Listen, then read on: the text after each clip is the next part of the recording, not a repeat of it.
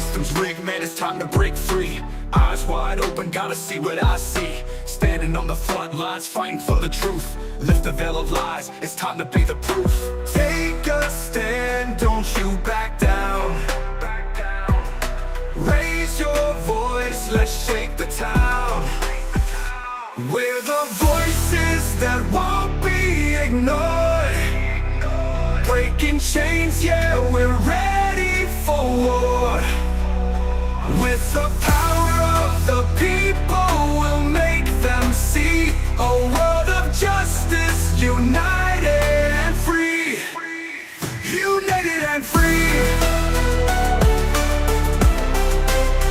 United and free. Marching with a purpose, we're taking it higher. Fighting through the struggle, igniting the fire. No more silence, we'll make the noise loud. Together in this battle, standing strong and proud. Injustice fades when courage aligns. Rise up together, break the confines. We're the voices that... Thank you. You may be seated.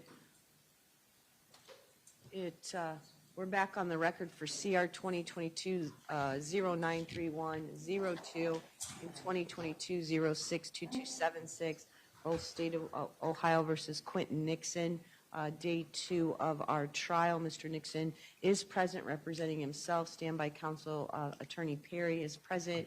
Also Ms. Easter and Mr. Villette on behalf of the State of Ohio. With that, we will continue. So, Ms. Easter, you may call your next witness. Thank you, Your Honor. The state is calling Ron Crew. Jeremy, walk him through that.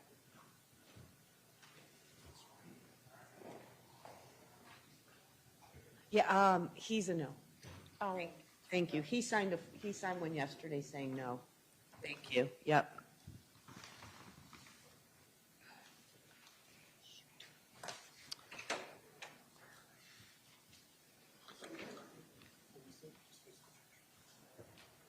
Raise your right hand, please. Do you solemnly swear or affirm to tell the truth, the whole truth, and nothing but the truth, so help you God? Go ahead and have a seat right there in that chair. Make sure that the light on the microphone is blue. Keep your voice up and speak into the microphone, please. You may proceed, Ms. Easter. thank you. Good morning. Good morning. Will you please state your name, spelling your last name for the record? Ron Crew, C-R-E-W, How old are you, Ron? 52. Do you mind if I call you Ron? No. Oh, okay. You're 52. Do you know why you're here today, sir? Yes. Why are you here? Because someone's accused of killing someone. Okay. And that someone will be in the case of State of Ohio versus Quinton Nixon? Yes. And what happened on July 25th of 2022? So you asked me what happened? I'm saying it would have been July 25th yes. of 2022, okay? And at that time, were you staying on 2260 Maryland Avenue? Yes. Is that in Summit County, Ohio, sir? Yes. Okay. Now I want to go back to that time frame, okay? All right. Okay. Who were you staying with on 2260 Maryland Avenue? Angel. Angel, would that be Angel McLean? Yes. Okay. How long had you been staying there? I probably was there at this time, probably maybe 3 months. Okay. Now, we've been talking about people visiting versus living there. Were you actually living there? Yes, I was living there. You had your own bedroom? Yes. And which bedroom was that in the house? I don't know, the back bedroom, we call it the back bedroom. So there was 2 rooms in there in the apartment. Mine was, if you went straight back, it was off to the left with the, had the balcony attached to it. Okay. All right. And during that time frame, was anyone else there around the time of July 25th? Yes. Okay. I want to go slow because I want to get out everyone. Are you familiar with an individual by the name of Ashley Broughton? Yes. How do you know Ashley Broughton? She was a friend of mine. Okay. And how long have you been knowing her? 3 to 4 years. Was she present around July 25th? Yes. Okay. How long has she been, was she living there or has she just come to visit? She was just visiting. Approximately how long has she been visiting prior to July 25th? A couple weeks. Okay. How did she come to visit or stay there for a couple weeks prior to July 25th? We just ran into each other and she needed a place to stay for a while. So I let her stay there. Okay. And was that cleared through Angel or you both agreed that was okay? I talked with Angel first about it. Okay. And she said it was okay. And when Ashley was staying there, where did she sleep or where did she mostly be? In my room. Okay. I want to go to another individual by the name of Quinton Nixon. Are you familiar with him? Yes. Do you see Quinton Nixon in the courtroom? Yes. Will you please point to Quinton Nixon and describe what he's wearing? An orange jumpsuit. Your Honor, will you let the record reflect the witness has identified the defendant? Yes. Okay. Was the defendant present on or around July 25th? Yes. Okay. Do you know approximately how long he had been there prior to that date? A little over a week, I'd say 1 to 2 weeks. For Okay. sure 1 week. For sure, 1 week? Yeah. Okay. And this was a while ago, so if you don't remember something, instead of guessing, say I don't remember or I don't know, okay? All right. All right. So you said for sure at least 1 week. Okay. Did you know Quinton Nixon? No. When he came there, were you two introduced? Yeah, Angel introduced us. Had you met him prior to him coming there? No. Had you ever seen him prior to him coming there? No. How did you two get along at that time or during that time? We got along good. I didn't really hang out with them. They were a little younger than me, but we got along okay. In passing, we talked for a second, but. Okay. Okay, and you did say you're 52 and they're probably in their 30s? Yes. Were you working at that time? Yeah, I believe so. All right. I believe the next individual, who else? I asked you about Ashley, Angel, and Quinton. Were those including yourself, 5 individuals that would have been at that house or apartment prior to July 25th? Yes. Okay. Now, prior to July 25th, were you all taking drugs or using drugs? Yes. Were you using drugs on a daily basis? Yes. What was the drug of choice? Meth. Okay. Was everyone using drugs? Yes. Okay. Did you see other people using drugs? Yes. In particular, did you see the defendant using drugs? Yes. Okay. How about sleeping? Was people's individual sleep patterns normal, okay, irregular? They were irregular. I mean, everyone would be up for days. Was that because of the drug use or brought on because of the drug use? Yes. Individuals' demeanor or how people were acting, did the drugs have an effect on that? Oh yeah. The longer you're up and stuff, the more you just don't think clearly. You don't make good choices. It's just So it's a combination with the drug use and lack of sleep or staying up that comes with meth. Yes. Do you know where the defendant was sleeping or staying while he was there? Yeah, he was staying in Angel's room or on the couch. Okay. So it sometimes could vary? Yes. The drugs you were using, did a particular person buy it? Did everyone have drugs? How did you get a hold of the drugs? Everyone would, get it from whoever, and I don't know where everyone got their stuff from. Would you share the drugs? Yeah. Okay. All right, let's talk about what happened on July 25th of 2022. Will you please tell the court about your day starting within the morning? Did you have to work that day? No, I believe I was with Ashley in the day. I think we went to the think we went to the stores or something for a while, and then I came back and hung out at the apartment for a while. Yeah, I think I hung out at the apartment for the rest of the day. Okay. Who all was at the apartment that day? It was me, Angel, Ashley, Quinton, and Slim. Slim, would that be Adam? Yes. Did I ask you about Adam? No. Oh, I left him off the list. I apologize. Do you know Slim or Adam? Just from over there. Prior to Adam, what do you call him, Adam or Slim? Adam. Okay. Prior to Adam coming over, had you met him? No. Approximately how long had Adam been at the apartment prior to July 25th? A couple weeks. Okay. Was he there prior to the defendant getting there? Yes. Was Adam partaking in drugs with everyone? Yes. How did, when you were around and from what you saw, how did Adam and the defendant get along? They got along. They got along good. I mean, those were the two that was always hanging out together. Whenever I'd come in, they'd always be together. Okay. And from what you saw, you said when you came in, you saw them together, but you didn't really hang out because you're older. Right. I mean, yeah, Where was Adam sleeping? in Angel's room or the couch. Okay. All right. And with him as well, did he get much sleep being high on drugs from what you saw? No. Okay. All right. So now I think I have everyone. Let's turn to July 20, am I saying the wrong? Yeah, July 25th.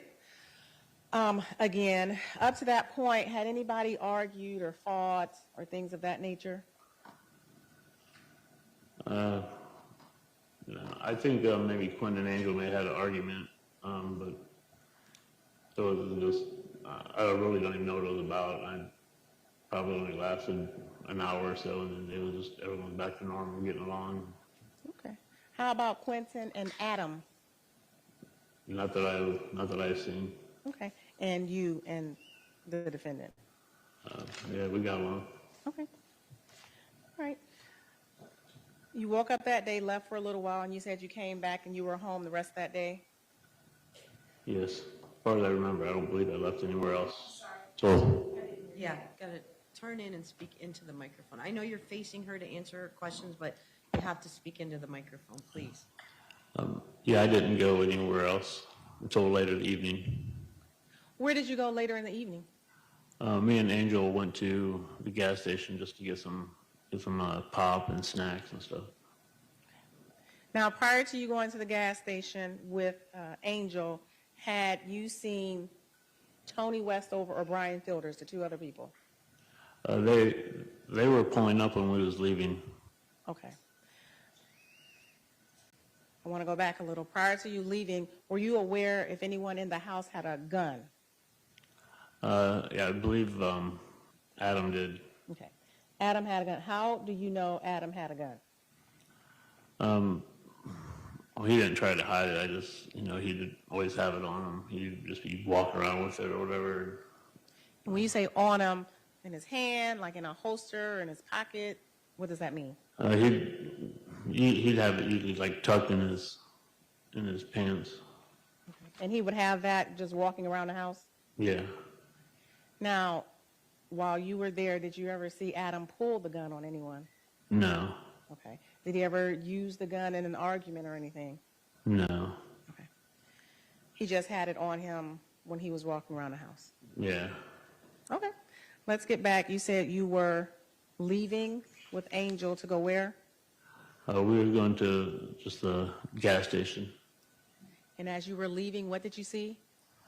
Brian and Toni was pulling up. Do you remember what kind of car they were in? I don't. Okay. What happened as you were leaving and they were pulling up? I believe we talked to him for a second, told him, what was going on, and told him who was inside and that we'd be right back. And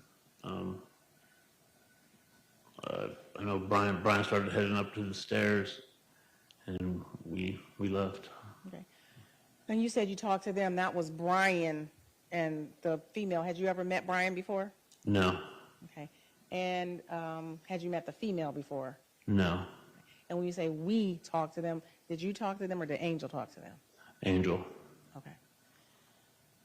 All right. And you said when you were leaving, you saw Brian start to head up to the stairs towards the apartment. Yes. What was the female Toni doing? She was still sitting in her car. I think she may have been on the phone, or I'm not sure. But he started heading up there first. Okay, that's fine. Did you see her go up or did you leave out the parking lot? But we left out the parking lot. So you don't know how long she was in the car? No, I don't. Okay. After you left, she could have went right upstairs or she could have stayed on her phone downstairs. Correct. Okay. When you saw when you saw Brian, the guy who got out the car and went upstairs, did you see him with any weapons on his person? No, I didn't. Okay. When you were talking to, or when Angel was talking to Toni in the car, could you see any weapons on her? No. You left, went to the store. Approximately how long were you gone? Approximately 15, 20 minutes. And while you were gone, you did not have any knowledge or was unaware of what was going on at the apartment, correct? Correct. Was Ashley still at the apartment? Yes. Okay. When you left, where was she? In the bedroom. Okay. And when you say the bedroom, your bedroom? My bedroom. Tell the court what happened once you got back. So when we get back, I came in. I put some of the pops in the refrigerator. Everyone, Brian and Quinton and Toni and Adam, they was all out there. They was talking. They was all getting along. I don't know what they was all talking about. And I went back in the bedroom. I was probably in the bedroom probably about 5-10 minutes, and Angel asked me about some poster that she had, and so we got that out and we rolled it out in the hallway. And was looking at it. It was some kind of a wall sticker or something, and it had other pieces that you could buy that went with it. And we probably looked at that for probably about 15-20 minutes or so, rolled it back up, and she asked me if I could help her with some lights in her room. Okay. Let me just step back. You said a lot. You got home. Where were the people? And let me just start. Was Toni in the house at that time? Yes. Okay. And where was she? She was on the couch. Okay. And where was Brian Fielders, the guy who came with her? The other three people was in the kitchen. Okay, so that would be Brian Fielders, Adam Wright, and the defendant, Quinton Nixon. Yes. Okay, so when you came home, those three were in the kitchen, and just Toni was in the living room? Yes. Well, it's a small kitchen, but it was all like gathered right in that area. Okay. And, excuse me, Your Honor, Ashley was still in the back in your bedroom? Yes. Okay. Next, you talk about a poster. Can you describe how big was this poster, or what was it? It was a city view. It was like a night. It was nighttime, and it was like a view of the city, and it just had like it was probably maybe about 3 foot wide by 4 foot tall, and it just had like different cutouts on it, so where if you bought the other piece, it would connect to it, and we were just trying to figure out what other piece went to it. We were looking it up online to see what other piece it was. You know, we were just looking at it. We just rolled it out and was looking at it. Okay. And who all, you said we, who all are we? Me, Angel, and Toni. You, Angel, and Toni. Where was everyone else? Where was Brian and the defendant and Adam? They were still in the kitchen. Okay. So they did not help do all of this? No. And you said how long were you all looking at this poster? I mean, At the longest, maybe 30 minutes, Okay. at the most. Now, while you all were looking at that poster, did any of the individuals in the kitchen come out and try to help? No, At any point in time, did you, or anyone else try to roll the defendant up in this poster? no, Okay.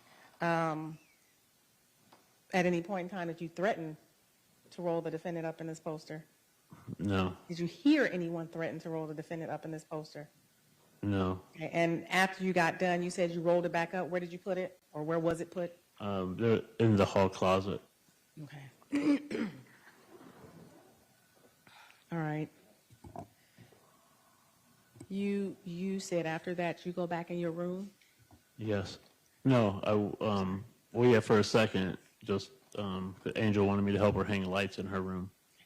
When you went in Angel's room to help hang lights, do you know what everyone was doing in the kitchen or living room area? I believe they was all sat down by then. Brian and Toni were sitting down, and Quinton was sitting down, and Adam was still in the kitchen. Okay. Do you recall where everyone was sitting? Yes. Okay, I'm going to show you what's been marked as State's Exhibit number 12. Sir, that monitor is on a swivel. Go ahead and swivel that around so you can see it. There you go.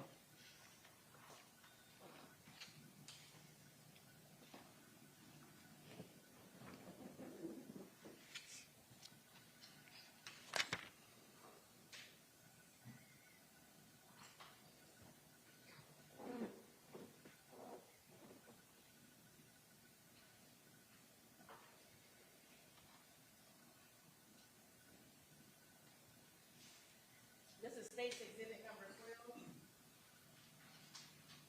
It's kind of hard to see on the screen. State's Exhibit number 12. You recognize State's Exhibit number 12? Yeah. Okay, I'm going to put this up on the screen. You remember what it looks like? Yes.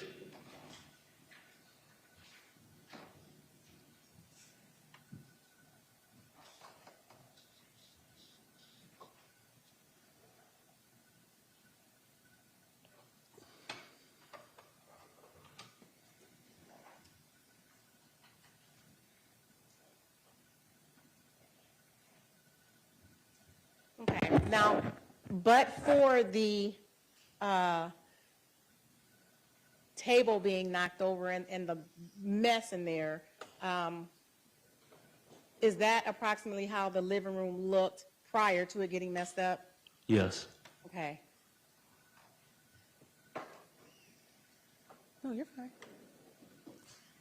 Thank you. Okay. Now, you see the little pencil icons that are in different color at the bottom? Yes. All right, you can touch one of those, and I'm going to ask you some questions. And you can mark on your screen. Where, before you went into Angel's room, where was Toni sitting? You need me to pick a pencil and mark it? Yes, Yes. sir. Okay.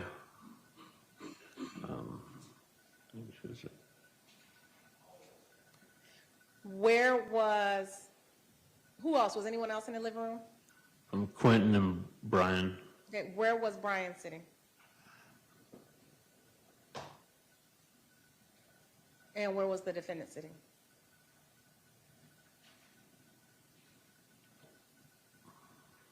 Okay.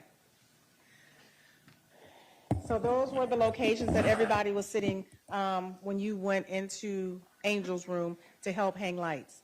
Yes. Okay. Will you please tell the court, well, first, will you hit the button clear? There's a button to clear those X's off. Thank you. Will you tell the court what happened once you got into Angel's room? Well, yeah, I started hanging up the lights, and then we heard a commotion and people yelling and stuff, and so we came out to see what was going on, and at that time I seen Quinton he was by the door. He was holding Toni, had her by her shoulder, or it looked to be her shoulder, could be a shoulder or neck area, but he was holding on to her, and I believe Brian was Brian was on the floor, I believe. Okay. Excuse me. Okay. I'm going to go backwards from what you said. You said a lot. I'm going to go for it. I'll start with State's Exhibit number 20. You said you went into the room to hang lights. Do you see the lights that you were hanging? Yes. Okay. Will you please use one of those pencil icons and circle them? Okay. How were you hanging those lights? Just with thumbtacks, Did you use anything else to hang them? a hammer. Okay. Can you describe the hammer you used? It was just your standard claw hammer. Okay. Do you see the hammer? Oh. Is this the hammer on the bed that you were using? Yeah, it looks like it. Okay. Can you circle that, please, so we all know what you're talking about, or I'm talking about? Okay. And that's the standard claw hammer you stated you were using. Yes. Now, with that hammer, did you ever leave out that room with that hammer? No. Did you ever chase the defendant with that hammer? No. Did you ever hit the defendant with that hammer? No. Did you ever threaten the defendant with that hammer? No. Did anyone else take that hammer from you and threaten the defendant with it? No. That hammer was solely used to hang the lights you previously circled with thumbtacks. Yes. Okay. Now, you said you were in the room and you heard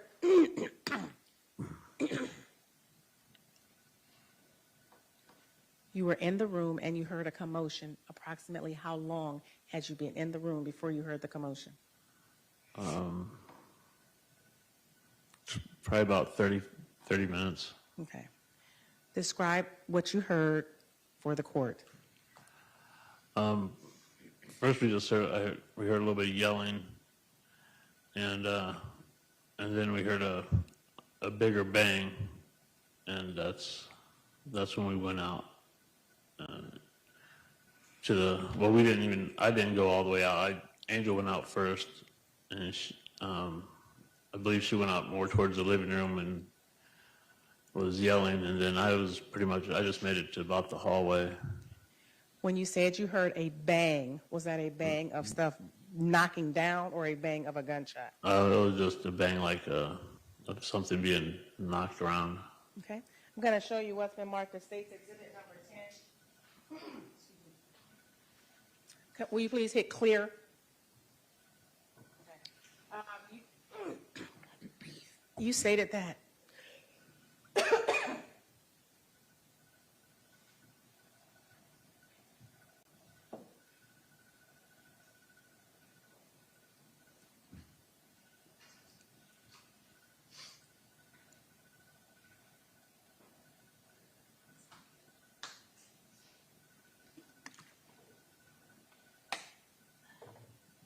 Sorry, Your Honor.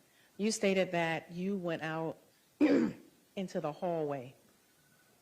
Okay. Yes. Will you please put an X where you believe you were standing in the hallway? You also stated that Angel went in the hallway. Will you please put a circle or a different X where you think Angel was standing?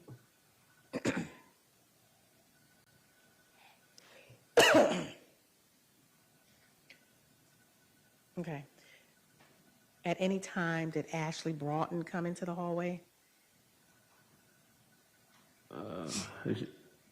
No, I don't believe so. Okay.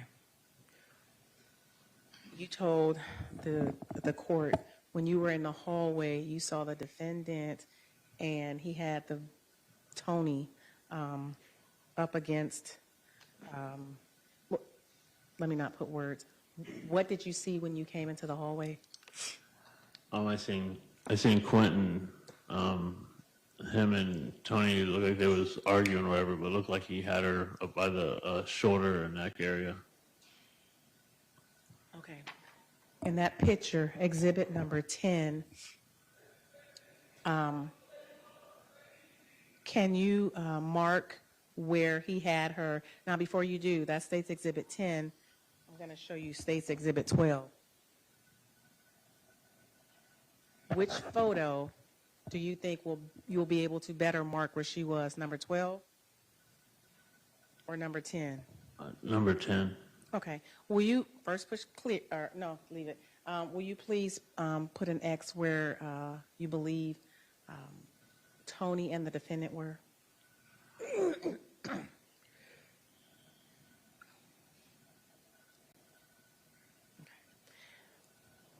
And it's fair to say in this picture that door is open and that door would have been closed during the incident. Correct. So they would have been approximately standing in front of the door near the wall. Yes. Okay. Whew.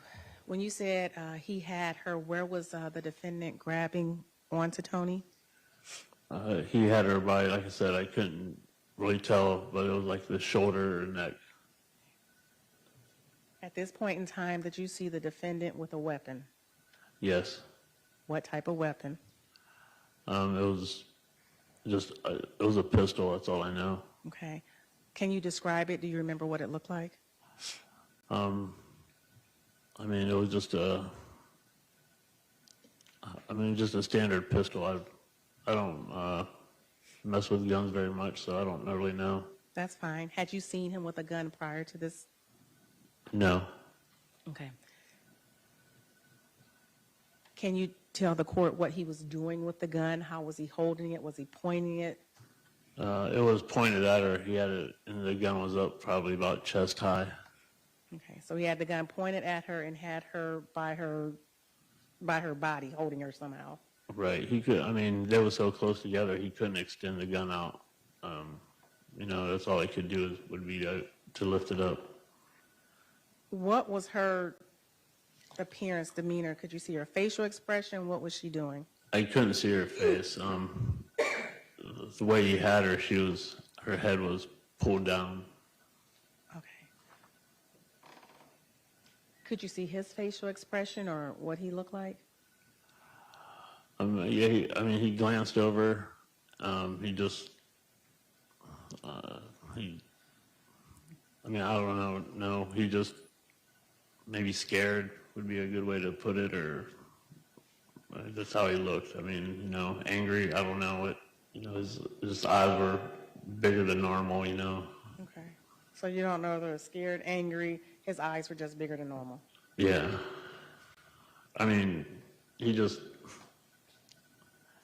Yeah, that was bigger than normal. And again, if you don't know, say, I'm not trying to get you to say anything.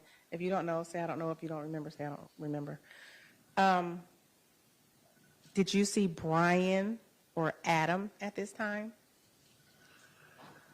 I didn't see Adam, and Brian was, I did see Brian, yeah. You said you did? I did. What was Brian doing? Brian was, I don't know if they just got done wrestling around or what, but Brian was on the ground. Okay. Brian was on the ground? Yeah. Okay. Did you see Brian with any weapons at this time, any guns? No. Okay. And you didn't see Adam, so you don't know what Adam was doing? No, I don't know what he was doing. Okay. Approximately how long did you stay in the hallway? Maybe 3-4 seconds. It wasn't real long. Okay. What did you do after you saw this? I grabbed Angel and brought her back and was bringing her back into the bedroom. I told her we needed to call the police, and I grabbed her, got the phone, and we just headed back towards her closet. So, Okay. You said her closet? yes. Okay. What happened once you got back in the bedroom with Angel? Was Ashley in there or no? Yeah, actually, at that time, she came in there. Because she came out the hallway for a second, like right when we was going back in the bedroom, and Okay. I told her to come in there with us. And you said you got back in the bedroom, so now it's three of you, Angel, and Ashley. Is that correct? Yes. What did you do once you got back in the bedroom, or what happened?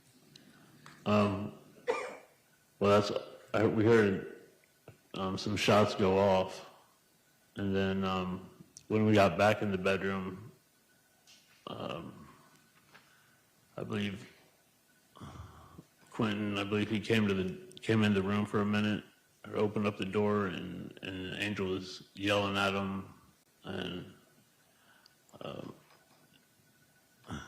then he had the gun in his hand and a purse, and then he just left. Was it the same gun you saw him with when you was in the hallway? Yes. And you say he had a purse in his hand? Yes. Do you know whose purse that was? I don't know whose it was. I mean, I can assume, but I don't know for sure. That's fine. Had you seen him with that purse prior to July 25th? No. Did he say anything when he came into that room? Not that I remember. Okay. And you said Angel was yelling at him? Yes. Do you remember what Angel was yelling? No, I don't remember. I don't recall what was being said. Okay. How long were you in the room prior to the defendant coming in?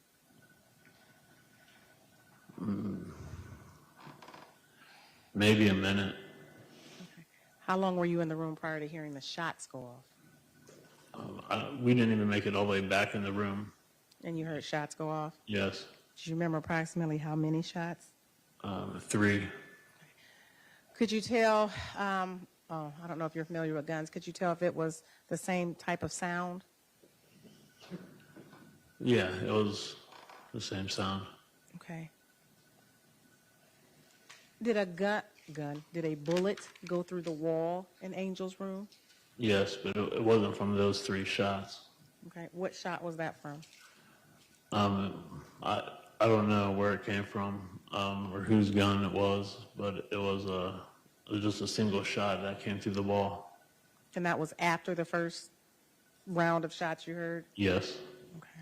And probably 1 or 2 minutes later after.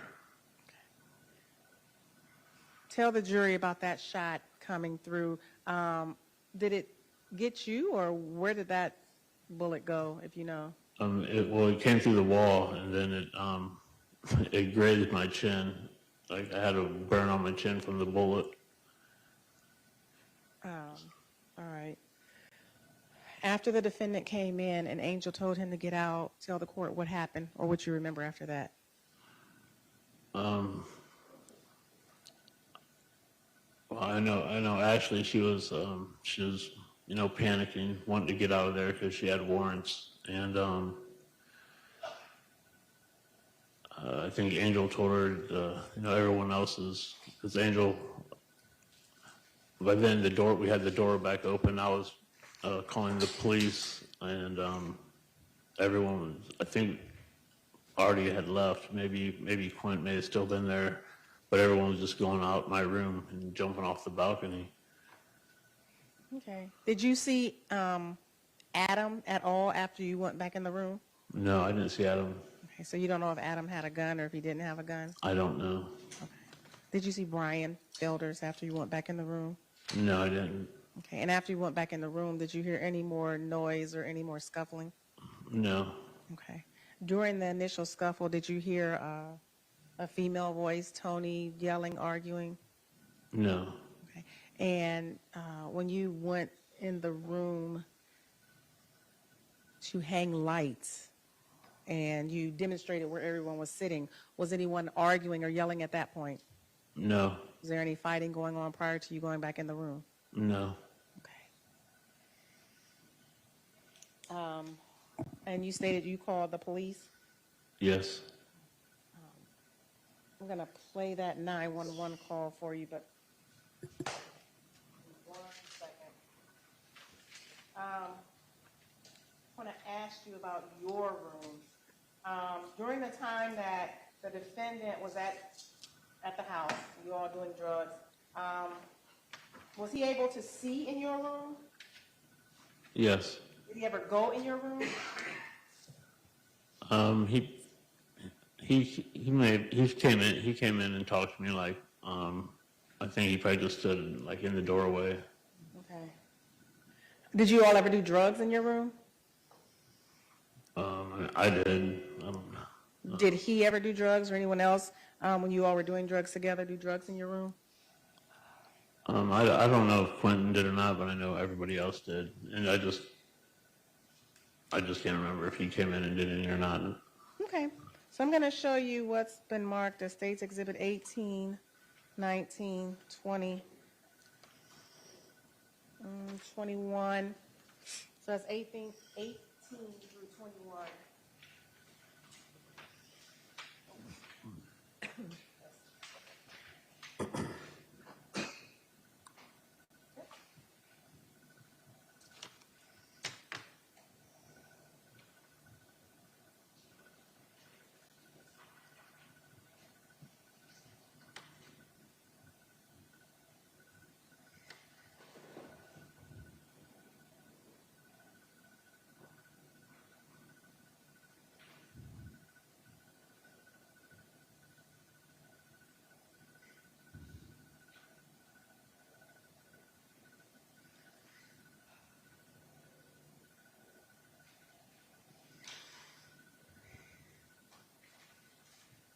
Take a moment and look at these exhibits, please.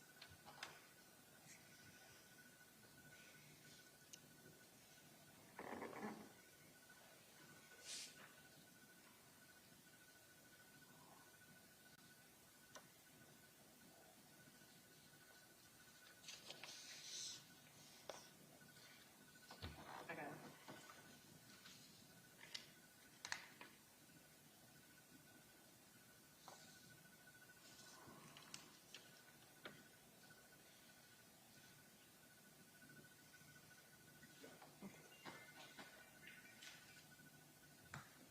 Silence your phones, please.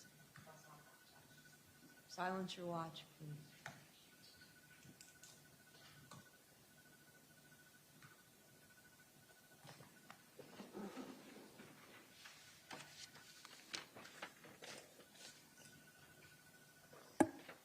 All right, States Exhibit number.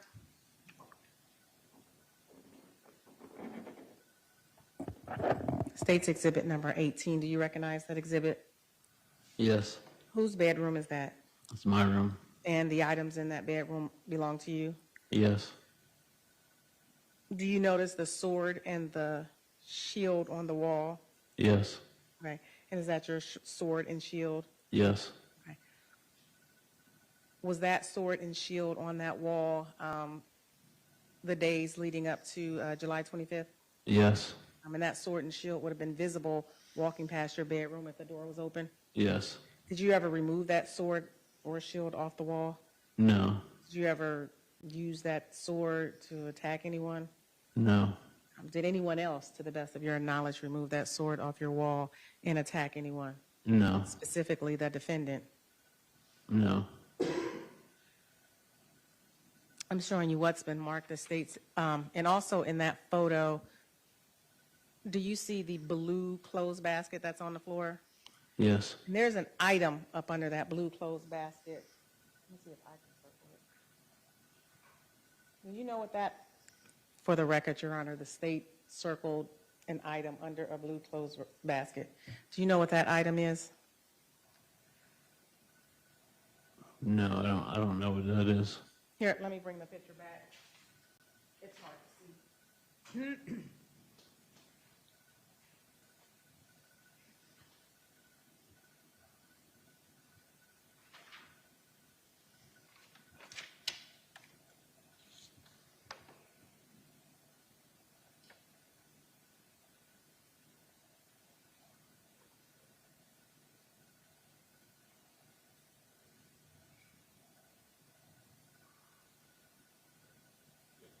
I know what you're getting, I just don't know what it is.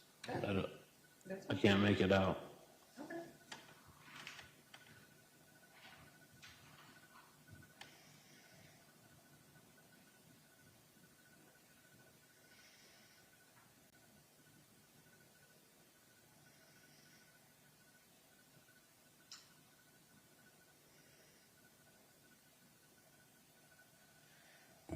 Okay. And for the record, I just showed you States Exhibit number 18 and pointed to the item that is now circled up on the screen. Is that correct? Yes, And you state you cannot make what that exhibit, well, what that item is up under the clothes basket out. No, I can't. Well, let me just ask, do you own a machete? No. Okay.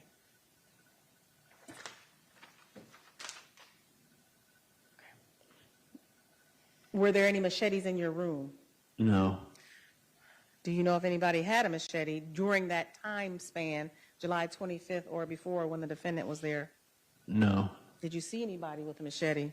No. Did anybody threaten or try to use a machete on the defendant that you saw? No. Did you threaten or try to use a machete on the defendant? No. Okay.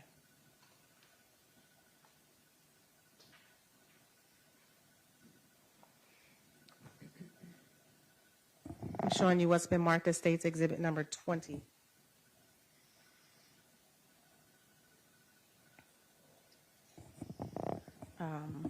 Is that the doorway leading to the back balcony?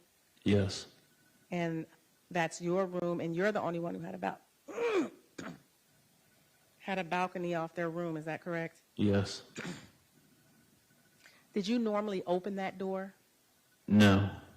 Was that door hard to open, if you remember? Yes, it was hard to open. And was that door broken after it was open? Or is that just the way it looked prior to it being open? No, it got broke from them opening it.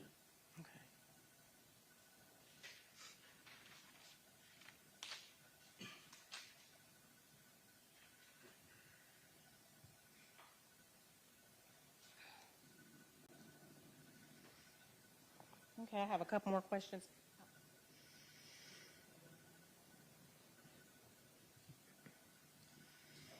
All right. Okay. Your Honor, I'm going to play what's been marked as State's Exhibit number 46. With the court's permission, I'll just play it from here since I've been on. That's fine. Are you on picture? No, ma'am, I just have it up to the mic, Oh, all right. since it's just audio. Why is it not working? I was just thinking use, but I can. All right, go ahead.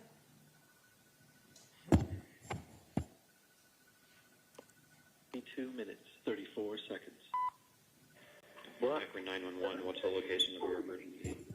2260 Maryland Street, You said 2260 Merlin. Maryland. All right, and what's going on? There was a shooting. There was a shooting? Yeah. A gentleman shot? Yes, I believe she might be dead. You think she's dead? I think so, yes. All right. Do you know where the shooter is? No, I don't. When did this happen? Just a couple minutes ago, we heard that a ruckus. I was in the bedroom, heard a ruckus, and we came out. And, How many shots did you hear? I believe it was 3 or 4. All right, where is the victim at? In the living room. And is this at the living room of the 2260? Yes, the upstairs apartment. Do you know where she was shot at? No, I don't. I really don't want to go look. Okay, are you in that same apartment? Or is that Yes. the apartment above you? No, I'm in the same apartment. Are you with her right now? No, I'm in the bedroom. I was in the back bedroom. I was Okay, going to come out and I need you pull to it go into over the to door. her and tell me if she's breathing or not. Are you able to do that for me? Yeah, no, she's not. She's not breathing? No. Are you able to tell where she was shot at? No. All right, is there anybody else in the apartment with you? Yes. Who? The person that lives here. Okay, do you know if someone broke in and shot her, or do you know who shot her? Huh? What did you say? Do you know who shot her? No, I don't. I was in the bedroom. Do you know if someone broke in? It sounded like it. and then I heard some people, they started yelling, and just, I heard gunshots, and I started to come out and bullet them through the door, so I just kind of hid in the closet for a second. Okay, who is the female? I don't even know her name. You don't know her name? No, Okay. I don't. Does she live there? No, she didn't live here, no. Okay, what is your name? Ron Crew. All right, just so you know, we do have multiple units en route to you, okay? Okay. Do you know where the gun is? I don't. No, I don't. Huh? All right, do you believe this woman is beyond help? I do. I think so, yes. Was she shot in the head, do you know? I don't know. I don't know. Okay. We're just trying to get some information so the officers know what they're walking into when they arrive, okay? Is there anybody Okay, I else mean, that we can talk to? she's right by the door. Okay. Is there someone else that we can talk to? Yeah, but she's really freaked out. I don't think she's going to be able to talk. Looks like Okay, we just need to know where she was shot at. If you're able to look at her and just tell us that.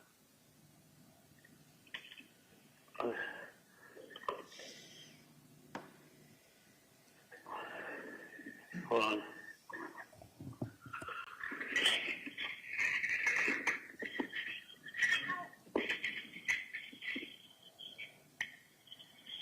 Do you know how this lady was in? I can't tell. Okay. That's I fine. mean, I can't tell. Do you know how the female who was shot, do you know how she got inside the house? Was she a roommate's friend or something? Yeah. And where's your roommate at? She's panicking right now. Where is she, though? In the bedroom. Can you ask the roommate, did someone come and break into the house and shoot her? She was in the bedroom with me. We was hanging up lights, like the lights in the bedroom, and then I don't know. I don't know. How long ago was she shot? Like 5 minutes. Okay. Okay, we do have units on scene. Are you able to go outside and tell them which apartment you're exactly in? Like, I'll talk to him through the window because she's right in front of the front door. Okay, they're going to have to come in. I know, I understand, but I mean, okay. Well, can I open the window right there by the door? Does the door open outwards or inwards? Inwards. Okay, unfortunately, is she blocking the door then? Yeah. Okay, unfortunately, you're gonna have to move her so the officers can get inside. Okay, I'm opening the door. Hold on. Hold on, her foot's right here. I'm talking to the officer on the phone.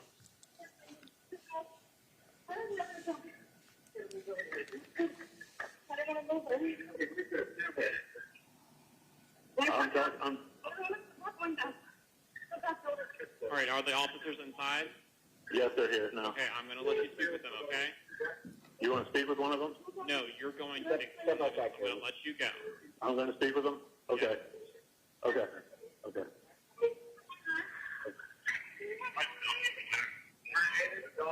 It's just a little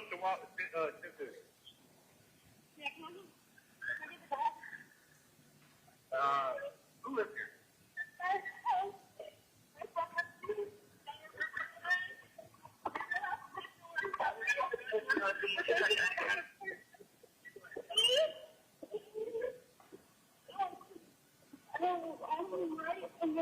Adam's right.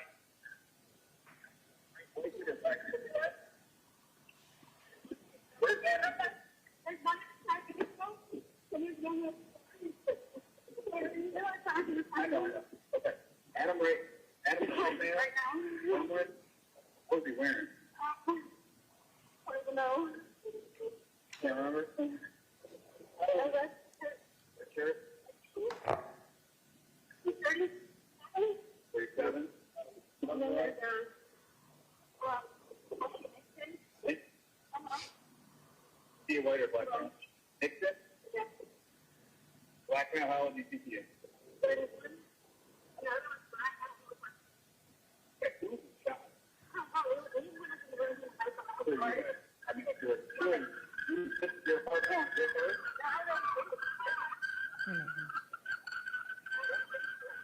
What's your name? Yeah. Eagle. How do you spell your last name? What's your code? 33. 7. Uh-huh.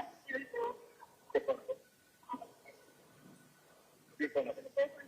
Yep. Yep. 9791.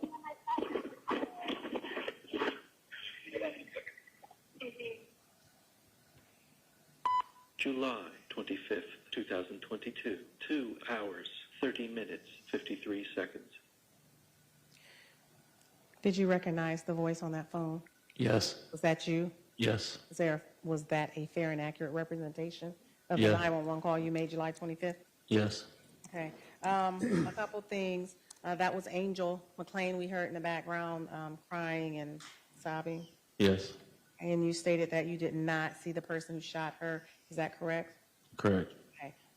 When we talked about the defendant, you only saw him with the gun pointed to her prior to walking in the room.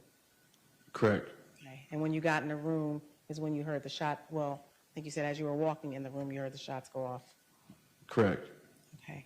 And you said you thought it sounded like a person breaking in. Yes, when we first heard the noise, it was, The commotion. yeah. Okay. Did you realize it was not someone who broke in? Like, was the door still intact and all that type of thing? Yes. So it was not someone who came from the outside in and did this.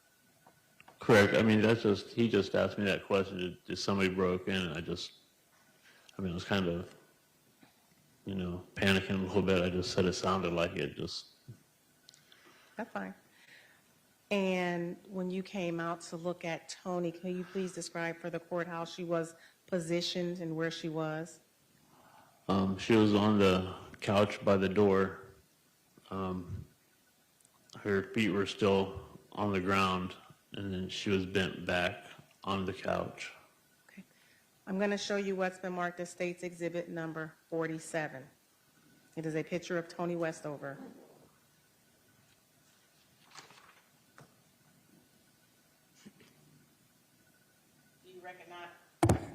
Do you recognize State's Exhibit number 47? Yes. Is that an accurate reflection of how Toni Westover was laying when you came back out? Yes. Okay, and again, in this picture, the door was open. Was this after you moved her feet out the way? Yes.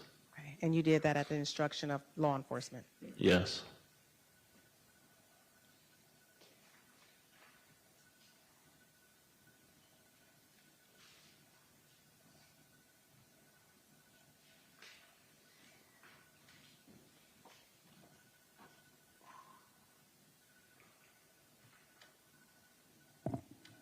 The defendant at the apartment when he was staying with you, an Angel. Will you describe him? Did he have hair? Did he have no hair? Yes, he was thinner. He had dreads. Okay. Did he have facial hair? Yeah, he had a thin beard. Okay.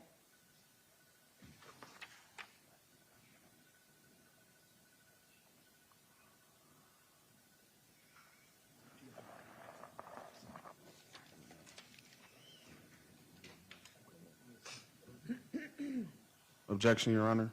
What's the basis? I was never provided a picture of that picture in discovery. That is a still photo from a video he has in discovery. No, it isn't. I do not have that video in We're not discovery. arguing. Okay, we're not arguing. So, did you show him? Can you show him? I absolutely can. I can show you And the it's a video. still picture from where? A body-worn camera that is in evidence that he has. All right. Your objection's noted and overruled, but show him the picture, which you did not do before He posted it.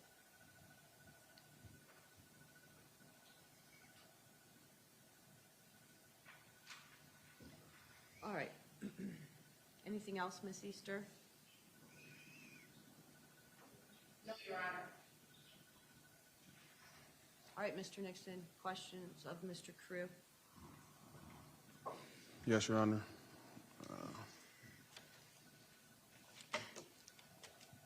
Mr. Crew, I believe you testified today. You said everyone was getting along in the apartment prior to the incident, leading up to the incident. Everyone was getting along, correct? Yes. You said we were doing drugs and we were up for days, correct? Yes.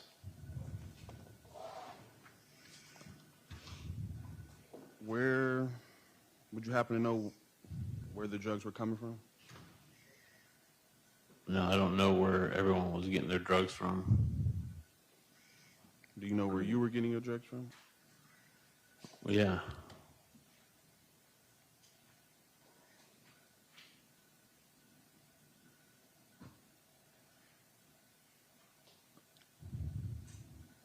You said that you don't know Adam, or no, you said that you didn't know Brian prior to this incident? Correct.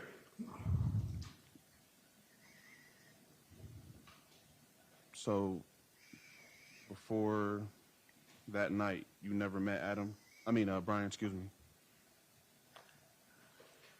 No.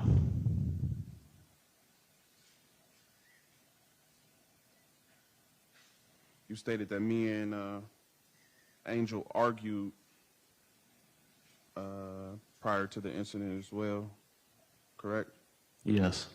Would you happen to know what that argument was about? I think she wanted you to go home and get some sleep. But I mean, there was more to it. There was something before that. I don't know what it was, but I know she was wanting you to go home and get some sleep. Did I leave? No. I don't believe so, no. You also stated today on the record that Angel and Toni and Brian were in the driveway prior to the incident, correct? Yes. Did you happen to see Brian with a gun? No, I didn't. Did Angel call anyone in the home when Toni and Brian were in the driveway? I don't remember if she made a call or not.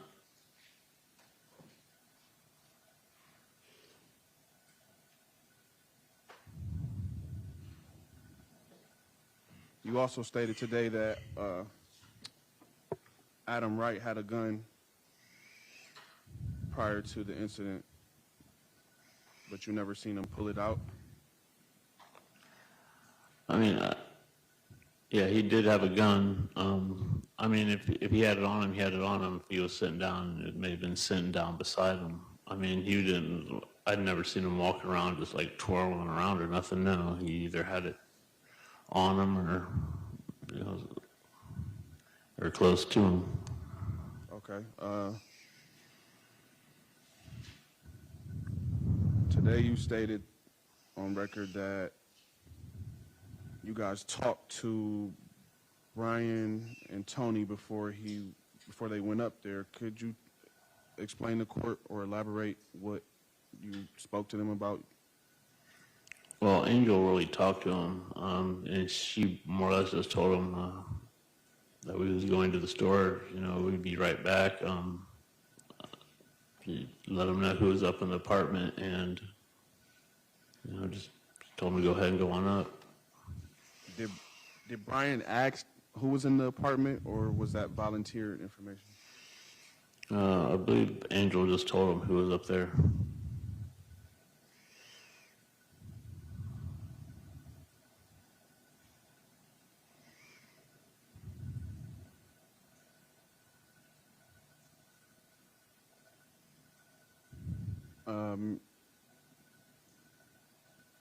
Mr. Crew, do you still get high? No, I don't. You know you're under oath, correct? Yes. Are you high today? No, I'm not.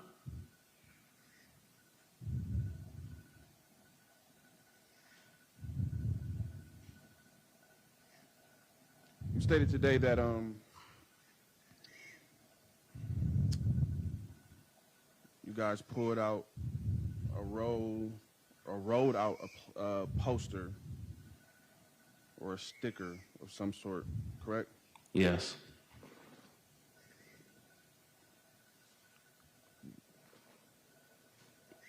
What was the material of that sticker? It was paper. It was a heavy poster paper. It was just a regular poster.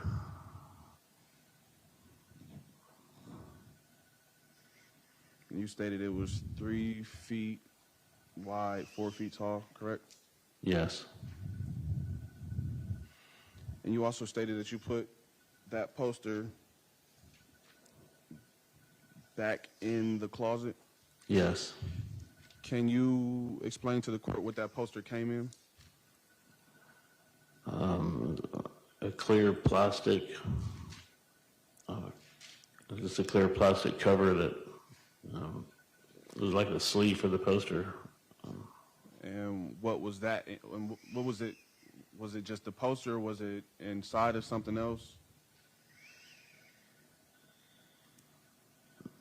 Yeah, it was just the poster. So you didn't take it out of anything besides that plastic sleeve, correct? Correct. I didn't take it out of anything besides that. That's what I've seen it in.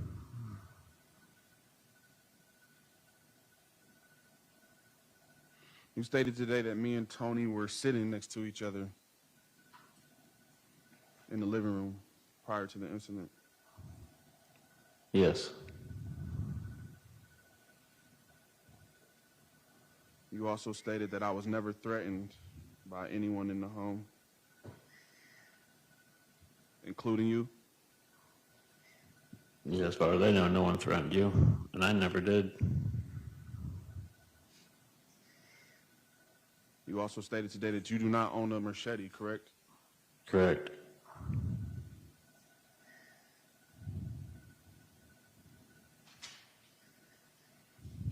You never seen the actual shooting. Is that safe to say? Yes, I've never seen it. You testified today stating that a bullet came through the wall and it grazed you in the chin. Yes.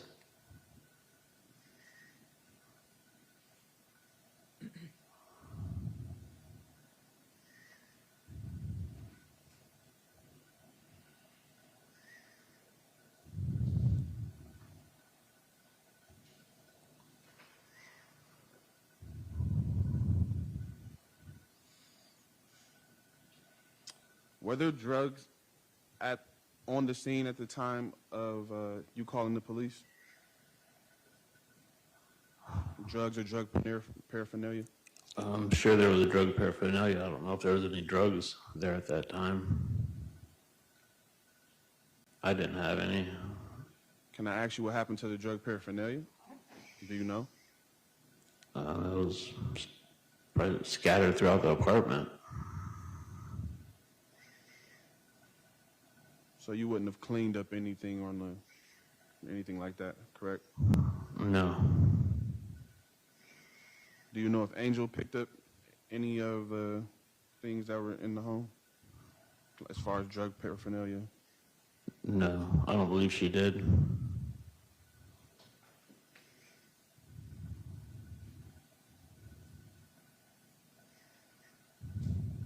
You testified today, stated that you seen me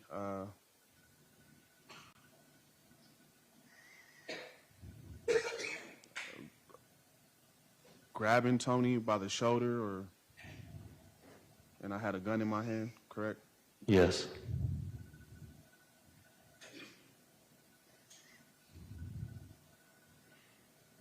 Do you know if it was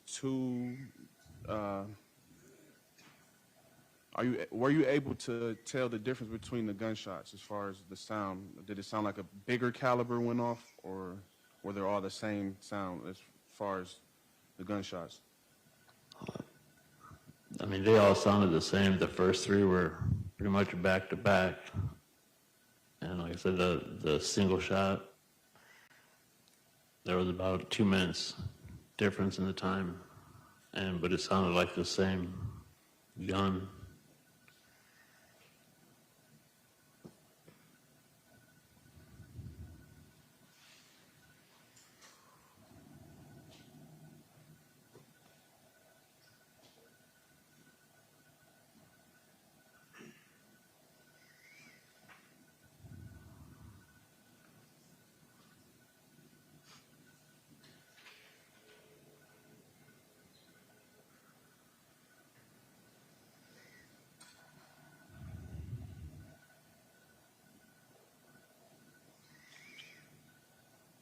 Mr. Crew, you stated you seen me leave the apartment with a gun in my hand and a purse, correct? I never said I seen you leave the apartment with it. I seen you when you was in Angel's room with it, with a gun and a purse. Okay.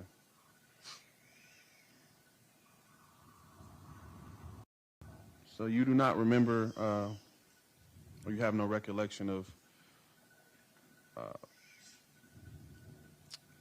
pulling out a machete? No, I never pulled out a machete. And the state's exhibit 18 in the room, when they circled the picture, you couldn't make out what that was, correct? Correct. But it was in your room, correct? Yes.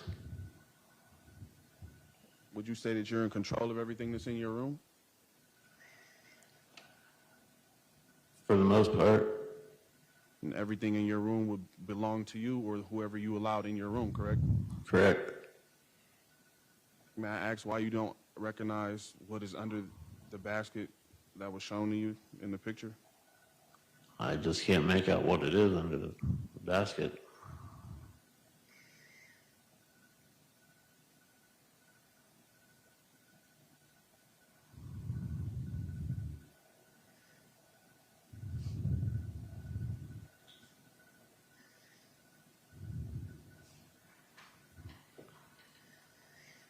Did you ever see me and Brian or Adam fighting at the time of the incident? No. You stated on record that you seen Brian on the floor. Yes. May I ask what position was Brian in?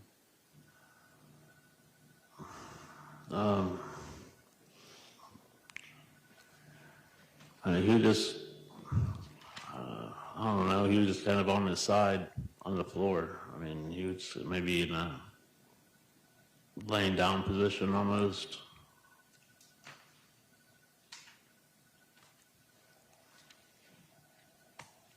Was he in pain? Was he just on the floor? Like, what was his demeanor? What was he doing? I mean, he could have been getting up. Like I said, I was only out there for, 4 or 5 seconds, if that long. So, I mean, when I seen him, he was on the floor. He could have been in the process of getting up. He could have just fell. I don't know. But when I seen him, he was on the floor. Correct. Do you remember giving a interview to a detective on scene that night? Yeah, I talked to a bunch of different people that night. Do you remember what you told the detective? Be a little more specific in that question.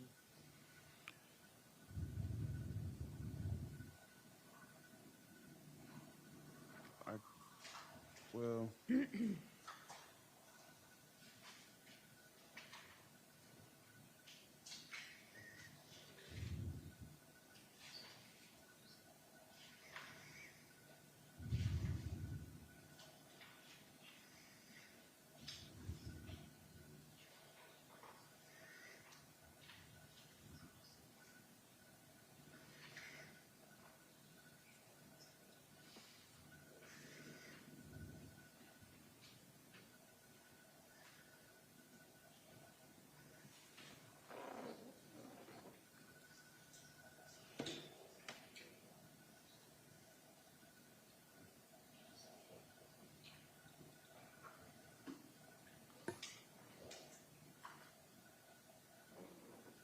So, Mr. Crew, you do remember talking to I guess, a plethora of officers that evening.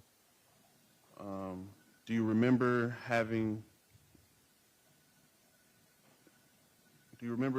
gotten to a squad car and given an interview to a detective? Yes. Do you remember what you stated to the detective as far as what happened that night? I mean, no, I don't really remember everything that was discussed. I just answered his question, whatever he asked me. I mean,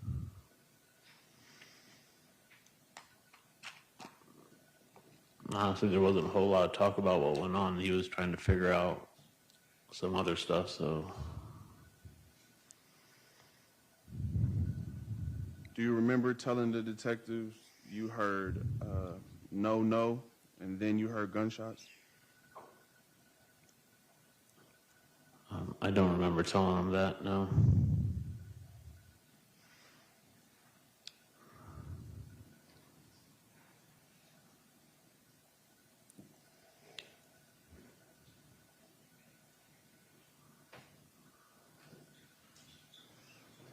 So you're stating for the record that you don't remember saying it, or you didn't say that? No, I don't recall saying that to him. I mean, I may have. I just, there's a lot went on that night. I can't recall everything that I said.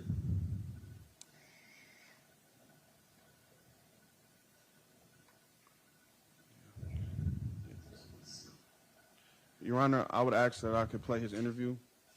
Overruled, denied. It's not proper impeachment. You've asked him, he says he doesn't remember.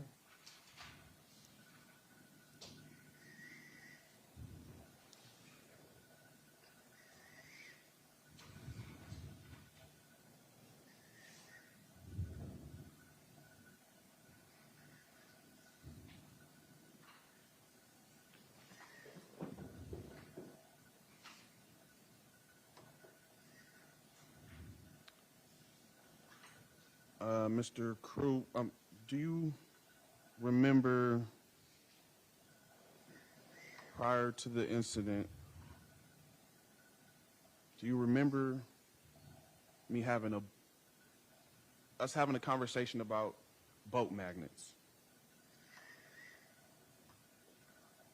Boat magnets? Yeah, boat magnets and EMPs. Do you remember that?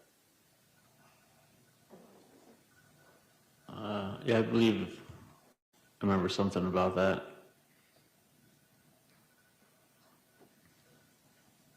Do you remember me having the boat magnet and twisting it? No. Do you remember me acting crazy in any way before this happened?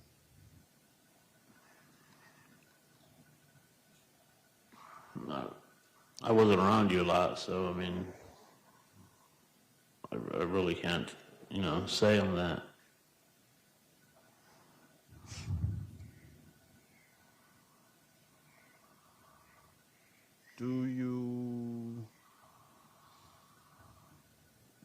Are you familiar with a person named Joshua Baker?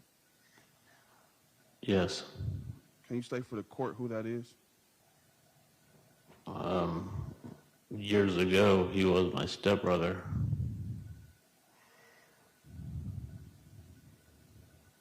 Does Joshua Baker know anyone as far as Adam or Brian? I mean, I don't know who he knows. Hold on a second. Do you know, yes or no? You don't have to ad lib, just ask. Do you know whether or not Joshua Baker knows Adam and or Brian? Was that the question, Mr. Nixon? Yes, ma'am. No, I don't know. All right. Overruled on the objection.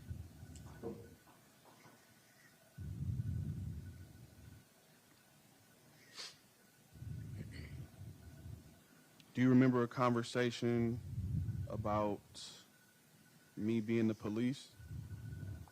No. Do you remember a conversation about Toni being the police? No.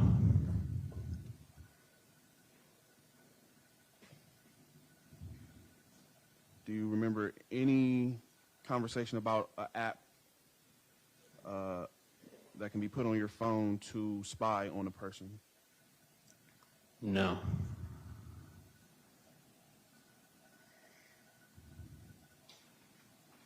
Do you remember where Adam was at the time of the incident? In the kitchen. Do you remember what Adam was doing? No, I don't. I don't know what he was doing.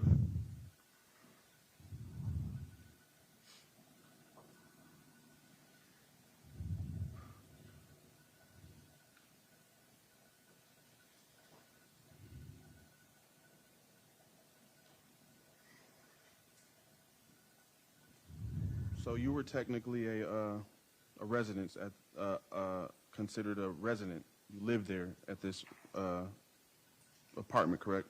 I rented a room off Angel. Okay. Did you give permission to Brian or Toni to go upstairs?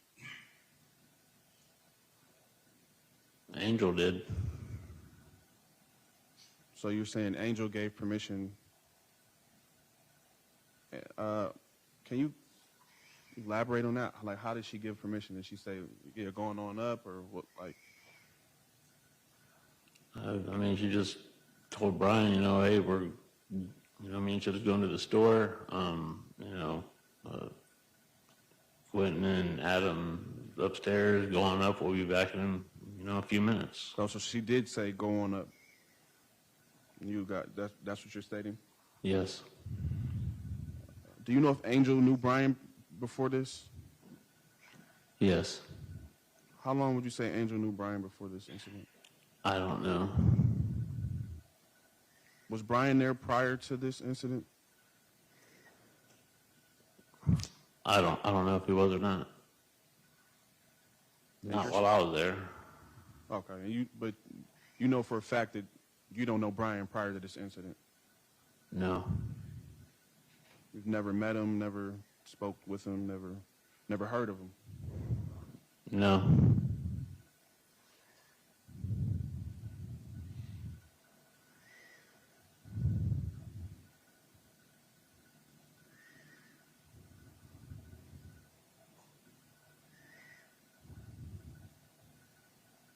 How long have you known Adam?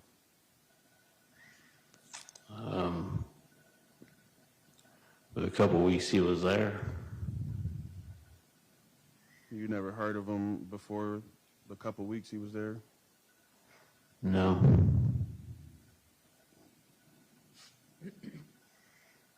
So you don't know Brian, you don't know Adam, you guys are not considered any type of brotherhood or brothers or nothing like that, correct?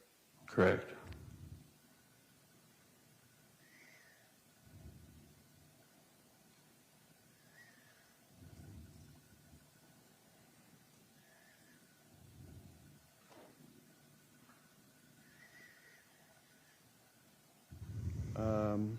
You stated that you looked out and you seen my face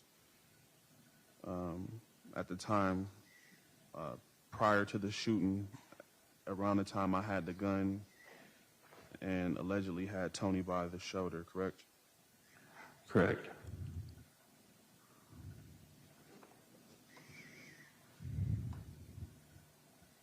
You said it looked to be like I was scared or angry or my eyes were big. Could you clarify what it looked like? I mean, just what I said. I mean, when I came out there, Angel was yelling, and you looked over, and you know, you just had I don't know, a surprised look on your face, scared. I mean, I don't know what it was, but you know, there was some kind of emotion going on.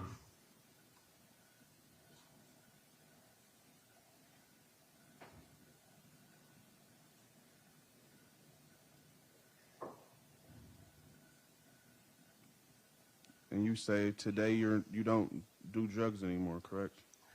Correct. And you're not high right now, correct? Correct.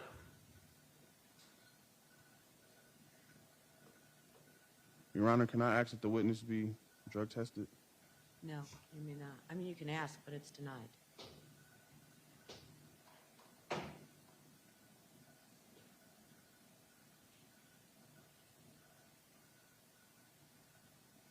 and you don't know what that was in your room under the basket? No, I don't. I couldn't make it out. And yeah, I don't know what it was.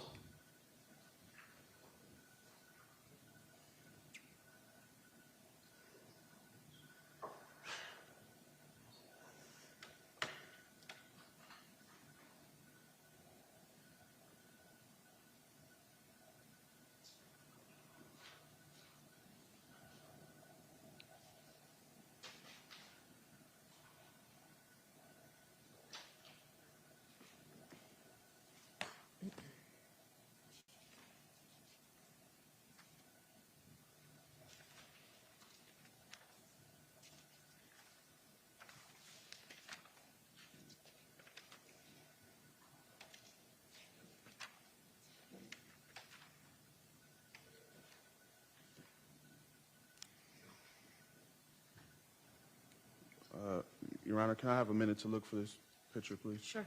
Thank you.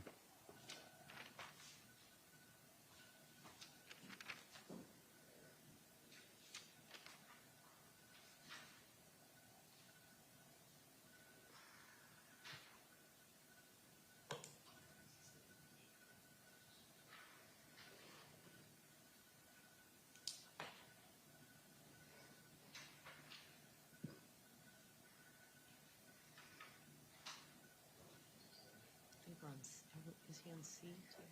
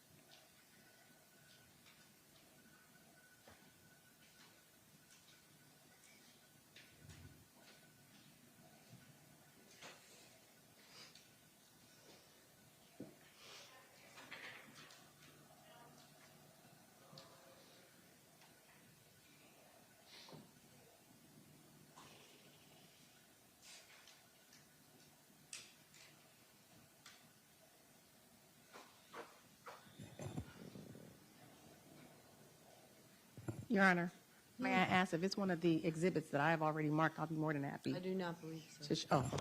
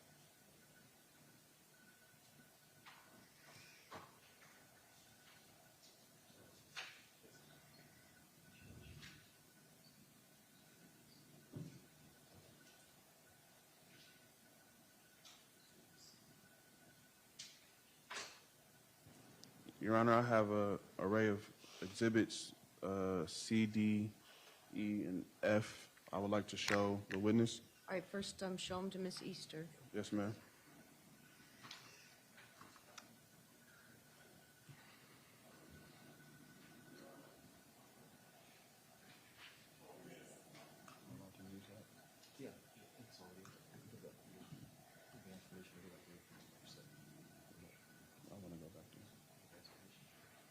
Your Honor, do I have permission to use the... You do. Thank you.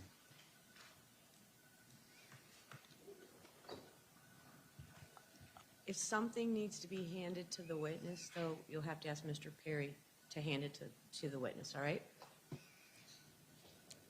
No, you can use the machine, but if for some reason you want to show him something and hand him something, Mr. Perry will be the intermediary.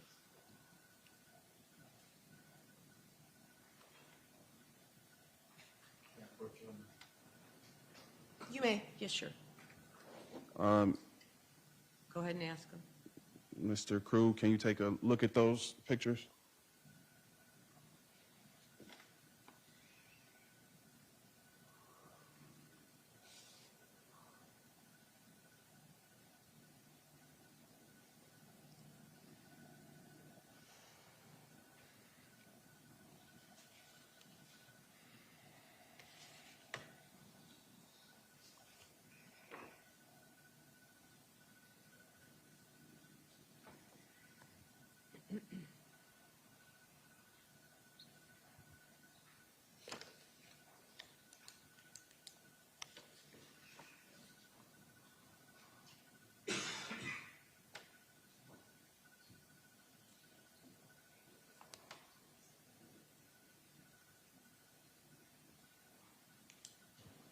Mr. Crew, do you recognize the pictures?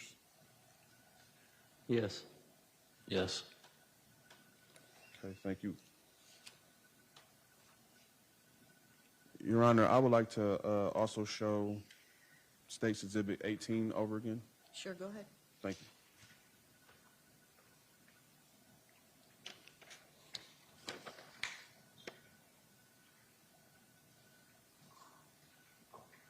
Can I see that one picture again?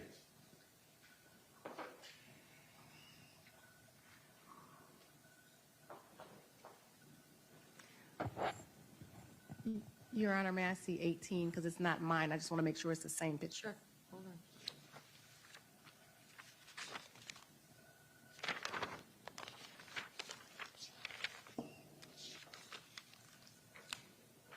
Mr. Perry, will you just show Ms. Easter that one that's in your right hand? Thank you. Okay.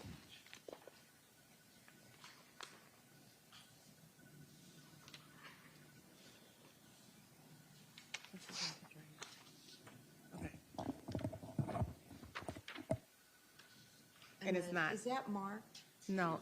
Okay. Do you want State's Exhibit 18 for him Is to it use? the same picture? It is. Yeah, go ahead and use the one that actually has the exhibit sticker on it, please. Thank you. All right, you may proceed, Mr. Nixon.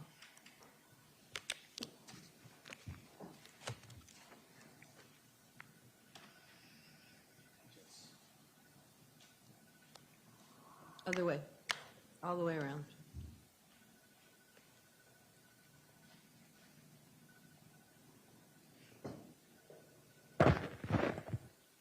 Okay, Mr. Crew, this is State's Exhibit 18. Can you identify what this is a picture of? My bedroom. Okay. And once again, right by that blue basket, can you identify what you see? Yeah, I don't know what that is. Okay. But this is your room, correct? Yes.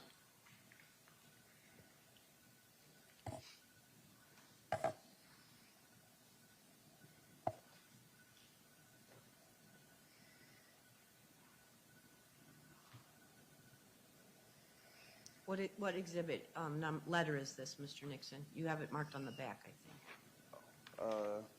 This would be Exhibit F. All right, thank you. Thank you.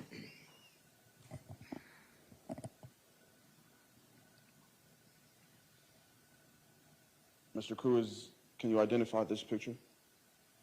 It's my room. Correct. And can you identify what is on the ground now by that blue basket? No, I don't know what that is. I mean, I can't make it out, and I don't recall what it is. I don't know what it is. It don't even look familiar. I mean, I'm sure it's mine. I just don't know what it is.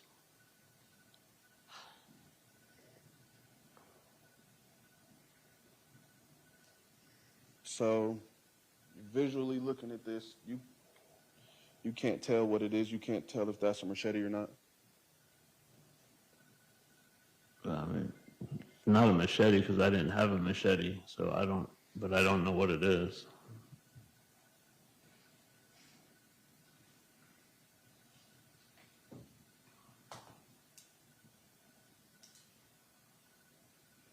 Okay.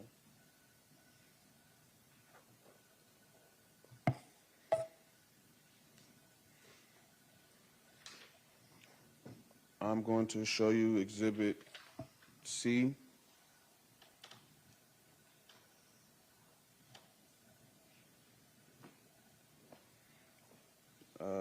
Mr. Crew, can you recognize anything in this picture?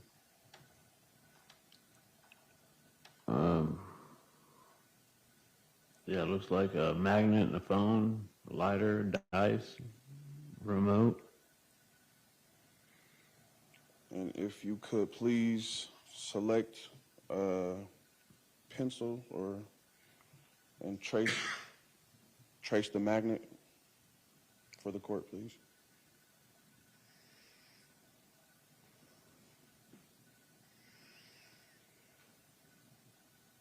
Thank you. Would this be the magnet that you remember us having a conversation about?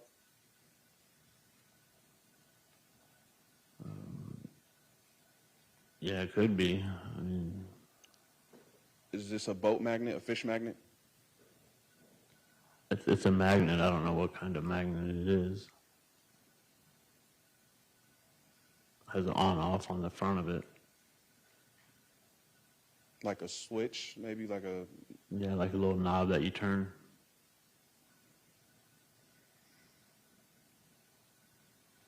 Do you know anything about this type of magnet?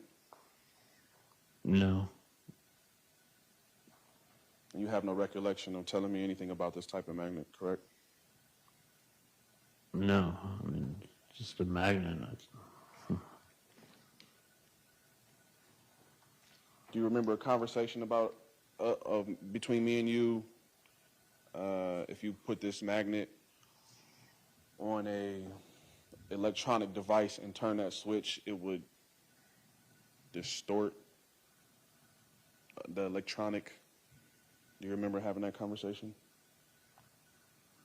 No.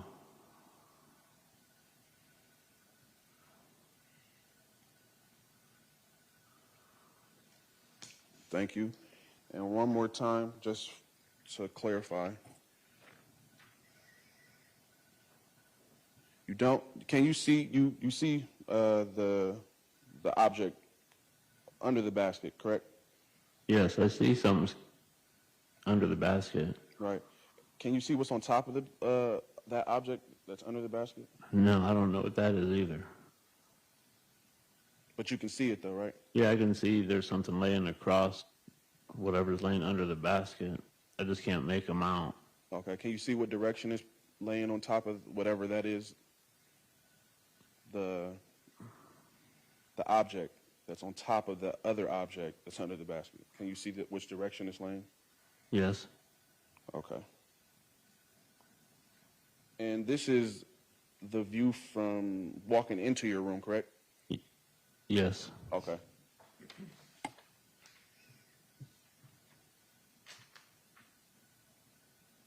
Now in this picture, Is that F oh, again? excuse me. That's all right. Is it F? Exhibit F, yes, ma'am. Exhibit F, in this picture, that same object that was laying on the other object under the basket, can you see the direction it's facing in now?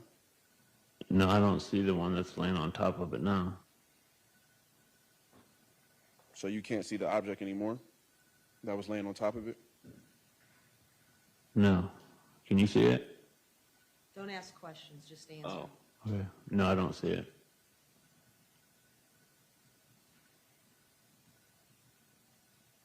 So would you say that object is moved? From the picture you just seen to this picture, the object's been moved? I just don't see it in this picture. Okay.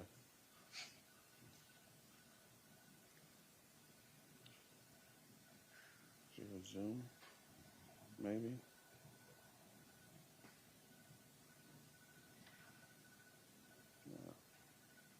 Righty. Can you see it now? I can see the object under the basket. I can see there's an object under the basket. Correct. Does that object appear to have jagged edges on one side?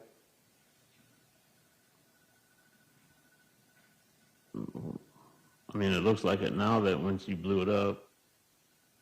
And on the other side, it appears to have smooth edges, correct?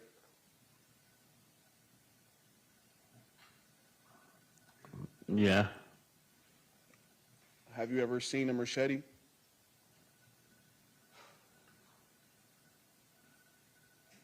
Have I seen a machete? Have you ever seen a machete ever in life? Yeah. Does a machete have jagged edges on one side and smooth on the other? I mean, some of them do, some of them don't. Okay. One more time.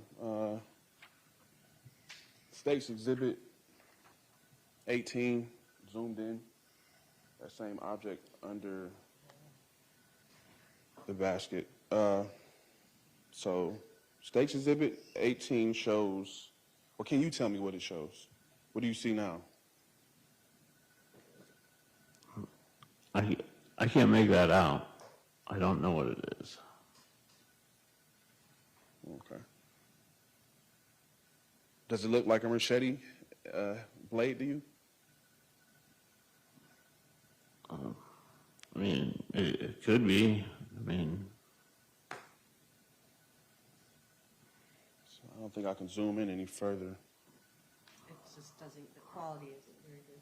Yeah.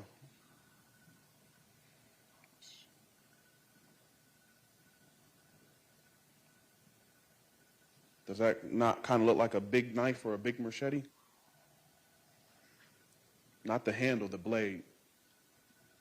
I mean, yeah, it resembles a machete. Okay. But you said you didn't have a machete. No, I don't have a machete. I never have a Never machete. had a machete. And this is your room, though, correct? Correct.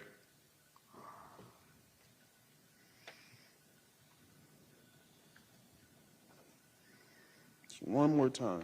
Look at Exhibit F. One more time, a little bit closer.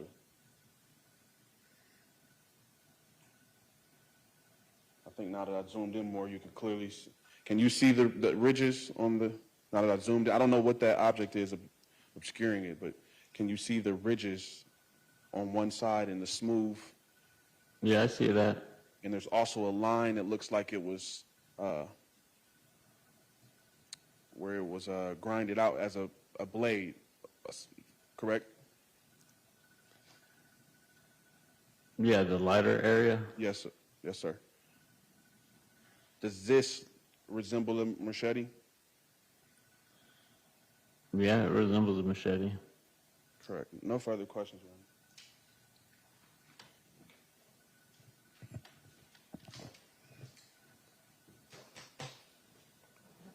I have no further questions for Okay, the thank witness. you.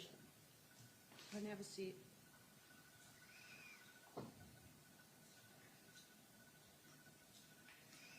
All right, Ms. Easter, any redirect?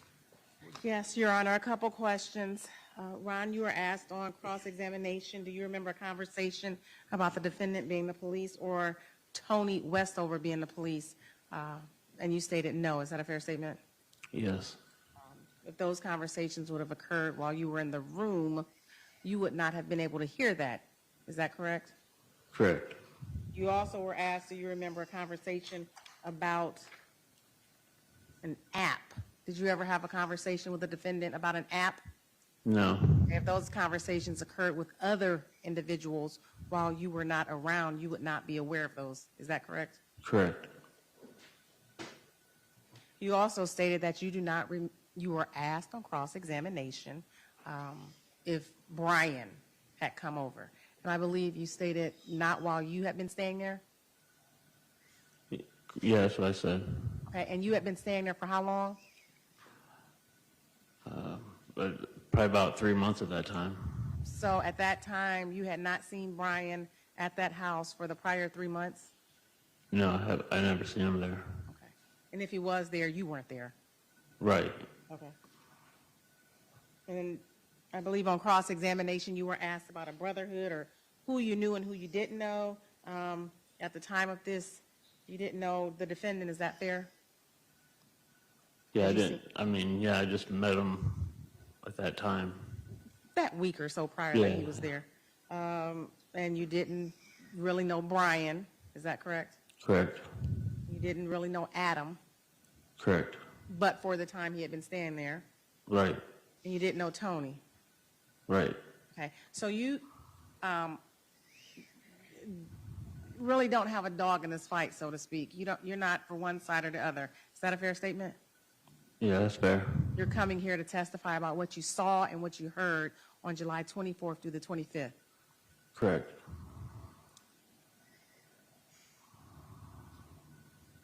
And you were asked multiple questions about what was on the floor. Now, after all those questions you were asked on cross, and what I asked you, do you know what was on the floor under that basket? I don't know what that was. Okay.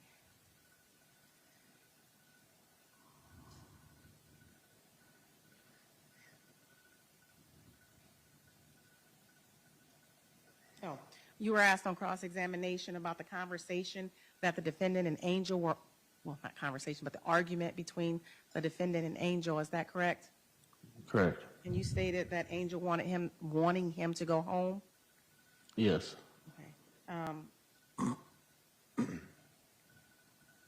And go home to get some sleep. I'm sorry, I didn't finish. Wanting him to go home and get some sleep. Is that a fair statement? Yes. When the defendant was there, from what you observed, could you tell he had not gotten any sleep? Yes. And could you tell that from his demeanor or his behavior or the way he was acting?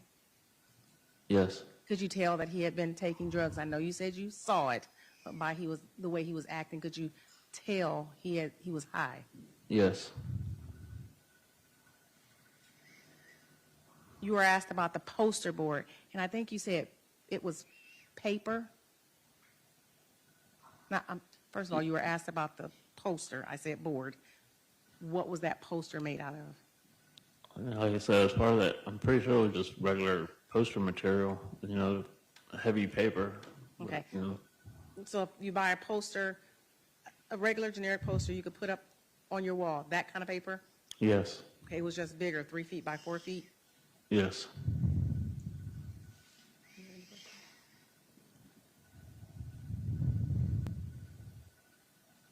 And that poster, just to clarify, when you rolled it back up, where did you put it? How did it stay rolled up? Where did you put it back? I put it back in the plastic sleeve. Okay. And that plastic sleeve, was that a round plastic sleeve? You just stick it back in? Yep. Okay. Do you have any questions?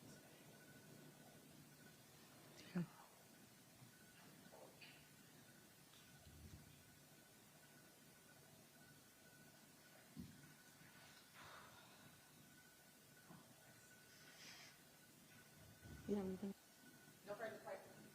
No further questions, Your Honor. You may step down, sir. You're excused. Your Honor, I would Yeah. like to cross-examine. Based on what? What was elicited in redirect that was outside the scope of cross?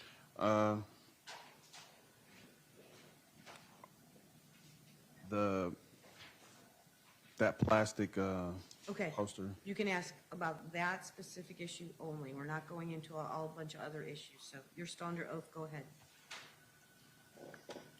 Mr. Crew, that you testified today about the poster board or the poster you rolled up. Did it come in a box? I don't know if it did or not. It may have. I know when I got it, just in that plastic wrap. So you didn't take it out of any box or anything like that? No. Did you buy this from the store? Was it mailed or? It was Angel. She had it when I moved in there. Okay.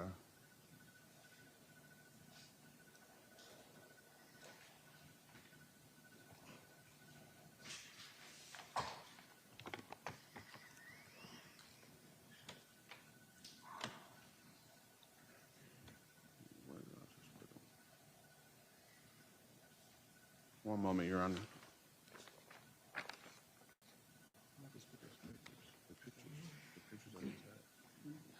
exhibits I just had. Oh, I think I'll put them back in.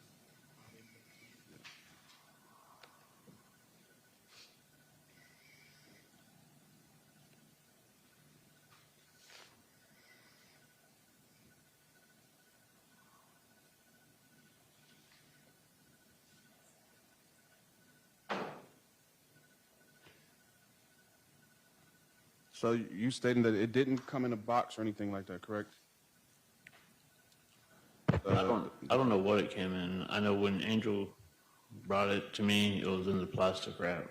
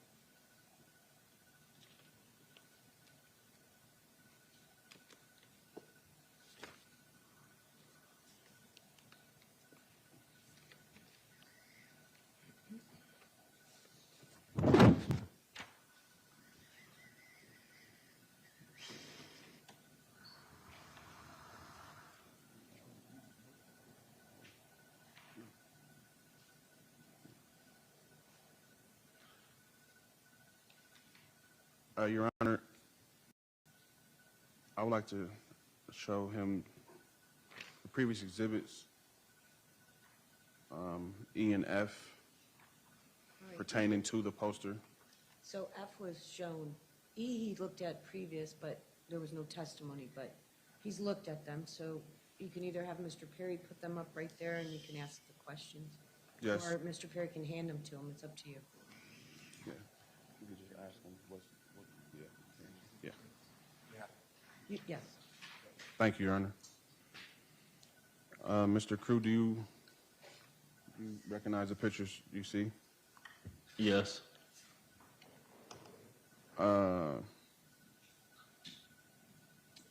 In that picture, is there a placard, which is a police marker that they use to mark evidence? Do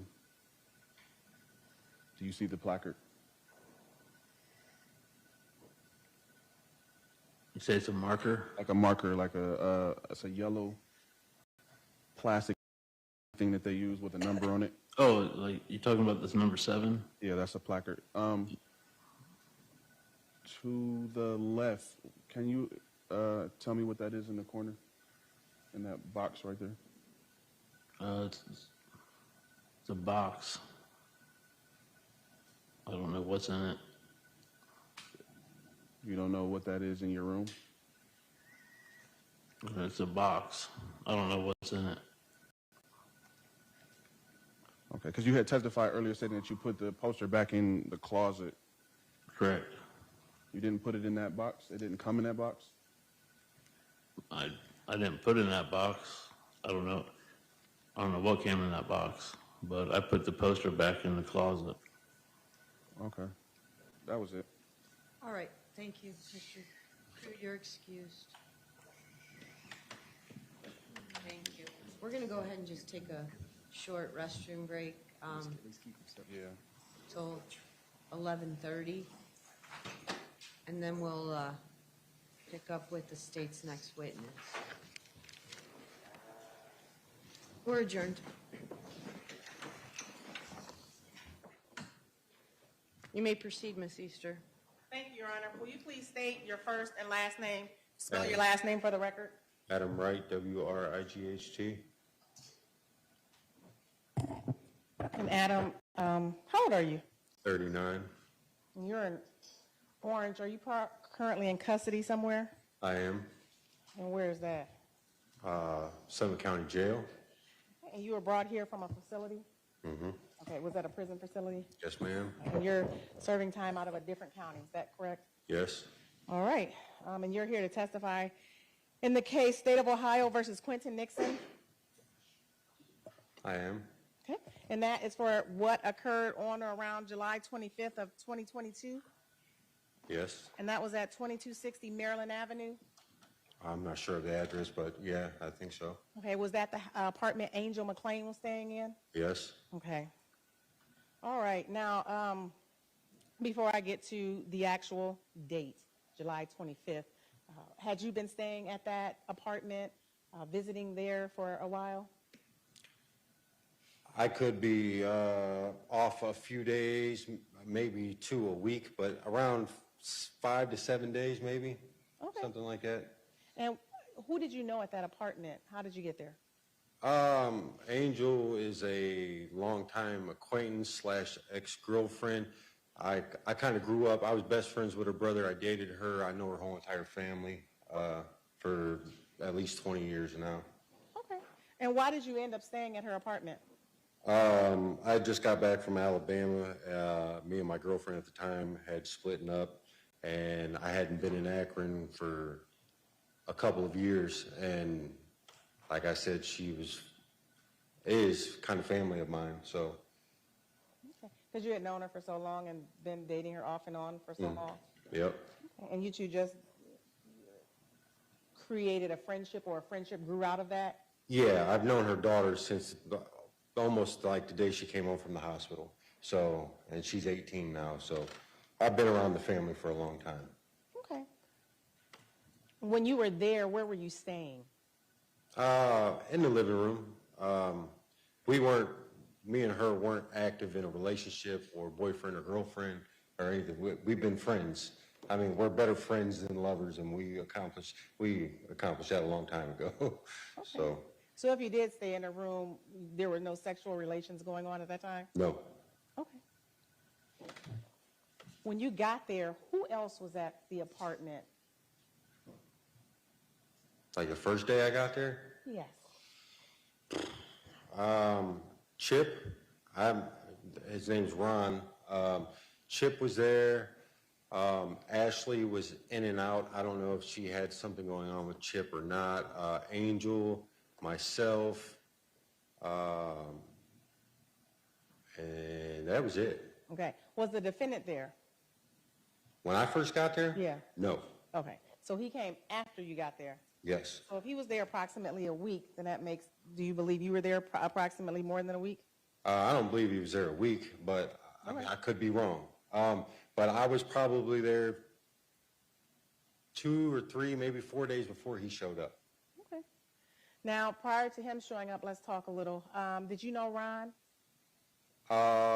No, I was really close with his brother, so I know of the name, but I'd never met him before that day. Okay, so before you showed up there, you had never met Ron? No. Okay. Did you and Ron get along? Was there any arguing or anything? No. Okay, you all were fine? Yeah, we're fine. How about Ashley? I grew to know before the incident, but after my arrival, that she's from a small town in southern Ohio. I was born there as well. Crazy thing is our mothers were like best friends growing up. I had no idea. I'd never met her before. But after talking with her, we figured this out. But I didn't have no issues with Ashley whatsoever. And you figured that out after you got to Angel's house? Yes. Yep. Okay.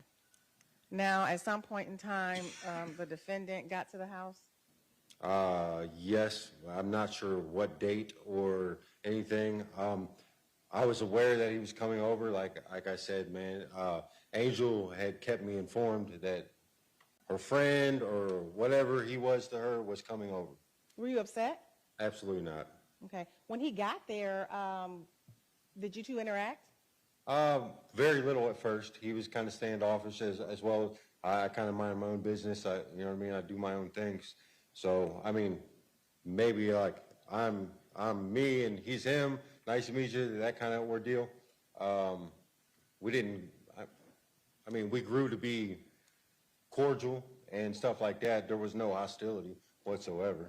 So in the beginning, you two were standoffish because you didn't know each other. Yeah. As the much. days went on, did you two get to know each other? A little bit, yeah. And you were more cordial with each other? Absolutely. Mhm. Did you know he could rap, or did you rap? I don't rap myself at all. Yeah, no, I don't rap. I mean, we would conversate. I mean, we were it's a very small place, the apartment. And I mean, he hung out in the living room with me for quite some time.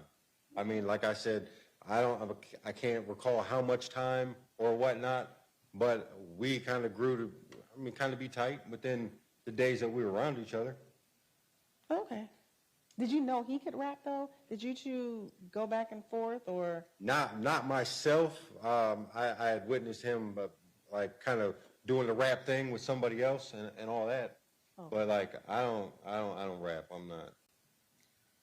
Okay, that's fine. Talented like that. So prior to July 25th, did you ever get into any arguments with the defendant? I did not. Did you threaten the defendant? Absolutely not. Now, did you have a gun? I did. What kind of gun did you have? Smith & Wesson 9mm. Okay.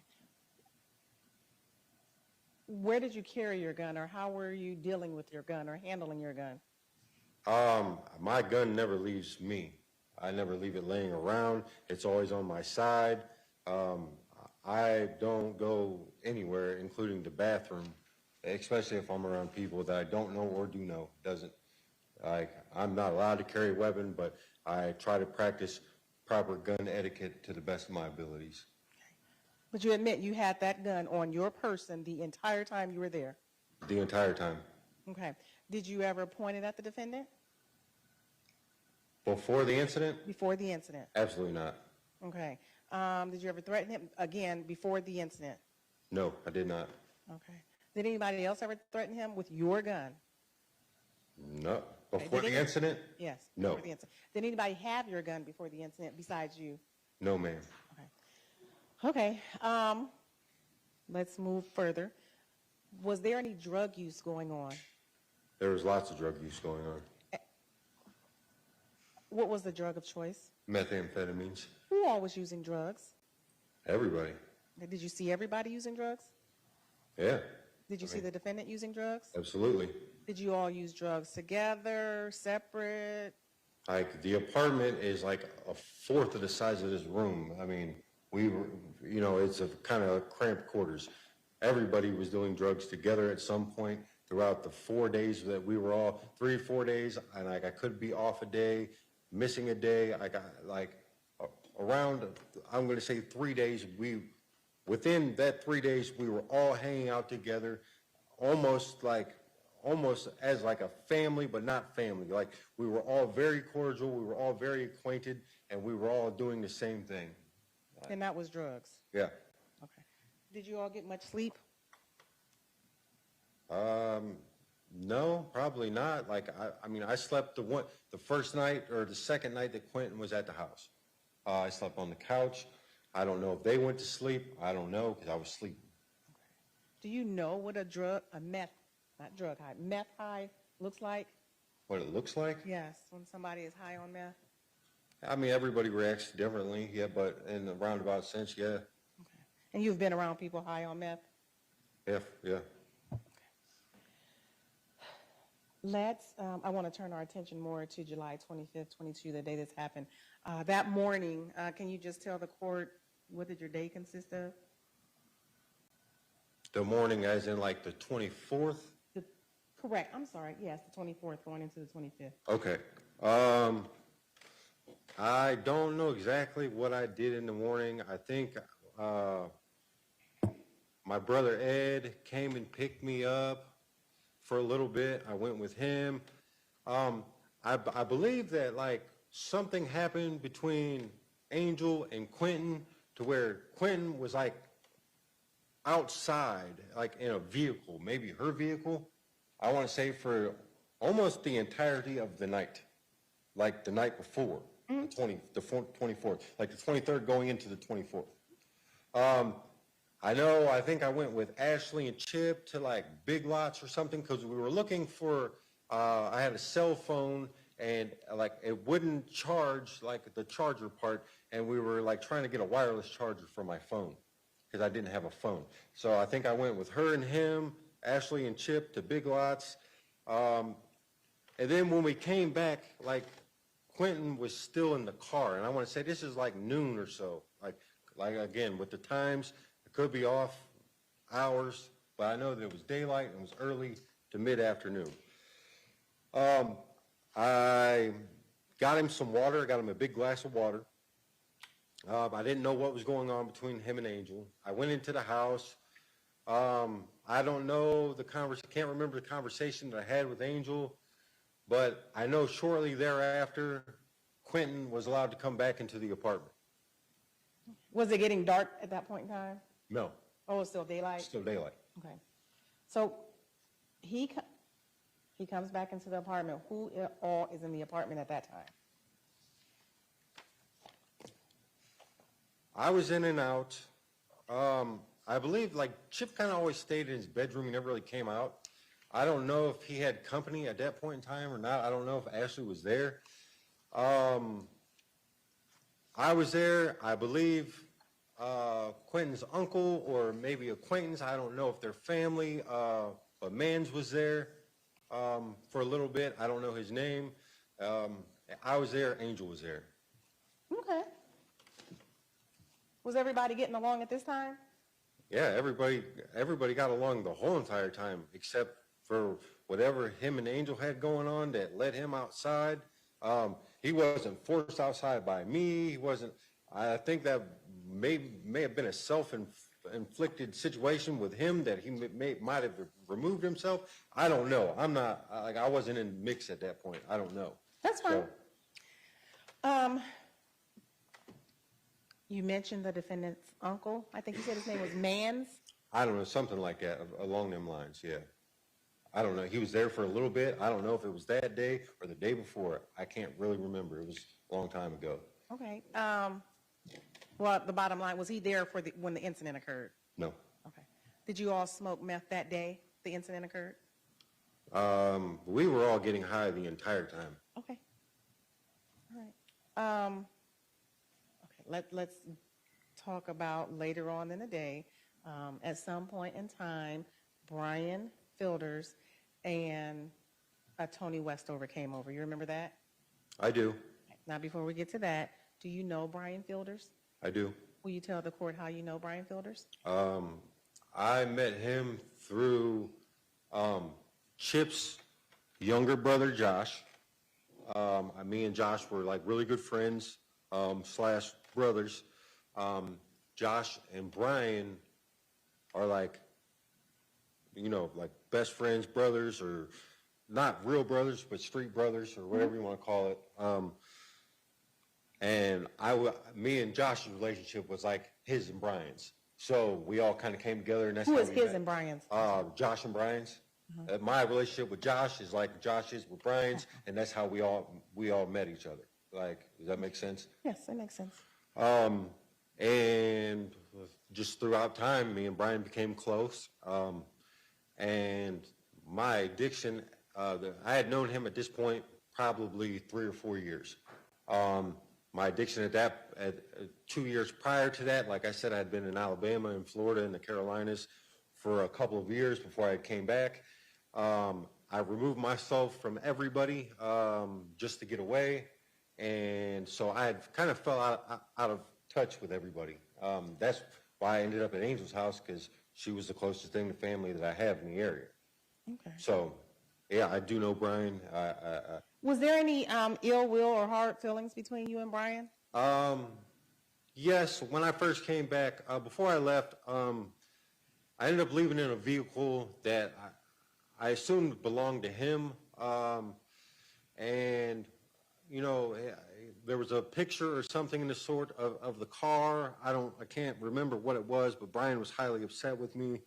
And when I came back, everybody was kind of saying that Brian was mad at me, and I can't really necessarily remember the conversations, but in a roundabout, in the gist of it all, Brian was upset with me. And so, therefore, it was brought to my attention from Angel, and I just got tired of hearing about it. So, Angel and Quinton, I decided I wanted to go over to Brian's house. I was in communication with him on the telephone. Okay. I decided I wanted to go over there, okay? And Angel was like visibly upset, like she was like highly upset, like crying and all this other stuff. Like I said, me and Quinton, we weren't like best pals, but we were talking enough at that point to where, you know, he rode in the passenger seat, Angel drove, I rode in the back seat. They took me over to Brian's house. And this was like maybe the night before the incident. And before getting out of the car, somewhere along the lines, Angel was hysterical. Quinton was kind of like, are you sure this is a good idea? And I'm like, and I told them both, just leave, I'm cool, just leave, just get up out of here. So let me just stop you. So they never got out the car? No, Okay. So, okay. they never got out of the car. They dropped me off at Brian's and wherever they went. Okay. And was Brian still in the house when they dropped you off? Yeah, Okay. So Brian did not see Quinton, the defendant did not see Quinton that night? The defendant did not not the see first, not the first time, no. Brian? Okay. Okay. I go into Brian's. How it went is I walked in, I put my gun in between his feet. I said, it's there if you need it. And I went and I sat on the other side of the room. He was kind of blown away by this. I didn't even expect I was going to do that. I don't know. I was just trying to kill the beef. I didn't want the beef. Did it work? Did you two squash everything? Only thing he said was, he said, you got extremely big balls, and I'm glad to have my big brother back. And he hugged me, and we hugged it out. Okay. So no beef between you two? To my knowledge, at that point, no. How did you get back home? Or how did you get back to Angel's? I called Angel, and Angel, it was that night. It was the night that they dropped me off, maybe 2-3 hours later, or maybe it could have been shorter than that. Called Angel, and I said, hey, come pick me up. Her and Quinton came and picked me up. They pulled into the driveway. I opened up the door, and like I'm almost all the way, like I opened up the vehicle, the door to the vehicle to get into the back, and Brian comes out of the house. Basically, comes up to the car like he's trying to hang out. I'm already in the car. I don't make the decision for him to come along. It ain't my house, it ain't my car. At this point, I'm just kind of like, I'm just ready to leave. You know what I mean? He gets into the car, but nobody opposes. Nobody. Okay? So we go back to Angel's house, and that's when him and Quinton, they do the rapping thing or something. Like, it was, you know, they instantly hit it off. And like, I was hanging out in the living room. They were sitting in the kitchen at the table, and I fell asleep that night. That's the night that I went to sleep on the couch. I don't know what everybody else did. I know that when I woke up, everybody was still there. And soon after that is when everybody kind of went their search. Brian went his own way. I believe that Quinton stayed at the house, at the apartment. Okay. Do you know how Brian left since you all drove him? I did not drive him. Well, Angel came and picked you all up. Yeah, but we all went back to her apartment together. Right. And then I fell asleep that night while they were rapping and doing whatever they were doing. And when I woke up, I can't remember how Brian got home, who came and picked him up, but like, I believe Quinton stayed, Brian left, and that was that. Okay, so when you woke up, and was that the 24th going into the 25th, or the 23rd going into the 24th? That was the 23rd going into the 24th. Okay, so now we're back at the 24th at night. So you talked about what you did that morning already. We kind of went back. I went to Big Lots and all that good stuff with Chip Yes, sir. and Ashley. Yep. So was there any arguing the night before between Brian and the defendant? If there was, I couldn't tell. Okay. You said they were rapping, getting along, everything was fine. They were getting along better than me and Brian was getting along. I felt like, I wasn't jealous or nothing, but I didn't see, if there was tension, I could not tell I couldn't tell at all. Okay. So let's get to the night of the 25th. At some point in time, did Brian and Toni come over? Yes. Okay. It was late, close to midnight, something like that. It was like late. To where normal people are about to go to sleep or sleeping at this point. Okay. Chip and Angel come out into the living room to where me and Quinton are sitting, and says, hey, we're leaving, and da-da-da. I don't know if Ashley went with them or not. I believe if she was there, she went, but I remember Chip and Angel for sure. And they leave, and like no longer than they like close the door and walk down the steps. It couldn't have been more than 2 minutes. My phone rings, and it's Angel, and she's like, hey, Brian's in the driveway. And I'm like, okay. Like, I kind of like startled, like, why wouldn't he knock on the door?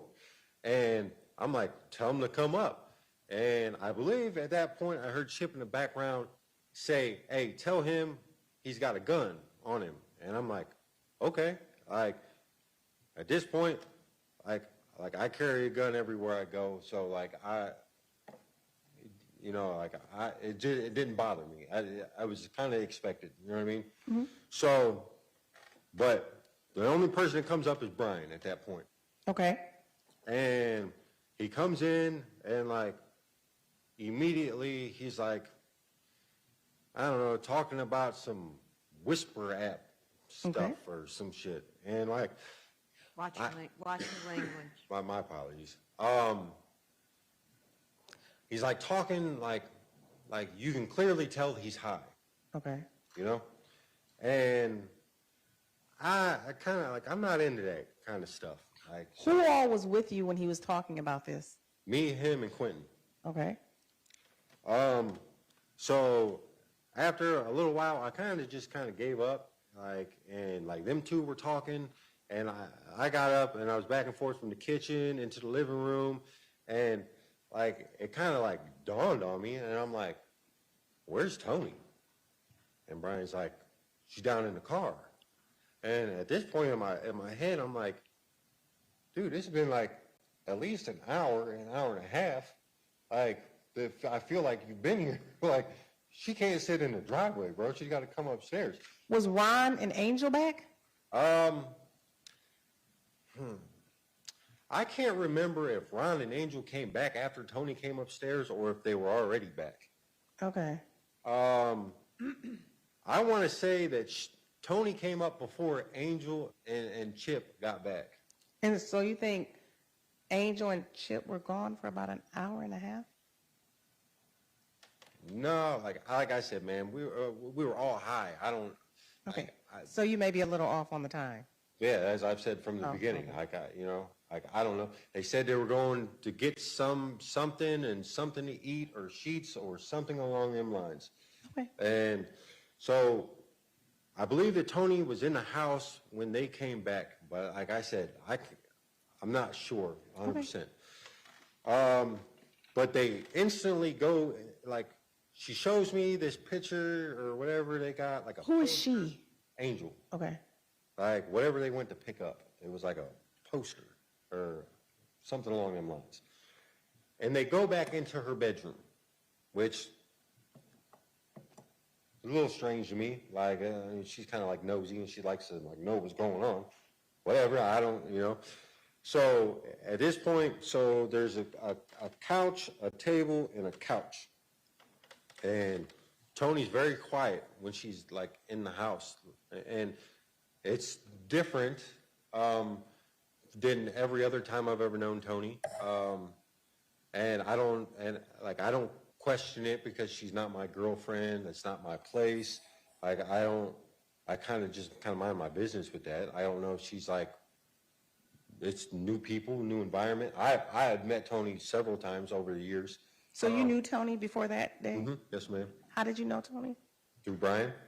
Oh, okay, but Brian's you've known her girlfriend. for several years. Okay. Mm-hmm. And even before they were boyfriend and girlfriend, they were friends, So, like, she was very quiet. She didn't say much. She was on her phone the whole entire time. Brian, he's just being Brian, just kind of like, I don't know, him and Quinton are talking. Like, I'm back and forth from the kitchen, and like. Where was Toni? Okay, Toni. Okay. Hold on. I'm going to put up State's Exhibit number 13. Do you recognize? Hold on. Let me zoom. That monitor right there to your right, it's on a swivel. Oh. Thanks, Deputy. Okay. Toni was sitting, Okay, before you start, you see the colored pencils at the bottom? yeah, If you touch one, you can actually put a mark, an X, where she was sitting. so I'm going to tap the green one. Whatever color. And Toni was sitting right here. Okay, Do you want where everybody else was sitting? correct. Or where everybody else was, yes. Okay. Brian was sitting right here. The table wasn't tipped over. Quinton was sitting like right here. This is like a two-person like love seat thing. Okay. And then when I was in the living room, was sitting right here next to Quinton. Okay. Okay. Ashley, Ashley and Chip and Angel were in one of the two back bedrooms. Okay. Nobody was else in the living room. okay, I mean, they came out periodically, like Angel would come out, go in the kitchen, get something to drink or something and go right back into the room. It sounded like they were like remodeling or something or hanging pictures up or Okay. whatever they were doing. okay.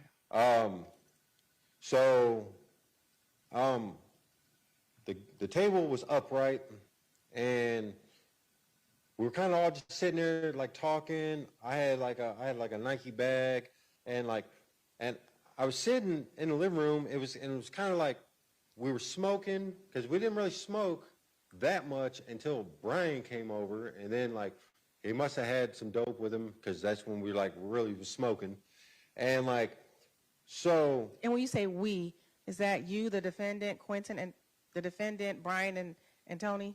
Yeah, we were all like I didn't see Toni smoke. Okay. Like, if I must say, like, before I had left out of town and was gone,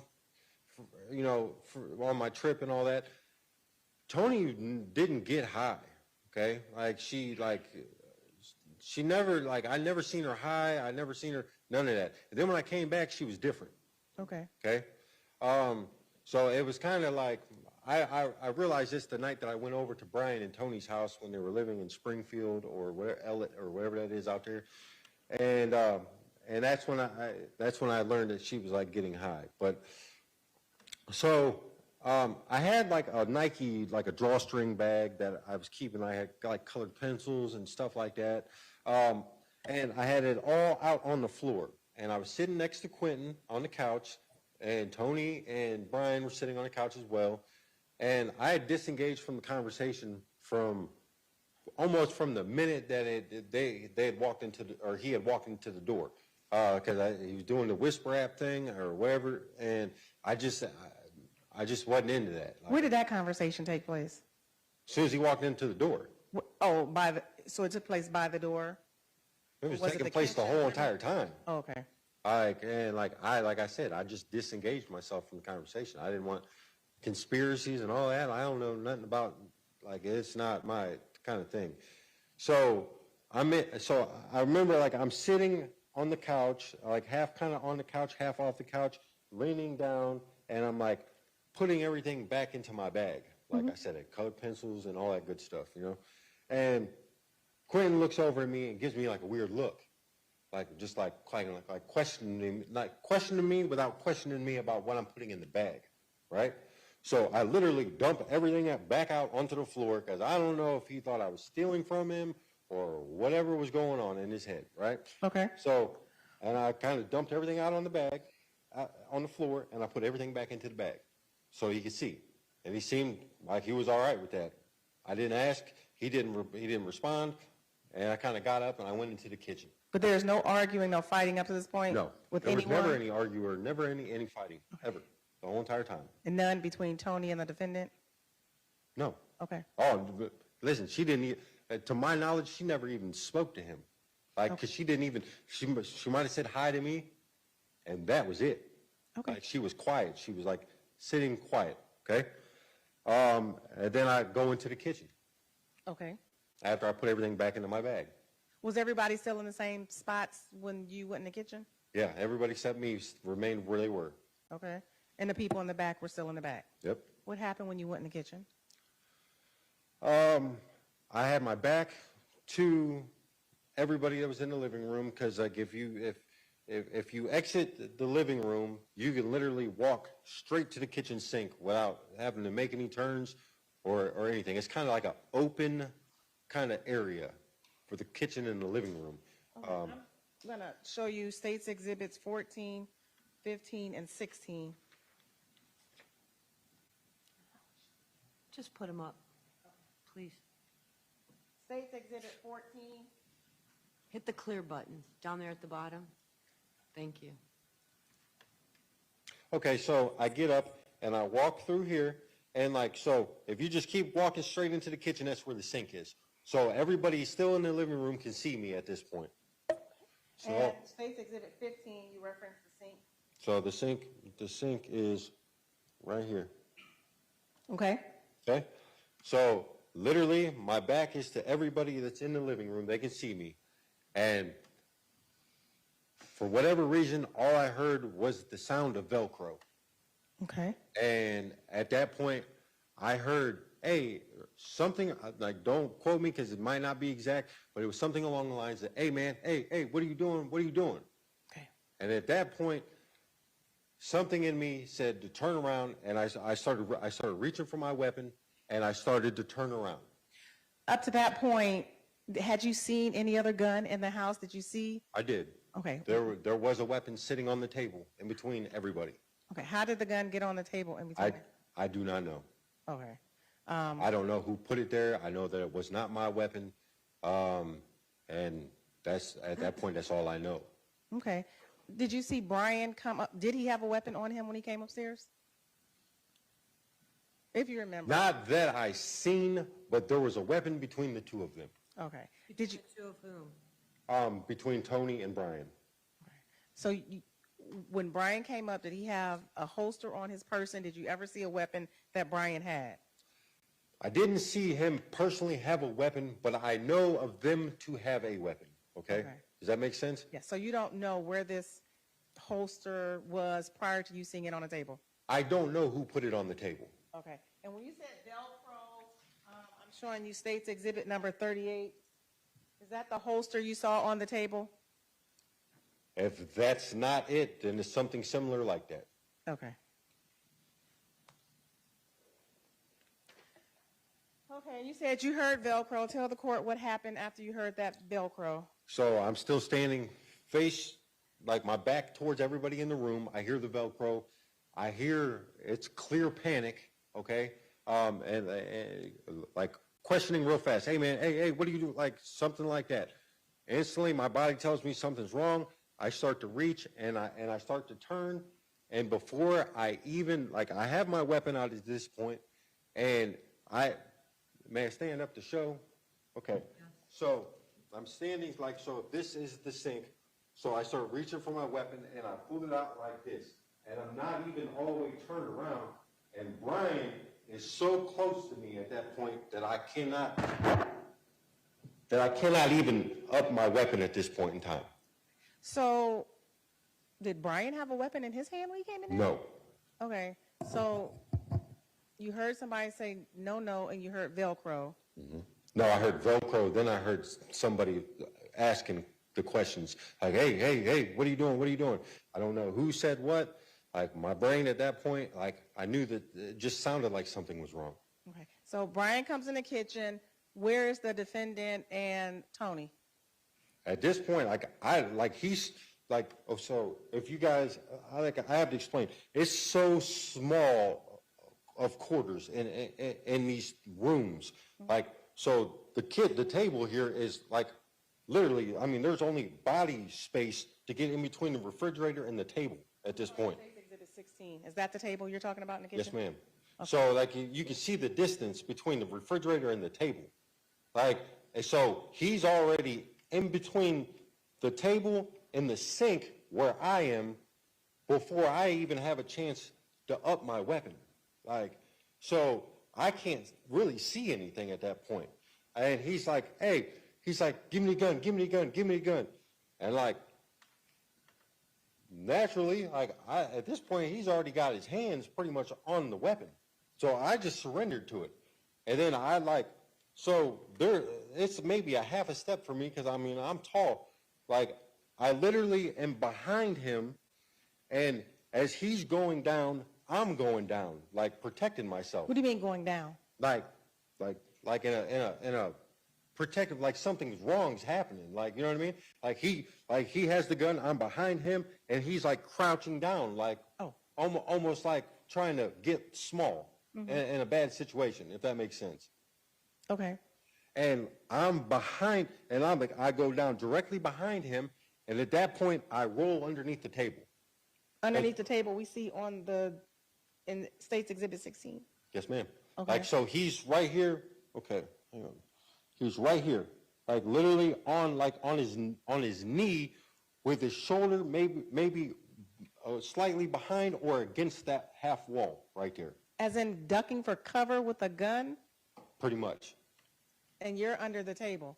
Yeah, I go down behind him, and at this point, something's definitely wrong. And that's when my ears just started ringing. Why? Clear gunshots. Did Brian shoot your gun? I don't believe so. Okay, but you heard gunshots at that point. For sure. And it's such a small space, I couldn't hear anything. Okay.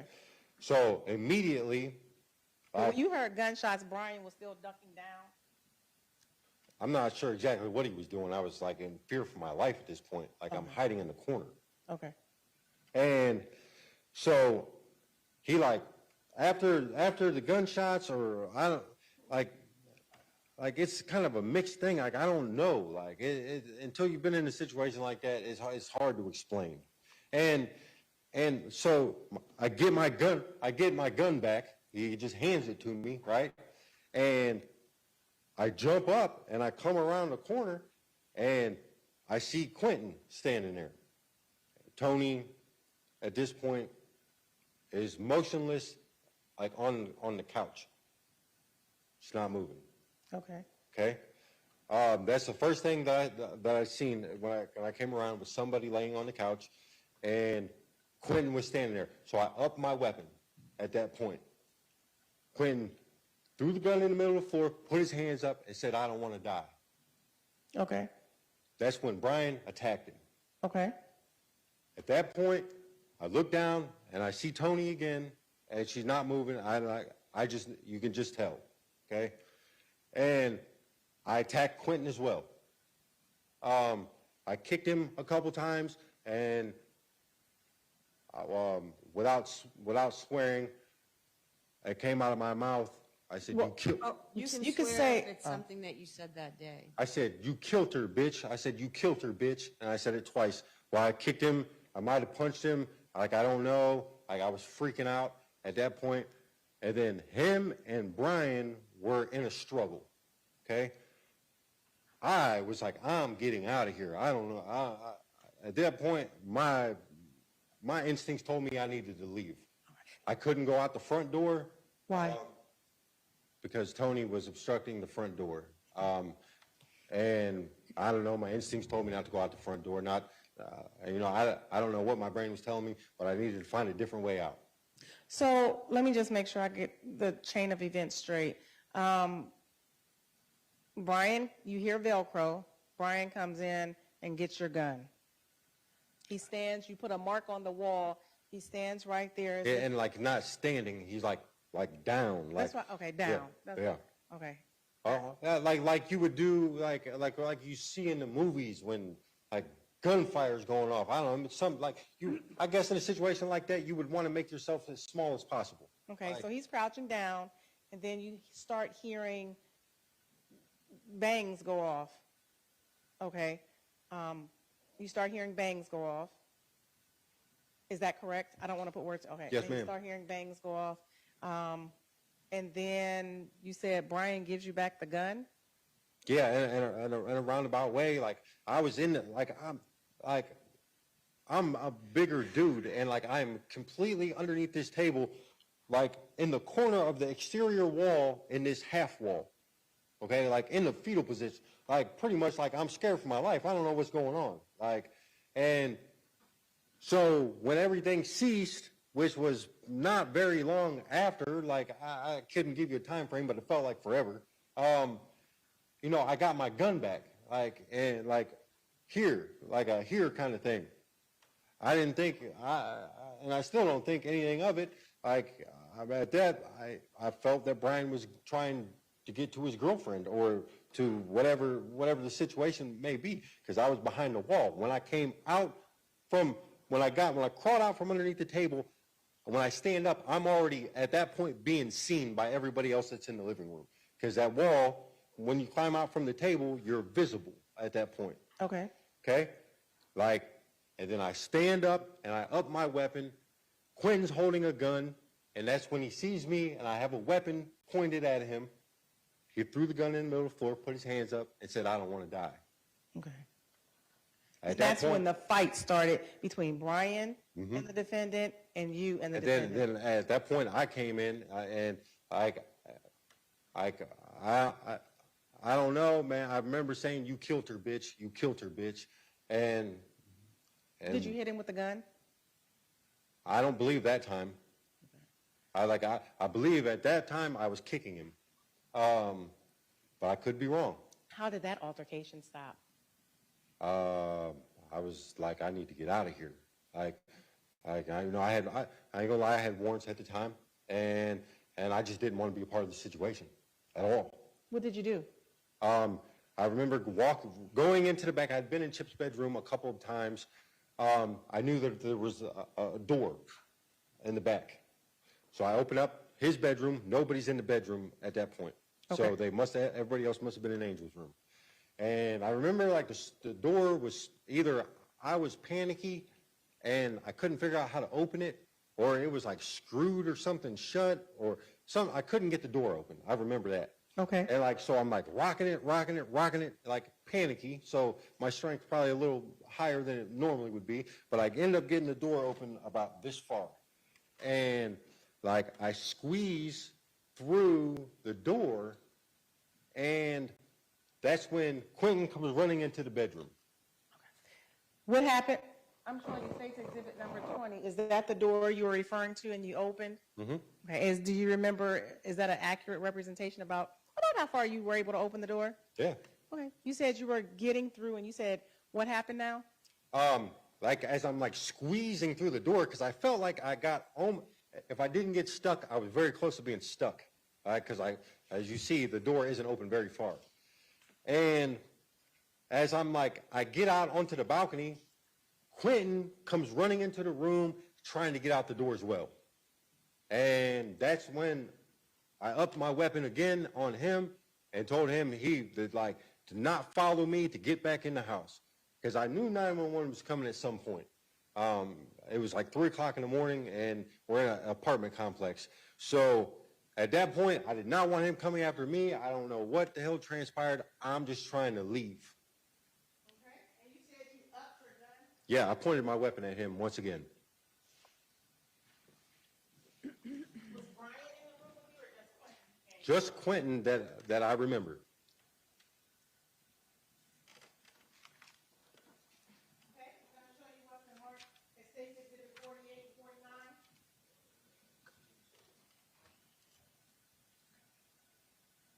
Do it again. Oh.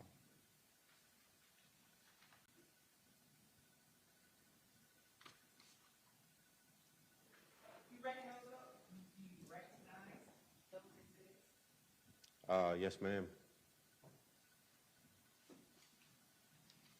State's Exhibit number 48. Who do you recognize that exhibit as? That's me. And what are you doing in that exhibit? I'm pointing my weapon. Okay. Is that what you just described to the court? It is. And you were pointing your weapon at who? Quinton. And State's Exhibit number 49. That's myself. Okay. And is it fair to say you are still pointing that weapon? Yes, ma'am. What Because did- he kept trying to come out the door, and at that point, I was trying. I knew that. All I know is I didn't want him coming after me Like, I don't know what had transpired at that point. Like, I was trying to leave the situation. That's all I wanted to do.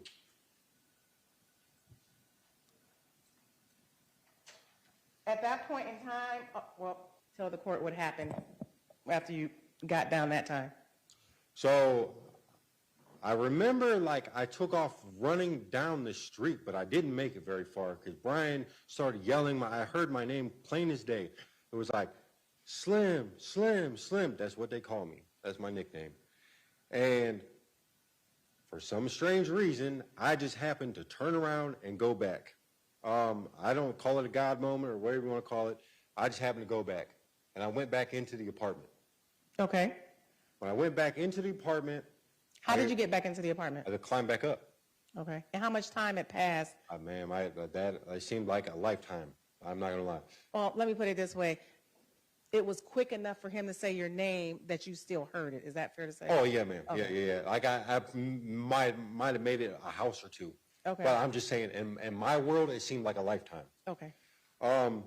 So when I get back into the apartment, I go back through the same door, and I go down the hallway. So when you come out of Chip's room, there's another bedroom directly across. Yes. Okay? That door's closed.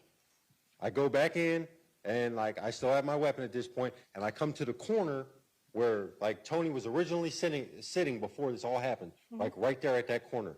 And I pause for a second, and then I come around the corner, and I see Quinton. Brian's face down on the ground. I'm putting up State's Exhibit 10. Is this picture okay for you to demonstrate that, or do you want a different angle? I mean, I can, somewhere in the living room, and I don't know where, okay? My focus isn't, like, at this point, I don't plan on, you know what I mean? Like, this is, so, I see Quinton, Brian is face down on the floor, Quinton's on top of him with a gun. Okay. So the defendant had the gun back at this point? Quinton. Yes. So I up my weapon one more time, and he sees me, does the same stuff, throws the weapon in the middle of the floor, puts his hands up, says, I don't want to die. This is the time I hit him with my weapon. Okay. I went into the living room, and I hit him with my weapon, and freed Brian from whatever was going on, and that's when I exited the house. When I ran down the hallway, that's when I opened up Angel and Chip's door, and I said, call 911, call 911. And that's when I went back through Chip's bedroom and back through the door, and I jumped off. And I ran from there. At that point, I could hear the police and everything else coming, and I took off. Okay. You weren't around when, did you see Brian Felders leave, or did you see the defendant leave? I didn't see anybody leave. Did you see the police come? I did not see the police show up. I was already gone at that point. I could hear them, though. Okay. And from there, did you leave town? No, ma'am. I made it like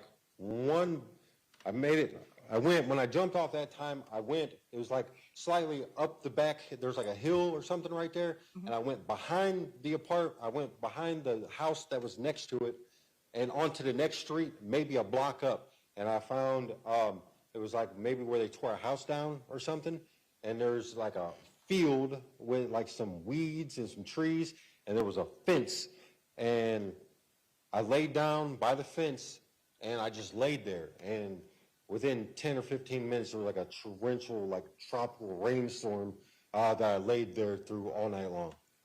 Did you talk to the police anytime? I did not, ma'am. Not until I hadn't talked to the police until they came and picked me up on Tuesday of last week. Okay. Did you stay in, at some point in time, you left Akron? Yes, ma'am. And when they picked you up, and that was from a prison facility? Yes, ma'am. Were you later or subsequently interviewed by Detective Hornacek? I was. Okay.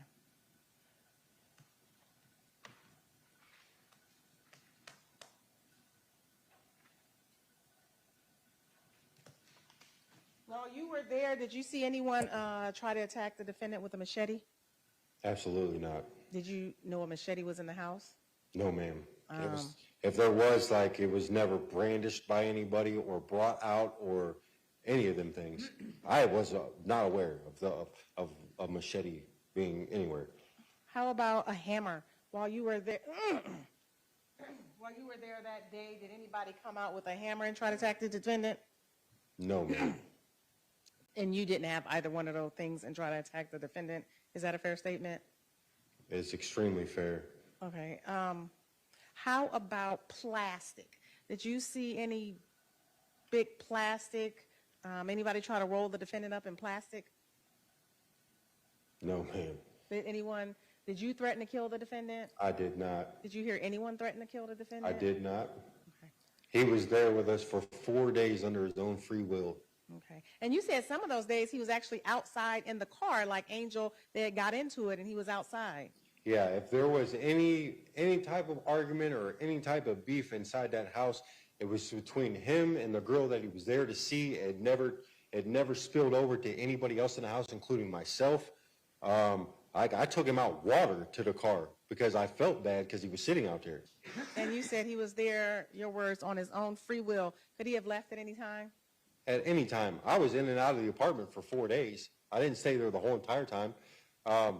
He was outside of the apartment. I believe that he left the day before for a little bit and came back because I remember him telling me something along the lines of he had issues with somebody on either 18th or 17th Street or something along the lines off of Kenmore Boulevard.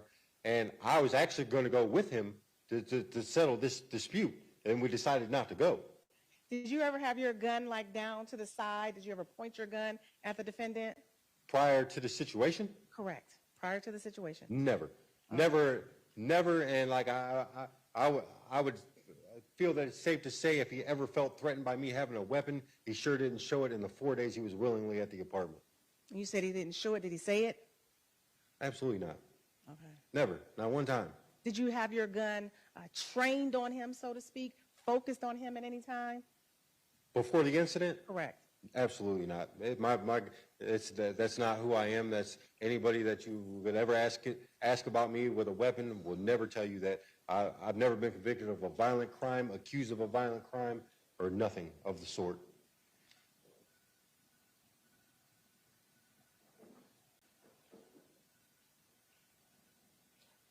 Did you ever tell the defendant that Toni was the police? No. Okay.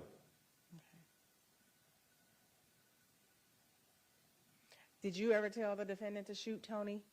Absolutely not. Did you ever hear anyone tell the defendant to shoot Toni? I did not.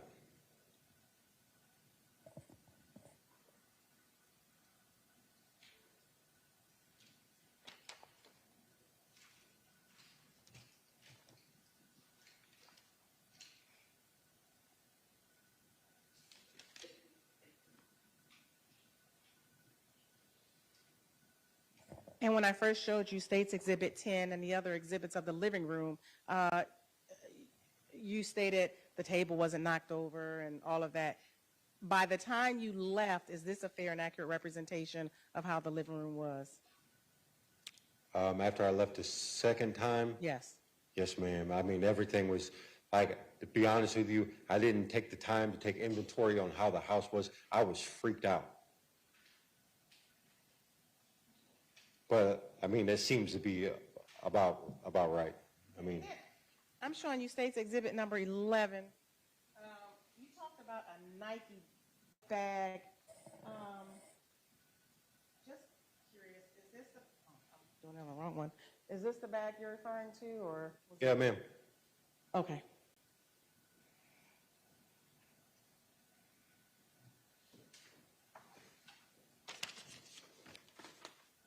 Give me 1 second, Your Honor, please.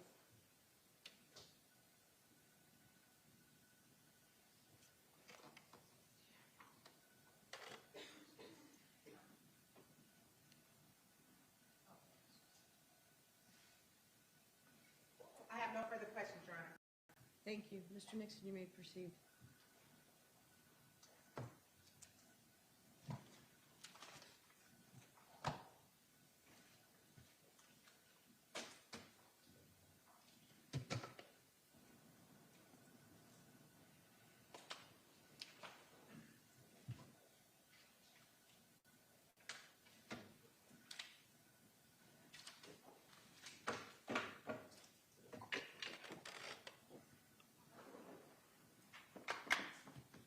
Mr. Wright, you testified today stating that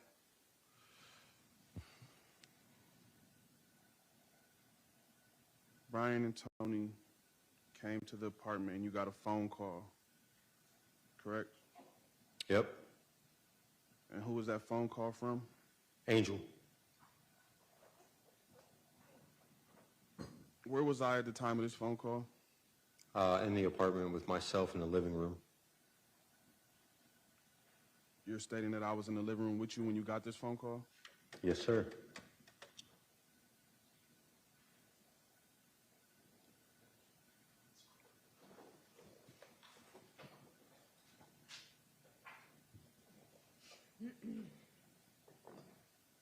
During that phone call, you stated that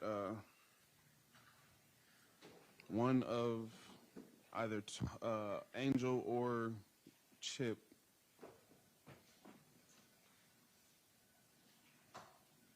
said that Brian had a gun. Yes. So when the phone call came in, Angel said, "Hey, Brian is out here in the driveway."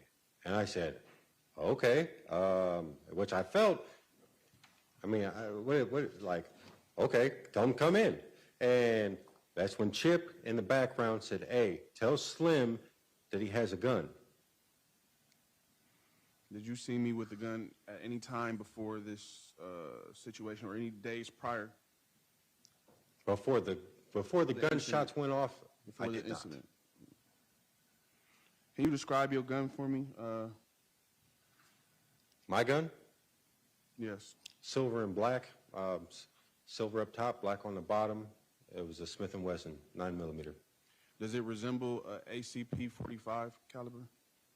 Does it resemble? Yes. I don't know what an ACP 45 looks like. So I don't know how to answer that question. A 45 caliber handgun. ACP. Does it resemble one? Yeah. I don't know how to answer the question. You don't know, okay. you don't know. I don't know. Could your gun be mistaken as a 45 caliber pistol if you didn't know the caliber? Again, I mean, that would be an opinion. I don't know how to answer that in a factual sense. I could never have mistaken it for a 45 caliber because I owned the weapon. I don't know how to answer the question. Understand.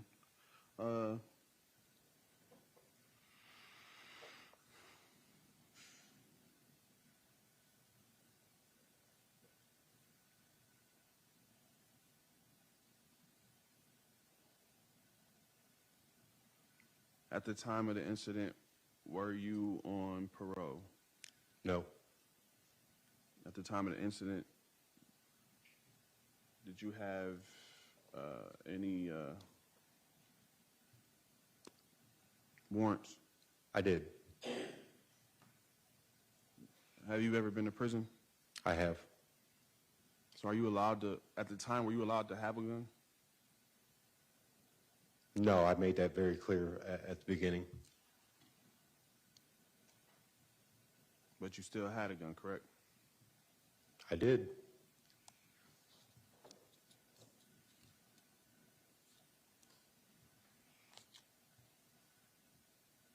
Did you ever tell me that Brian and Toni was coming over or coming up and that Brian had a gun? Did I tell you that? Yes. I did not. But so the night before all of this had transpired, you and Brian stayed up. Hang on, let me speak factual. When I went to sleep, you guys were rapping in the kitchen and like nothing was wrong. And when I woke up, the same thing was going on. So I'm going to assume it's not a fact that you guys had an all-night event together. So, Mr. Wright, the only way we're going to get through this is if you actually just answer his question. okay. What's the question again? Sorry. Did I ever tell you? Did you ever tell me that Brian had a gun on the way up? Did you ever tell me that Brian had a gun prior to him coming up to the house? No. You're stating that Angel called you and Chip told you, correct? In the Angel background. called me on the phone, and Chip was in the background. And told you that Brian had a gun, correct? Yes. What were we doing before Brian came up? Getting high. Like the same thing we'd been doing for 4 days. Where were we at? In the living room. So I was in the living room with you before Brian came up, correct? Yes.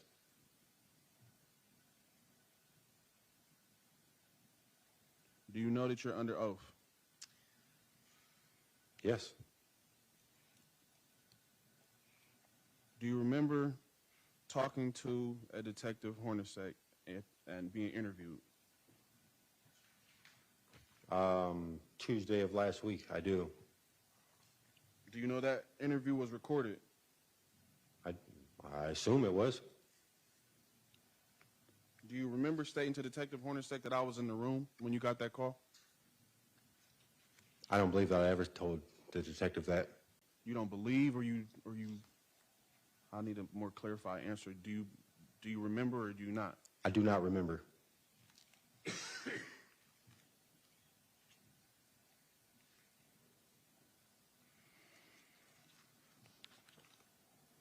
How was the demeanor of Brian when he first came in?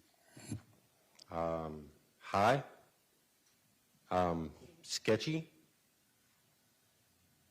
Does that answer your question? Yeah. And so would you say Brian is an aggressive person?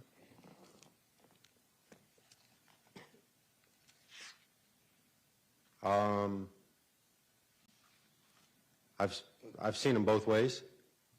And overall, not unless he has to be, I guess.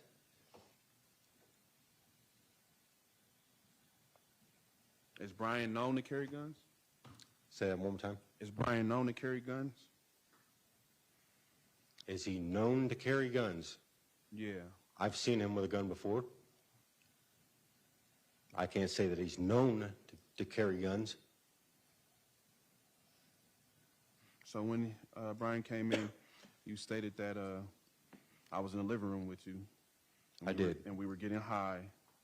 And you also stated that Toni was in her car for about an hour prior. Like, I cannot be certain on the times, but Brian came up before Toni did, for sure. And you told Brian to call her up, like, right? I said, "Where is Toni?" He said, "She's in the car in the driveway." I said, "Hey, dude, she can't be sitting in the car at the wee hours in the morning. Tell her to come up." So you did tell him to tell her to come up, correct? In a roundabout way, yeah.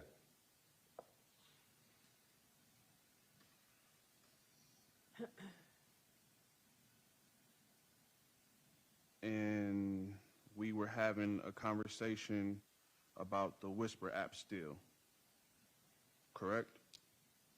Who is we? Me, Brian, and you. I was not engaged in that conversation after the first 5 minutes that he was there.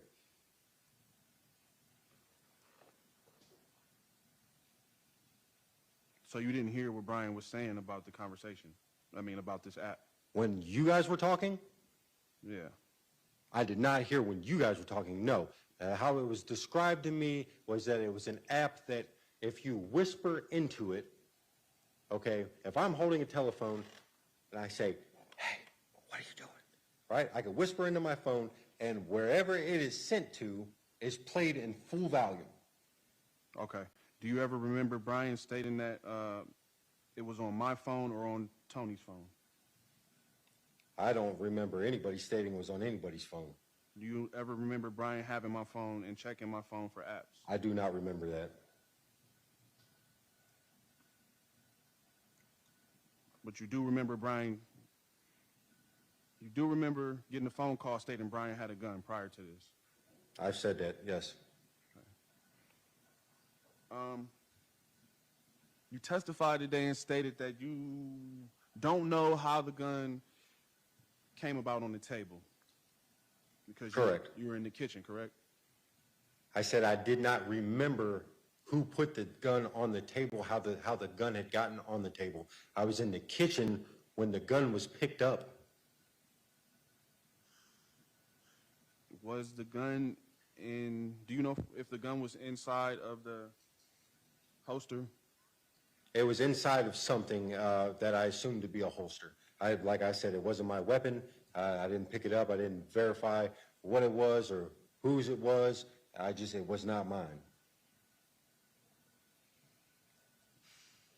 Are you scared of Brian?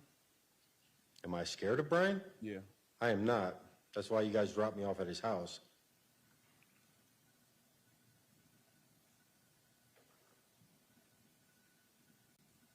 Did Angel know Brian prior to this situation? To my knowledge, no. Did she give you any reason to believe that she knew him?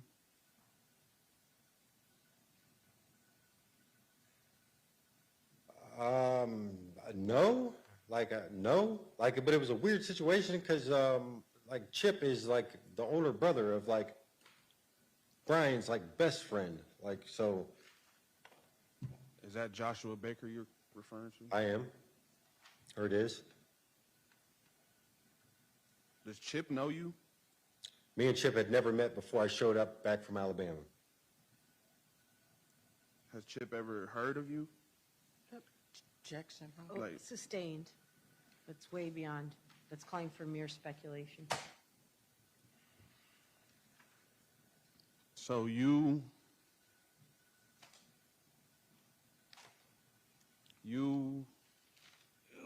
Brian, Joshua Baker are all known like your brothers, correct? Considered. That's what you would call it, correct? I mean, we were all good friends at one point. Prior to you coming back from Alabama, right?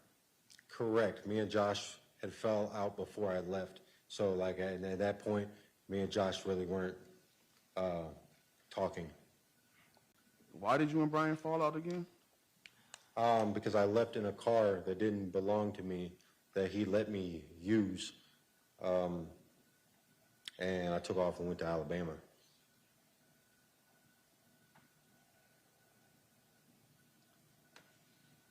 Do you remember stating to the detective it was something about a picture of his son? Yeah, in the car it was said to me that there was a picture of his dead son that was in the car, and that was the biggest issue. Earlier you stated you didn't know what the picture was.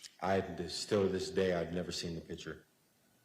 But I'm saying earlier today when you testified, you said you didn't know what the picture was in the car, but now you know what the picture is, correct? I'm confused. We never talked about the picture. The prosecutor asked you about the beef that you guys had squashed, and you said that you took the car and there was something in the car that belonged to him. Okay. Yeah, it was we never talked about a picture.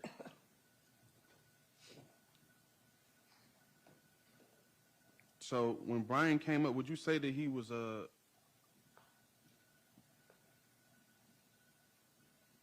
aggressive?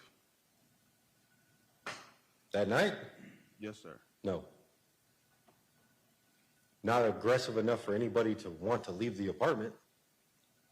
If that's what you're asking, nobody felt afraid. Was I aggressive that night? Prior to the incident? Nobody was aggressive the whole entire time. I've stated that at least 3 or 4 times.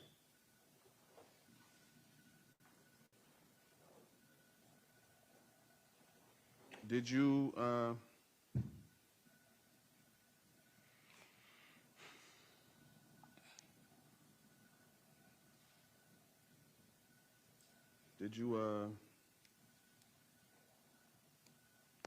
inform me that, did you ever inform me in the time of me being there that you and Angel had been a thing before? Yeah, like the first or the second day. like we were friends. You knew that. Like it was like that's one of the. If we had ever had a conversation, that's one of the first conversations we had, and we both had an understanding. You stated that I was a little standoffish, correct? Yeah, that's a fair assumption. Yeah.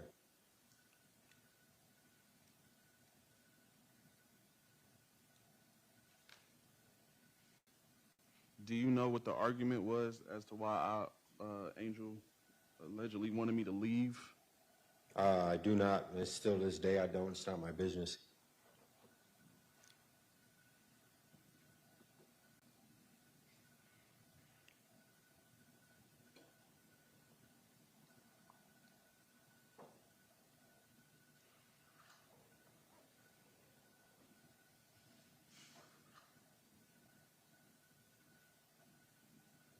You stated today that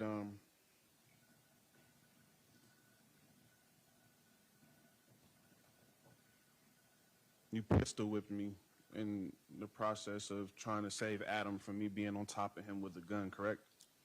Brian. I mean, yeah, Brian, yeah. I don't know how well I connected, but I know that I did try to hit you with my weapon. If I didn't, is unknown to me. Like I said, it was a kind of panic situation. When you did that, where was you standing? Like, where were you at? And like, where were we at? What was going on? I cannot say exactly where you guys were in the living room, but you were in the living room somewhere. Okay. Do you know if you was facing towards the door or facing towards Angel's room? I came into the back door. Like, sir, I don't. Okay, so the question was, were you facing the front door or were you facing Angel's room? When I hit him, Yes. I'm going to say I was facing towards like the TV. Okay.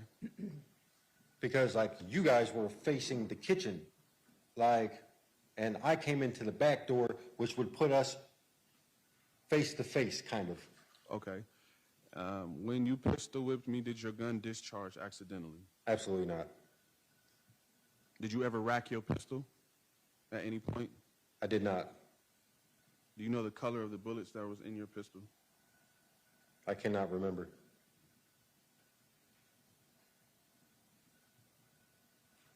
Did you ever rack your gun, or did Brian rack your gun, or chamber, shall I say, chamber a bullet when you guys were in the kitchen?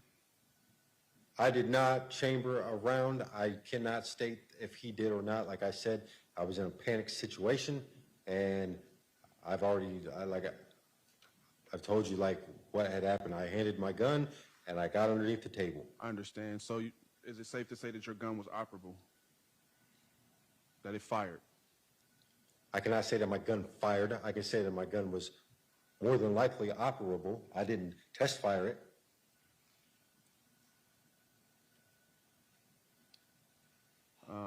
Can you state for the court how many times you heard gunshots?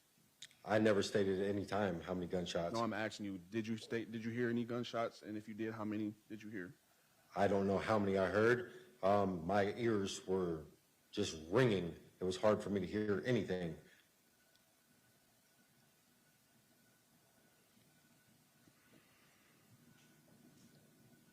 So you said that you left the apartment through the back door. You pointed the gun at me because I was trying to come out. And you also stated that Brian wasn't there at that time, right? When you did that, you pointed. It was me and you. When I exited the first time, you were the one that were behind me. I don't know where Brian was. I did not see Brian. Like, I was trying to keep you inside of the apartment. And you said you ran down the street, several houses maybe? Is that what you said? If I ran down the street, any houses, I only made it to 2 at the most. Okay. And you said you heard Brian yell for you? I did. And that is when you climbed back up, correct? Yes.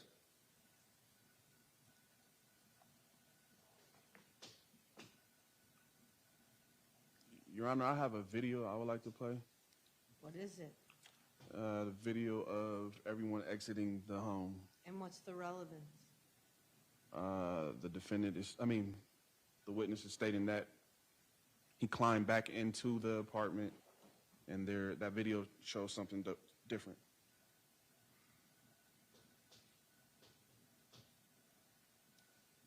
Go ahead.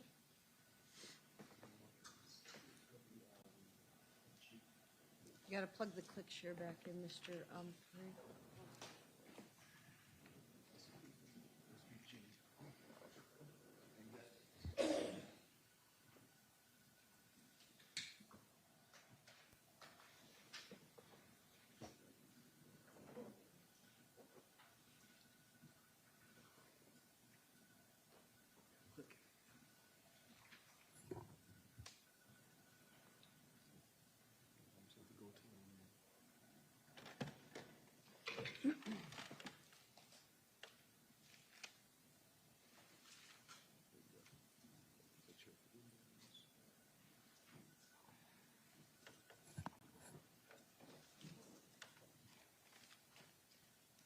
Is this going to be G, Exhibit G? Okay, thank you.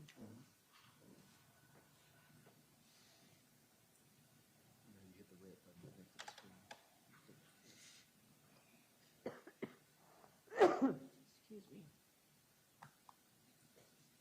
God bless you. If you sneeze, I didn't know. Oh, thank you, but it was a call.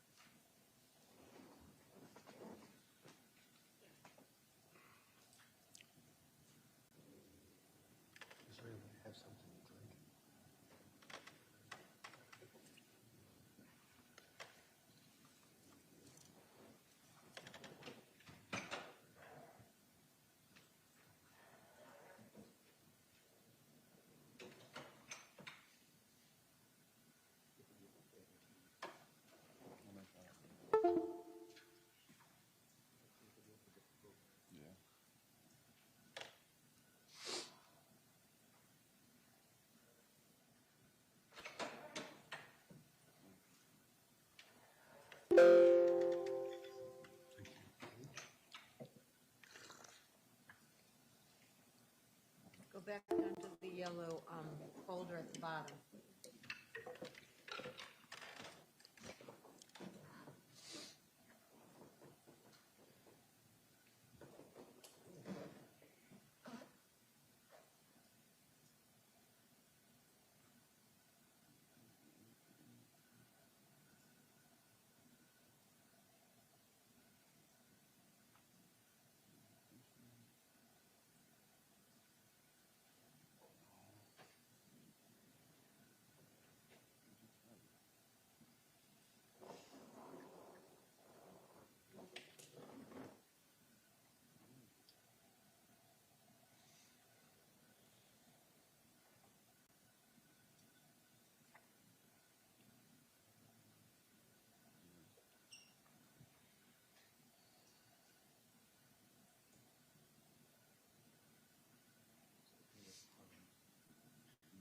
DLC.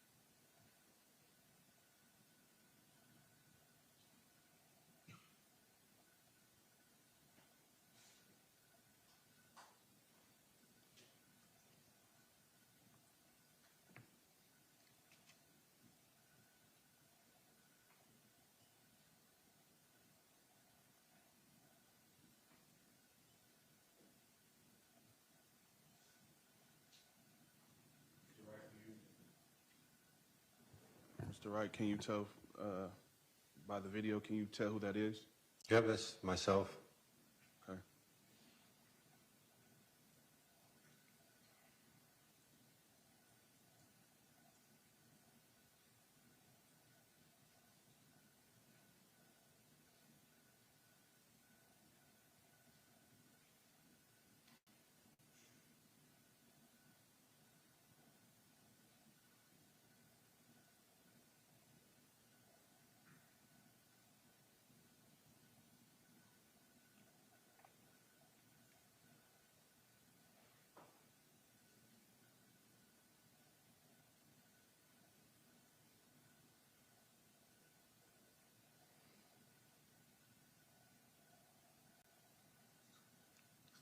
Mr. Wright, can you tell who that is leaving it?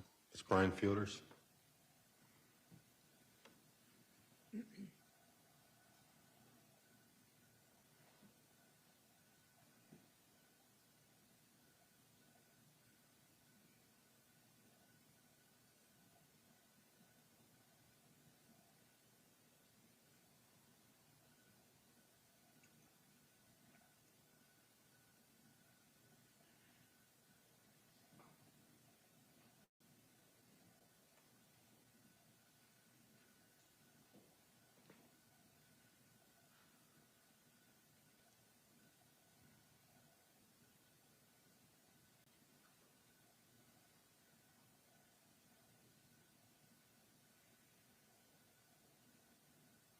Mr. Wright, can you tell who that is?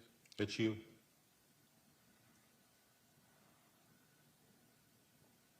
So I guess the dilemma I'm having is if you were the first to leave, then Brian left, and then I left, at what point did you come back and pistol with me? Okay. So when I got stuck into the doorway, like, listen, I just have to state this is a traumatic experience for me. Okay, like, Answer the question, sir. I might not have jumped off the balcony. Like, yeah, I was dazed, I was confused, but like, what I said had happened, I might not have jumped off the balcony. Like, I've stated to the detective when he questioned me, I felt like there was a piece of this tape that was missing.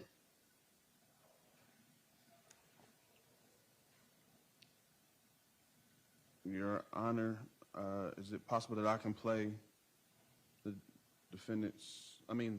the witness's interview? For what purpose? He doesn't remember what he said to the detective. Ms. Easter? Thank you, Your Honor. The proper, No, what I think he said was, what he just said, was that when he was talking to the detective, he said there's a piece of this video missing, not a piece of Detective Hornacek's questioning missing. And so, again, ask him the question about his statements to Detective Hornacek. You have to establish that there's an inconsistency first. Yes, ma'am. So is it true that you stated to Detective Hornacek that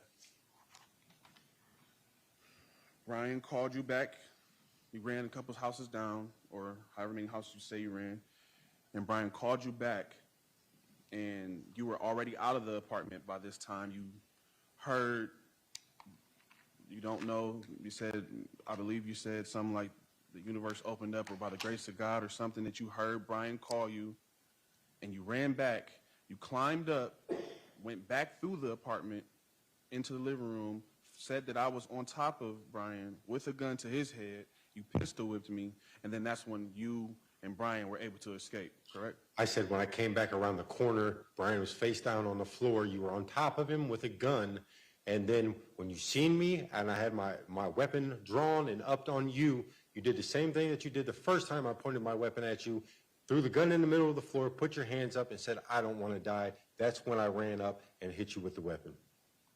But my question was, is this what you said, what I just said, is that what you said to the detective, yes or no?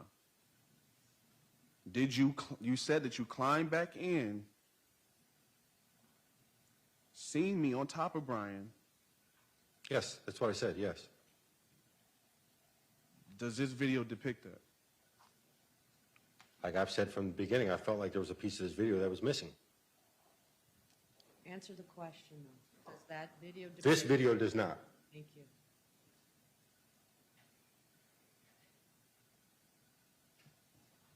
So your request, Mr. Nixon, is denied because he's admitted that's what he said to Detective Hornacek. He just said, he told Detective Hornacek that he climbed back up the balcony. So there's nothing inconsistent. Whether or not he's changing his statement now, that's what's happening in the courtroom.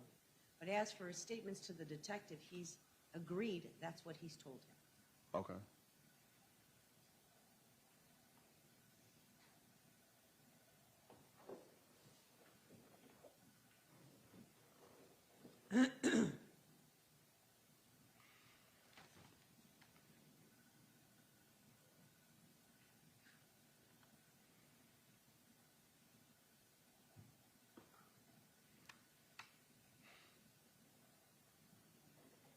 You stated to the detective during your interview on September 24th, 2024,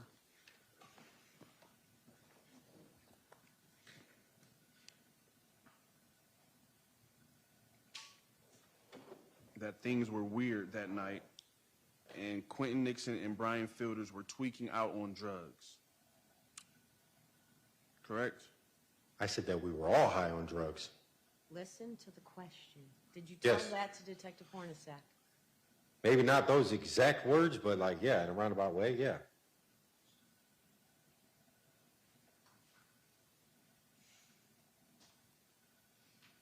You stated that they were talking with each other about a conspiracy theory with an app called Whisper, some kind of spy app, correct? Correct. You also stated to the detective that things were strange the whole night, correct? Correct. So earlier you testified stating that everything was fine. We were all getting along and correct? Correct. I said that there was no aggression the whole time that we were around one another. I didn't say everything was comfortable the whole entire time. I said that there was nobody aggressive towards anybody the whole time we were around one another. You also stated to the detective that Tony's gun was laying on the living room table and you weren't sure if it was in the holster. You don't remember seeing the holster, though. That's what you said, correct? Correct, sir.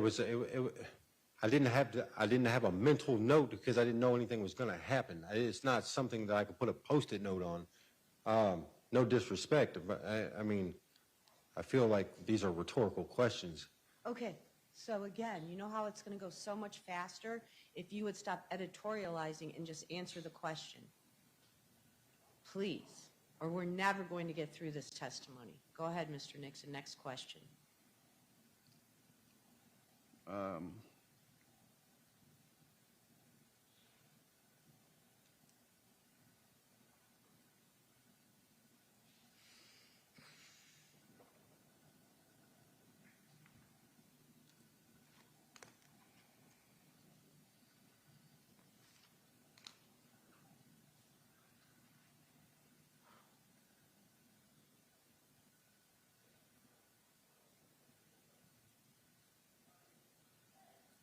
In your...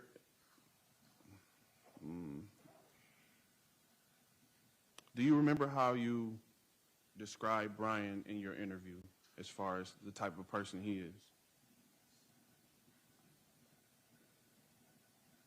I do not.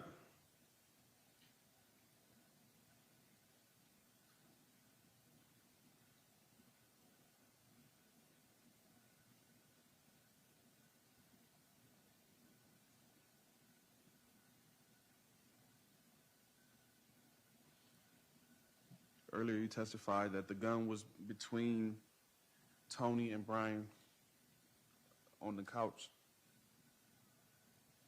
No. You saying no, you didn't testify to that? Correct. So where was the gun?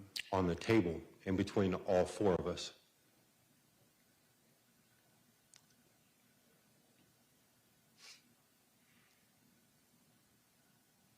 Earlier you said that the gun was between Toni and Brian. You do not remember saying that? Today. You just said that earlier. The gun was on the table. Brian and Toni were sitting on the couch. The gun was in between all of us. That's where the gun was on the table. That's where I had seen the gun.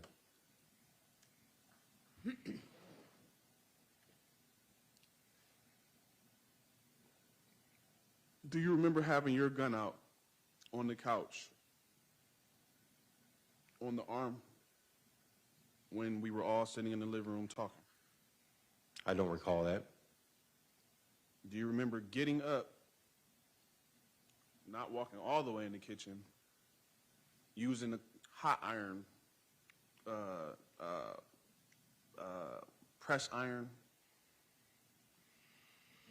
You were, do you remember that, using the press do. iron? You do? I do. That was right after I dumped everything out for you because I felt like you felt that I had stolen something from you. That was right after that, correct? Don't ask questions, just answer them. Next one, Mr. Nixon. Do you remember me ever asking Angel to tell Brian to chill out? I do not. Do you remember Angel coming in and out of the bedroom, as you said earlier, kind of like being nosy, checking on us? And do you remember that? I do. Do you remember Angel being kneeled down at the table where that hot comb is, and where you were at, where that hot comb was, right in front of the kitchen, and me saying something to her along the lines of,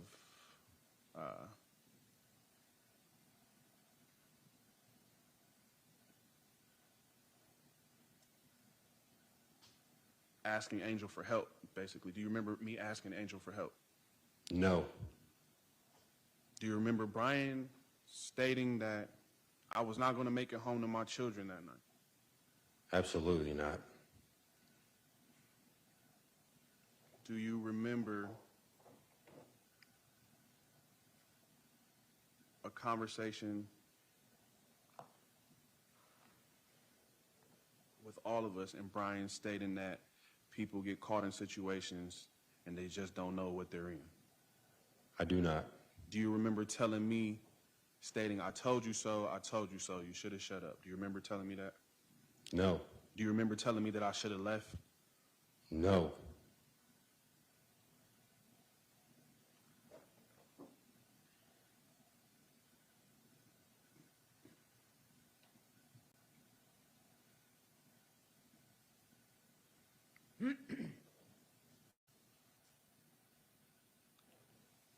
What were you doing when you were there? Like, what were we doing?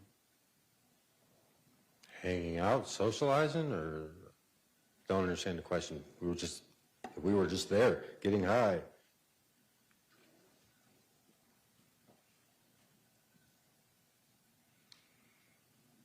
What were you doing in the kitchen at the time that you heard the Velcro? I was washing my hands in the sink.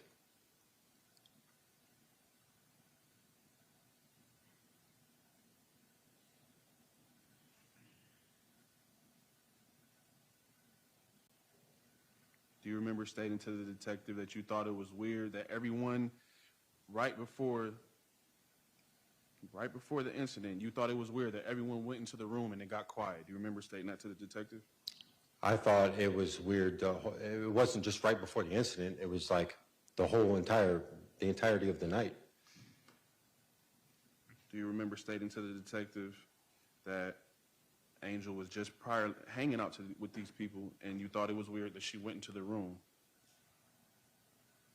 Correct?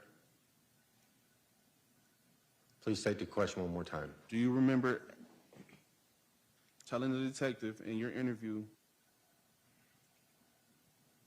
that you thought it was weird that Angel went into the room prior to the events because she was just previously hanging out with all these people and entertaining them as company? I told the detective I felt it was weird that Angel was in her bedroom because, quote, she's a nosy little bitch, unquote, and this is her house. That's what I told the detective.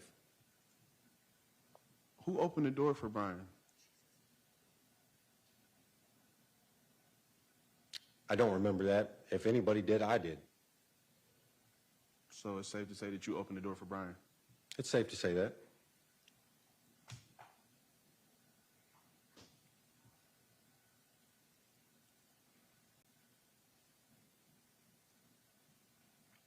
You state that I was in the living room with you. You opened the door for Brian, and you didn't think to tell me that Brian had a gun on him.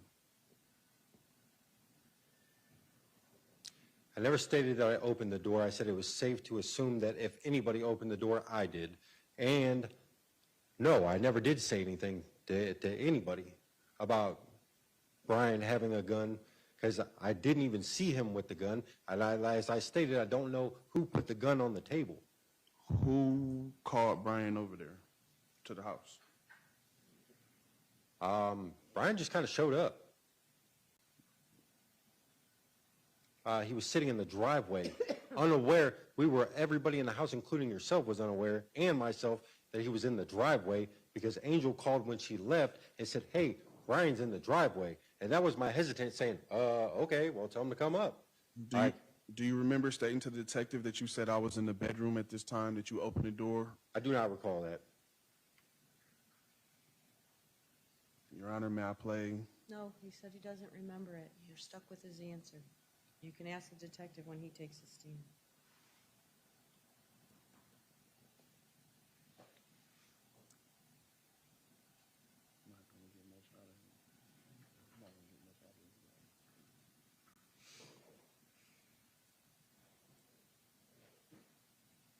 So,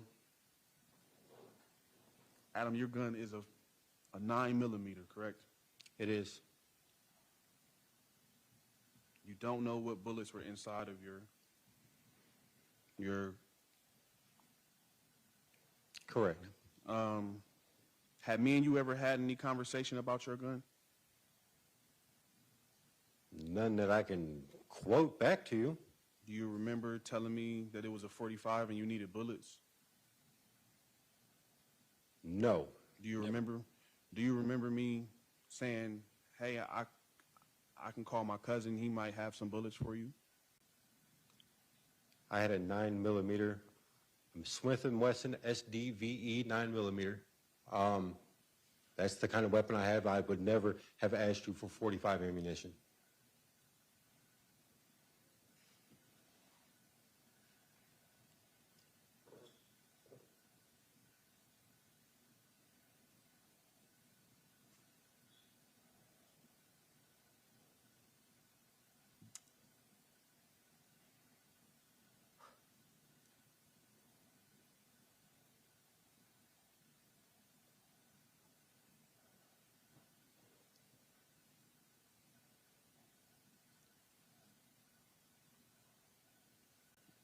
So, you stated for the detective that, and today you testified that we drove you to Brian's house and Brian and Joshua Baker were there to squash the beef, correct?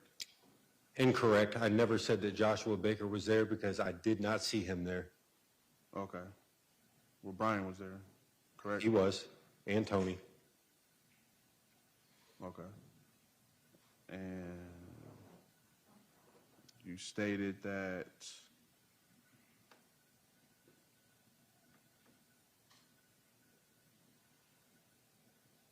Angel was crying, saying that Brian's going to kill you? She was crying for whatever reason she was crying. I told you guys to leave. I was fine. In your interview, you stated to the detective that when we dropped you off there, Angel stated that Brian was going to kill you because of the picture in the car, and you found that weird because Angel didn't know Brian. Is that correct? Yes, I did say something along them lines, yes. I felt that it was strange because at that point I did not think that they knew each other. So now moving forward, is it safe to say that Angel knew Brian prior to the incident? Objection. Only Speculative. if you know. Don't know.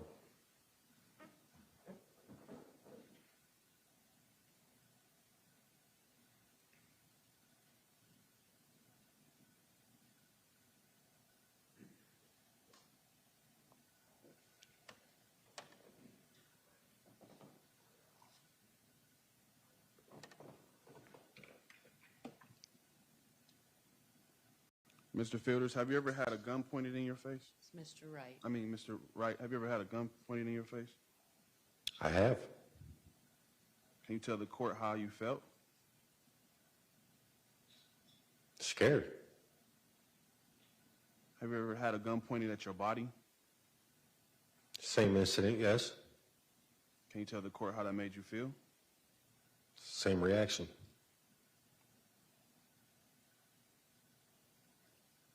Do you know if you were high at those times? I was.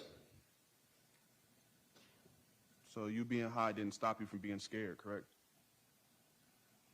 Me being high didn't stop me from being Being scared that the gun was in your face, correct? There was nothing in life that would stop me from being scared. When I say that you were high, were you high off methamphetamine? Mm-hmm. Yes. And when the gun was in your face, you were scared, correct? Correct. We're not talking about this incident, right? No. Okay. So you were scared, correct? Yes. So methamphetamines did not stop you from being scared, correct? Correct.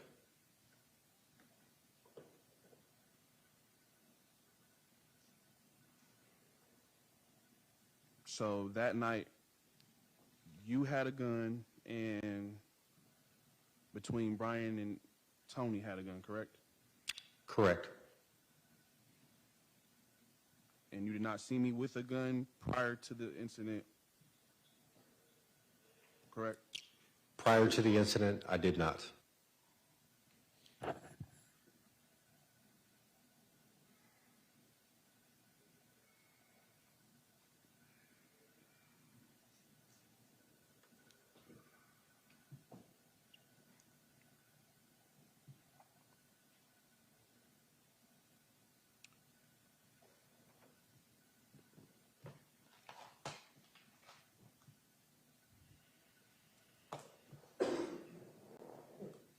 Anything else, Mr. Nixon?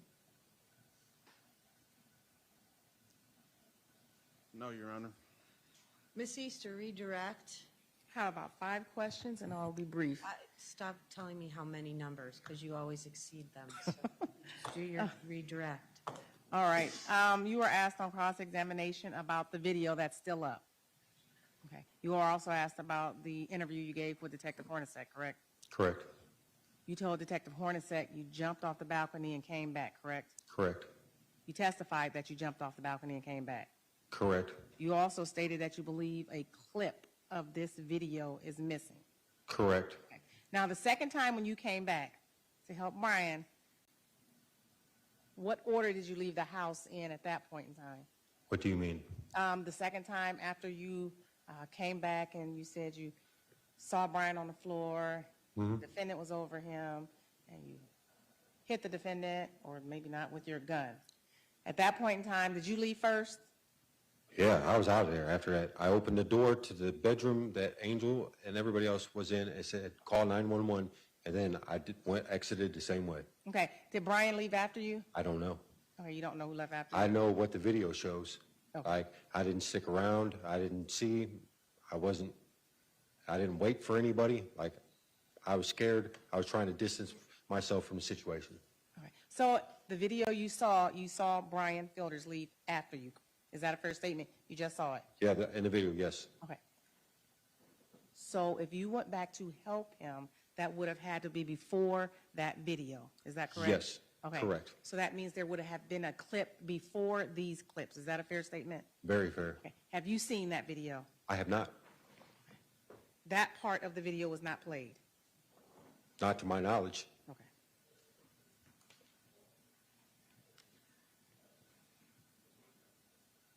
You said they were, on cross-examination, you were crossed about, they were acting strange, saying strange the whole night. How would you characterize the conversation about the Whisper app? That's what made the situation strange. You testified before you did not want to be part of that conversation. Yeah, I just didn't like the aura that it brought. Like, if that makes sense. Before that, the night was fine. And then, like, I'll just speak for myself. I've been an addict for some years. And, like, once something kind of gets in your head, it seems to resonate there, okay? And, like, so I'm experienced enough, as sad as it is to say, but, like, I just didn't want any part of that. Like, Is that what you were referring to when you said strange and things of that nature? yeah, yep. Okay.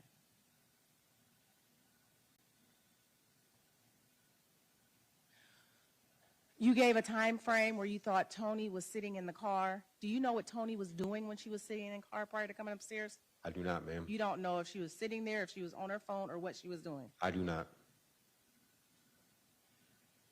I have no further questions. You may step down. Now, I think it's my understanding you have the coroner ready to go. I text and let her know that we would be running late, so she would not be sitting. What time do you have her coming? I told her I would call her once we adjourned, and I knew what time lunch was. All right, well, we are going to go ahead and take a break, but it's not going to be very long. Okay. I want everybody back in at 10 till 2, and then whoever you have ready to go will proceed. Okay. We're adjourned.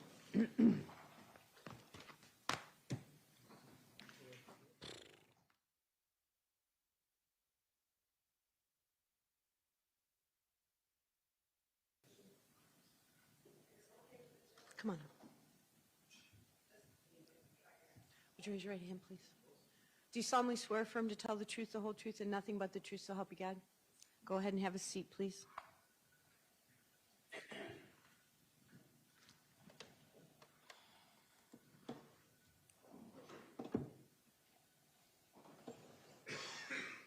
Will you state your first and last name, spelling your last name for the record? Dr. Christy Waite, W-A-I-T-E, Where are you employed, Dr. Waite? at the Summit County Medical Examiner's Office. How long have you been there? 5 years. All right. And what is your position at the Summit County Medical Examiner's Office? I am a medical examiner. Okay. And are you the medical examiner? I'm one of 3. All right. And prior to working at this medical examiner's office, where were you employed? I was a fellow at the Office of the Chief Medical Examiner in Richmond, Virginia. And how long were you employed there? 1 year. What type of training or education do you have to be, is it a deputy medical examiner? Yes. All right. What's your training and education? So I have 4 years of college, 4 years of medical school, 4 years of anatomic and clinical pathology residency, and 1 year of forensic fellowship. Okay. Excuse me. And are you a pathologist as well? Forensic pathologist, yes. What is a forensic pathologist, or what does a forensic pathologist do? So forensic pathology is specifically the study of cause and manner of death. We perform autopsies as well as investigations into natural and unnatural deaths that fall into our jurisdiction. We do that by performing autopsies, external and internal examinations, doing reports, taking photographic evidence, and determining cause and manner. All right, and you're a licensed physician as well? I am, yes. All right. Have you ever testified in court as a pathologist before? Yes. Approximately how many times? Over 10 here in Summit County as well as in Virginia. Okay. And in those instances, were you certified as an expert in the area of pathology? Yes, I was. All right. All right, Dr. Waite, I would like you to go over how an autopsy is conducted at the medical examiner's office. So if a person dies in Summit County and they are either not attended by a physician within the past year, or they die of unnatural circumstances, they arrive to our office and we do an investigation. So first we gather all of the information that's relevant pertaining to the case, where they were found, stuff like that. So a scene investigation is done usually if they're not transported to the hospital. So when they get to our office, we do an external examination first. We take photographs of how they arrive to the office with all their clothing, everything like that. Then we remove clothing, take more photographs, diagram everything, examine for external injuries, anything unusual or identifying like tattoos. Then we do an internal examination. We open up the body cavities, remove the organs, as well as open up the head, remove the brain, go through the organs, dissect things, and determine and cause and manner of death. Okay. Is there any laboratory testing done as well? Yes, so we do toxicology testing, either on blood, urine, or whatever fluids that we can obtain. Okay. Did you have a chance to perform an autopsy on Toni Westover? Yes, I did. Okay. And I'm going to show you what's been marked for, what is it, Exhibit 50? What's been marked as State's Exhibit 50?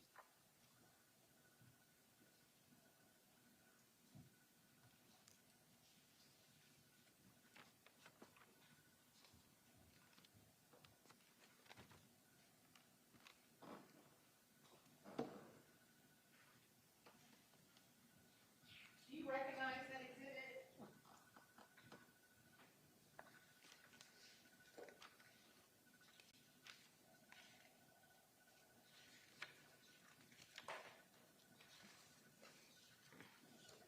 Yes, I do. What compromises, well, first, how are you able to recognize that exhibit? So this is the investigation report, my autopsy report, as well as the toxicology report for the case. Okay, and is your signature on that report? On the investigation report as well as my autopsy report, yes, it is. Okay. And is that a fair and accurate depiction of the report you generated? Yes. And are these reports generated in the normal course of business at the medical examiner's office Yes, they are. and kept in the regular course of business as well? Yes.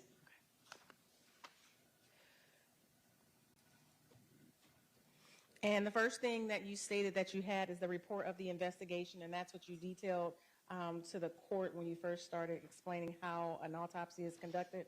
Yes, so the investigation report is our investigators who get the call of death.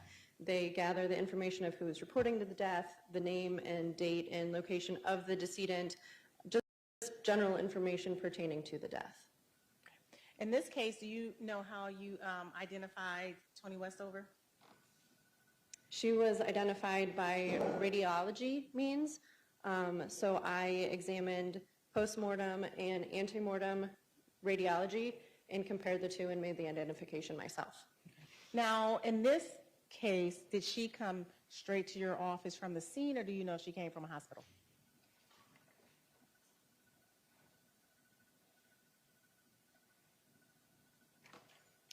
So, per the investigation report, she went to the Cleveland Clinic Akron General Hospital Emergency Department first. Okay.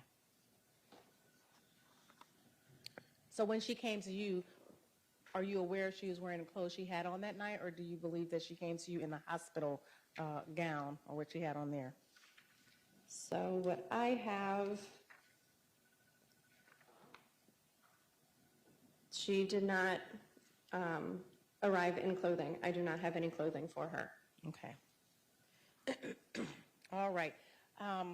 One thing I didn't ask about is cause and manner of death.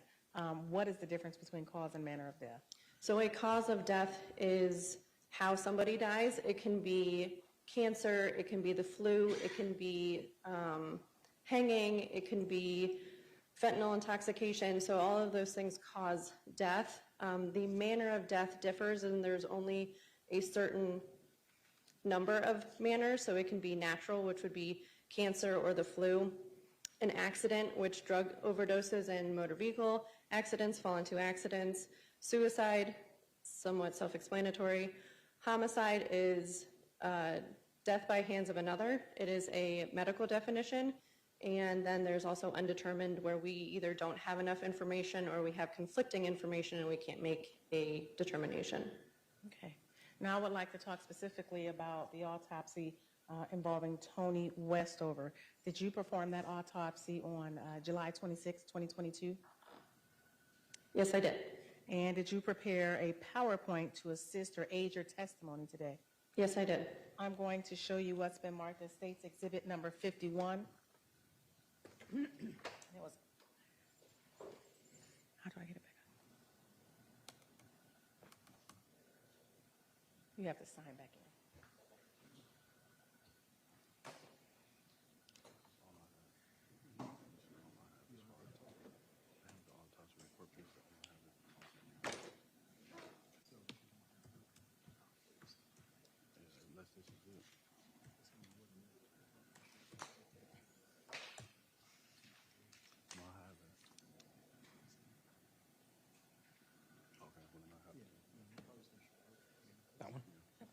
wait a minute, first of all, I don't want the next slide. Can you do a slideshow? Normally it's animation or slideshow.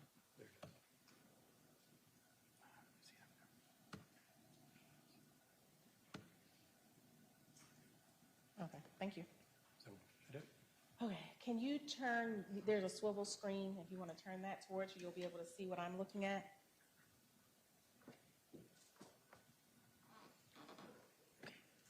And will you please detail what we're looking at on the first screen?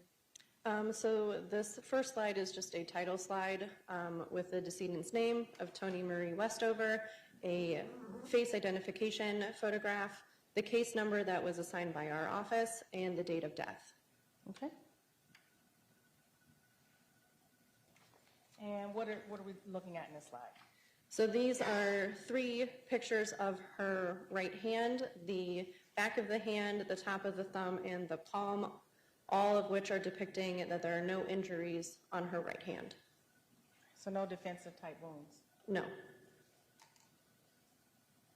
And the left hand? Again, 3 photos demonstrating no injuries to the left hand. All right, and again, no defensive wounds on her left hand. Correct. Is it standard that you take photos of the hand? Yes, it is.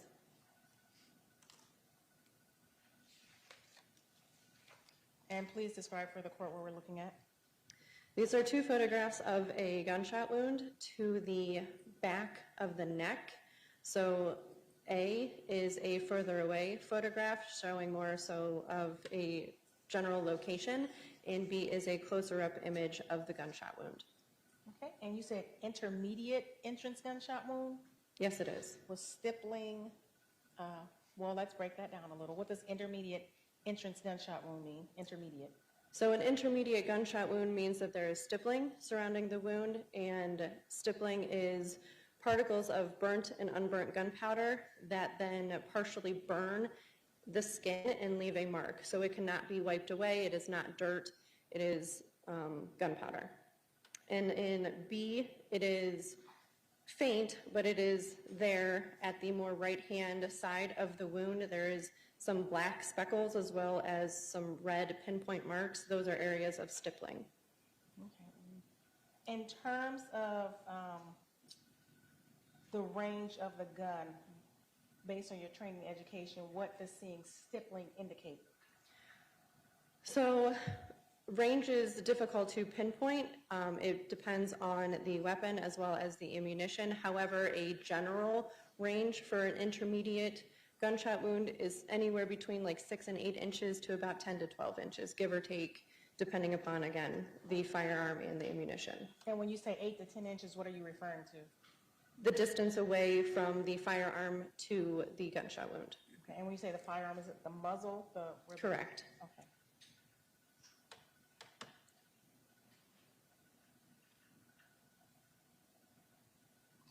From the stippling, can you, based on your training and education, get or discern how the gun was pointed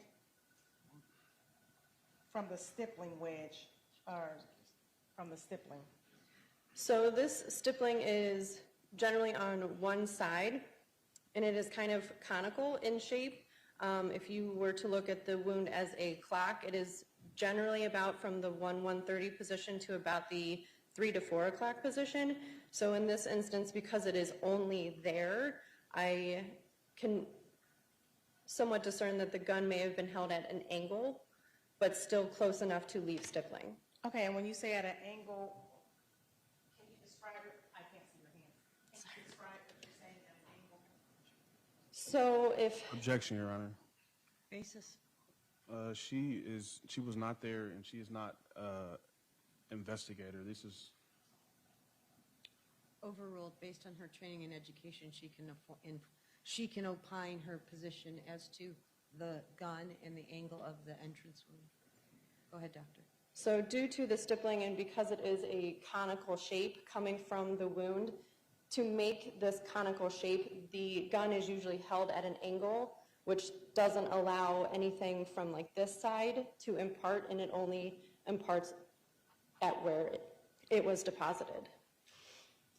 Thank you. May I ask the question, Your Honor? Can you, are we able to circle and do stuff because it's a PowerPoint or no? I don't know. I hit the annotate, well, we're about to find out. Thank you. Okay, so if you can see those pencils, okay, if you touch, hopefully, if you touch one of those pencils, can you circle where the stippling that you were talking about is? Is it working? Oh, it is working. Okay.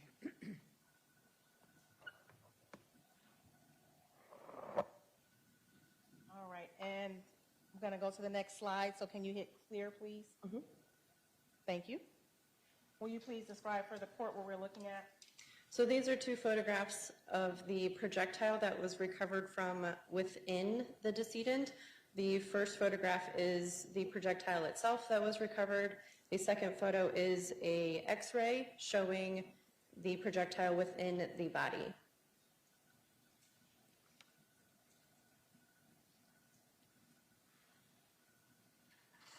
And will you please describe what we're looking at now? So this is a photograph that I took from Google and placed the dotted arrow indicating the trajectory of the projectile. So it is a 2D photograph, so it came in from the back of the right neck, traveled down across the spine through the left lung, and I was able to recover the projectile from within the spleen. So the wound path trajectory is from the back to the front, right to left, and downwards. Would you consider it steeply downward? Relatively, yes. And I say that if we're talking about the anatomical position. Yes. Okay, and just for the sake of clarification, what's the anatomical position? So anatomical position is standing upright, face forward, hands down by the sides with the palms facing forward.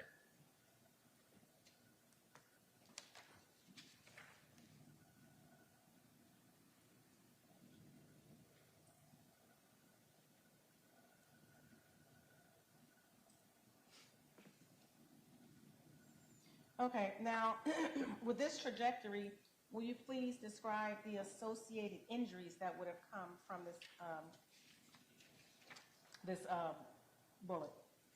So this trajectory perforated the 5th through 7th cervical vertebra, so those are within the neck, so it broke through the neck vertebra as well as through the 1st and 2nd thoracic vertebra, which are up at the top of the neck, where the neck meets your torso. It went through the spinal cord, the left lung, the diaphragm, and the spleen. What effect, if any, would that have had on breathing or the diaphragm? So the nerves that innervate the 4th, 5th, and 6th, they come out of from those nerve roots from the neck. Those go down to the diaphragm, and the diaphragm helps breathing. So as well as with the spinal cord transection, very, very difficult to breathe. And can we talk about the amount of blood that was found in her body? So there was 1,000 milliliters within the left chest and 50 milliliters within the abdomen. Does that have any significance to you in terms of when the neck wound occurred? She was still alive when it occurred.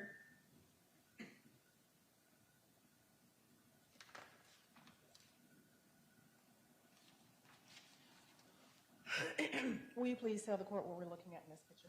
So these are two photographs of entrance gunshot wounds to the inside of her left arm. I imparted the arrows to indicate the directionality of the wounds. The first wound depicted in picture B is the one that's up closer to her armpit, and from the image you can see there are again black particles surrounding the wound. So again, this is an intermediate gunshot wound. Can you please circle where, so everybody can see those? I'm sorry. Yeah, I guess speak into the microphone. I sure do. Will you please circle where you see those black stippling particles you're referring to? They're essentially everywhere, but so those are easier to see. These are easier to see.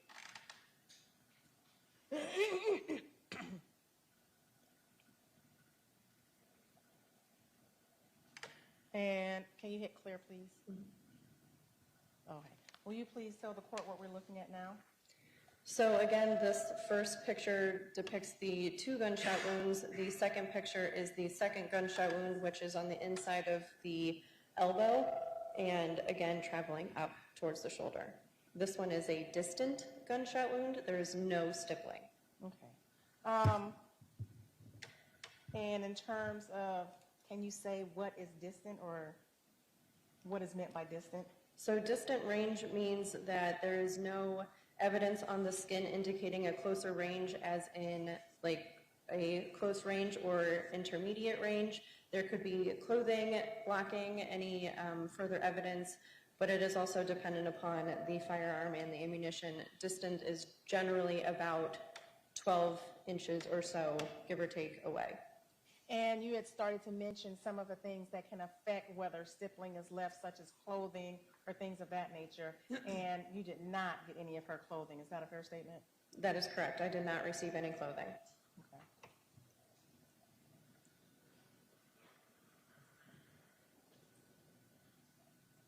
Were these fatal? Would these be considered the fatal or non-fatal injuries? The wounds to her arm are not fatal. Okay. Will you please describe for the court what we're looking at in this photo? So these 2 photographs demonstrate a possible association between the most medial gunshot wound, so the one that's closer to the armpit. That wound has stippling surrounding it, and there's also stippling on the front left of her neck. So it is a possibility that these findings are related. So her arm could have been up in this situation where stippling was able to deposit on her neck from this wound. Okay, and you just did a demonstration that her arm could have been up like this. Is that what you just did? Yes.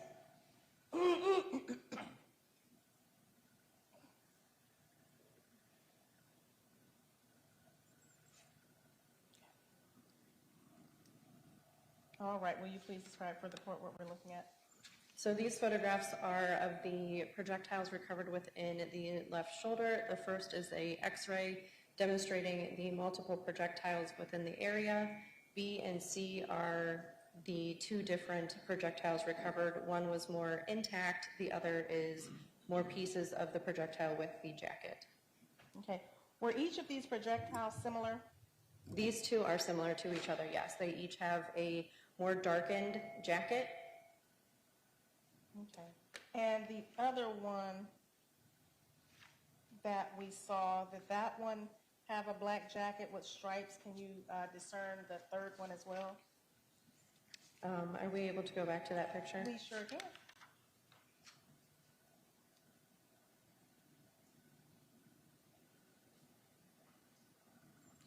So this picture also looks like it has a darkened jacket. Okay. So that is the one that was taken, the projectile recovered from the spleen, that one right there, a darkened jacket with the stripes. Is that what we're looking at? Yes. Okay, now let me go back to the other one. Oops, sorry. And these are the ones that were taken out of the left shoulder? Correct. Okay.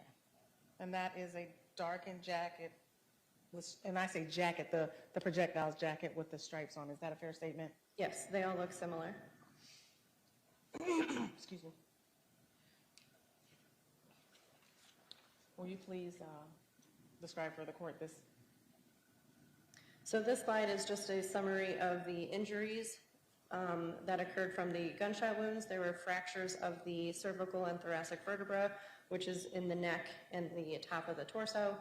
Laceration of the spinal cord with surrounding hemorrhage. Laceration also of the left lung and spleen. That just means that they were cut through by the gunshot wound. The lungs were collapsed. There was blood within the chest cavity and the abdomen, and there was fractures of the left humerus, which is the upper arm bone and shoulder. And what did you opine as the cause and manner of death in this case? So the cause of death is a gunshot wound involving the base of the neck and torso. The manner of death is homicide. And you were not there, you cannot say what happened. Is that a fair statement? That is correct. What you can opine is from the one picture the angle from the way the stippling is. Is that a fair statement? Yes. And then what you just opined, when you had the two photos, the stippling on the arm and the stippling on the neck, her arm may have been up in this position. That is a possibility, yes. Now, was there a toxicology report done in this case as well? Yes. All right, let me, sorry.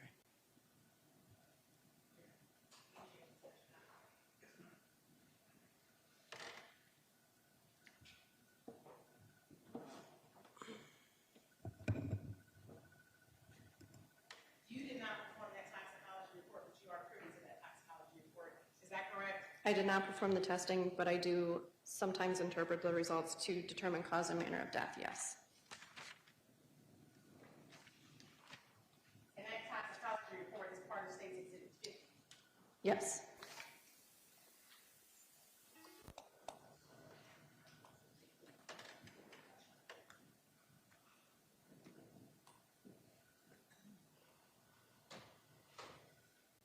Okay, I would like to go over this toxicology report.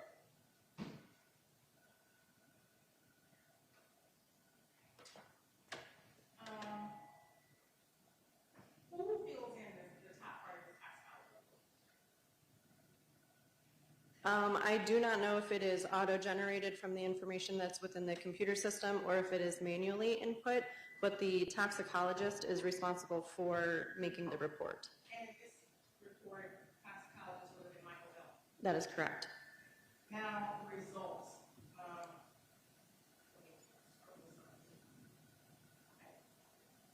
Ethanol. Will you go over the results starting with ethanol? So no ethanol was detected. Ethanol is alcohol. There was methamphetamine found within the blood at about a 200 nanograms per milliliter. A screen was also positive for methamphetamine. A urine screen was also performed, which showed amphetamine as well as a metabolite of cannabis. Okay, so I would like to start back when you said in the serum/blood methamphetamine, 224.3 nanograms per milliliter. First of all, did I say that right? Is that nanograms per Yes. milliliter? Okay. Is that toxic levels? No. Okay, so did that figure into her cause or manner of death? It did not help the situation, but it did not cause her death. Okay. And when I say toxicity levels, does that vary upon the person and their tolerance level? Yes.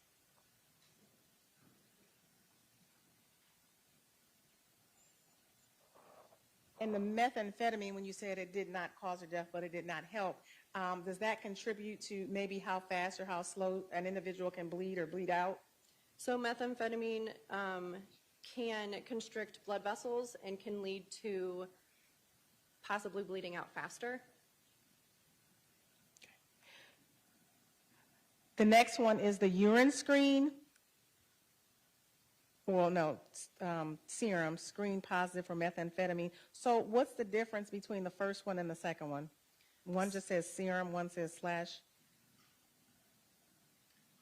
So a blood screen, we use an automated machine that does a screen. Screening tests are very broad, and they will pick up a wide range of drugs or substances. To quantitate after the screen, once you find positivity upon the screen, you go back and you look for those drugs specifically to determine a concentration. And the last screen, urine screen, it says positive for amphetamines. That's different than methamphetamine. So amphetamine is a metabolite of methamphetamine. Okay. So what does that tell you as a professional when you find a metabolite in a body? So considering that we have methamphetamine in the blood as well as amphetamine in the urine, the decedent did use methamphetamine and it metabolized through her system. Okay.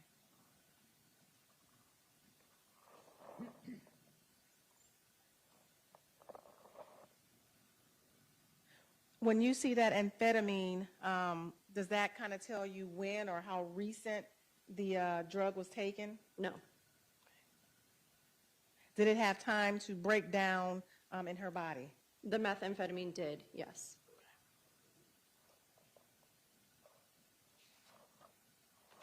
I have no further questions, Your Honor. Mr. Nixon, any questions of Dr. Waite?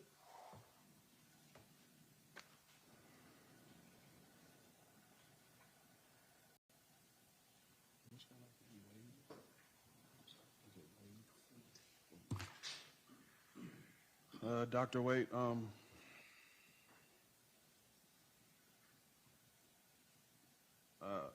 in your PowerPoint, you use, I guess, the direction in which the trajectory of the bullet landed throughout the body, correct? Yes. Do you do that with trajectional rods, or Sometimes.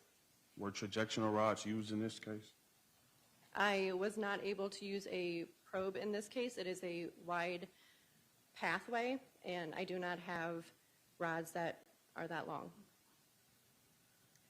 You stated earlier, I'm not familiar with medical terminology, but you stated that anatomical position means the victim was standing up.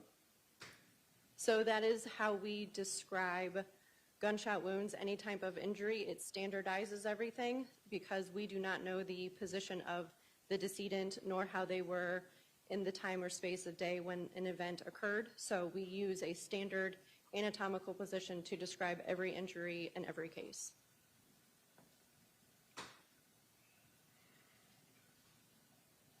You spoke on the distance entrance gunshot wound of the left arm. You spoke that her hand possibly could have been like this. Correct, it is possible. Is it possible that her hand could have been like this? Yes.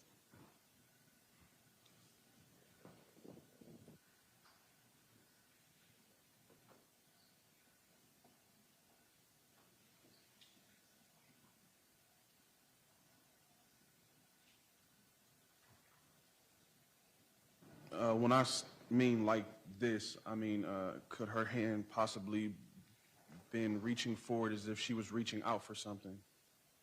I do not know, but it is possible.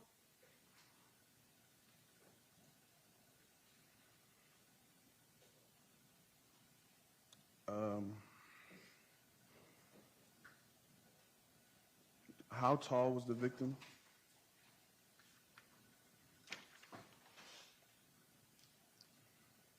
The length that we recorded is 65 inches. And if I was to tell you that I'm 5'11" and a half, how many inches would that be in medical terms? I'm sorry. Like, how tall would I be if in inches, since you didn't give me how tall she was, in feet? If I was to tell you I was 5'11" and a half feet tall, how many inches would you think that would be? Or So 5 times 12 is 60 plus 11, that would be 71 inches, I think, if my 71 math is correct. okay. You stated that the gunshot wound came from the base of the back of the neck and moved forward through the body. Correct. In your expert opinion, in your expert opinion, how are you stating, in your expert opinion, how is it that you believe the victim position was? That I do not know. Okay, so could this gunshot wound to the base of the neck possibly be done if a person was in a bent down position from the front? I don't understand what you're, So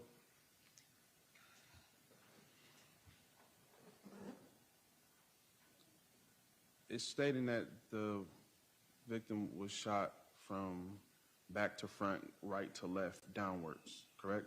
Yes. I would either, so that would mean that I would have to bend over her, taller than her, or, No, not necessarily. Okay. Again, this is describing from anatomical position. So Okay. the entrance is in the back of the neck. The projectile traveled to the front, so therefore it traveled from the back to the front. Okay. So where the decedent was positioned or where the shooter was positioned, I have no idea. okay. Is it possible that this could have been done from the front of the body? Entrance wound is in the back. So again, I don't know where positionality of people, arm, hands, anything was. So you're not able to tell where a person was standing and where the person was at the time of the shooting, correct? Correct. No further questions. Any redirect? Was the gunshot wound to the back of the neck instantaneous? Did it cause death instantaneously? It was pretty quick. It did sever through the spinal cord. It wasn't the brain stem, which controls the majority of stuff, but it was fairly quick. The 2 gunshot wounds to the arm, do you have an opinion whether those happened before or after the gunshot to the back of the neck? I do not. Thank you. You may step down. Thank you, doctor. Call your next witness.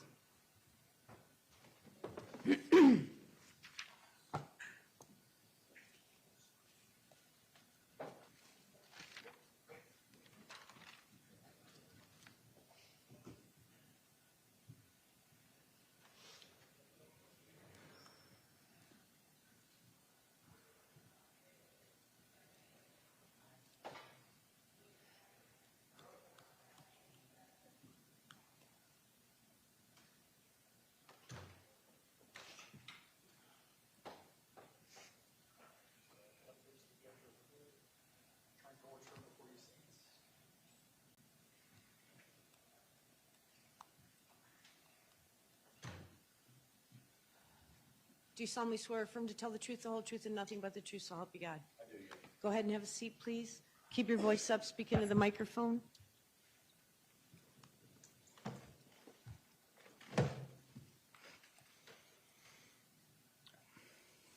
Okay, please state your name for the record, spell your last name. Zachariah Oles, O-L-E-S. Where do you work? Akron Police Department. What do you do there? I am a patrol officer on midnight shift. How long have you been with the Akron Police Department? 4 years. And prior to that, did you have any law enforcement or military experience? Military, yes. And what did that entail? I spent approximately 5 years in the United States Navy and then approximately 6 years in the United States Army. And when you joined the Akron Police Department, did you go through training academy? I did, yes. And are you currently a recognized certified law enforcement officer in Ohio? I am, yes.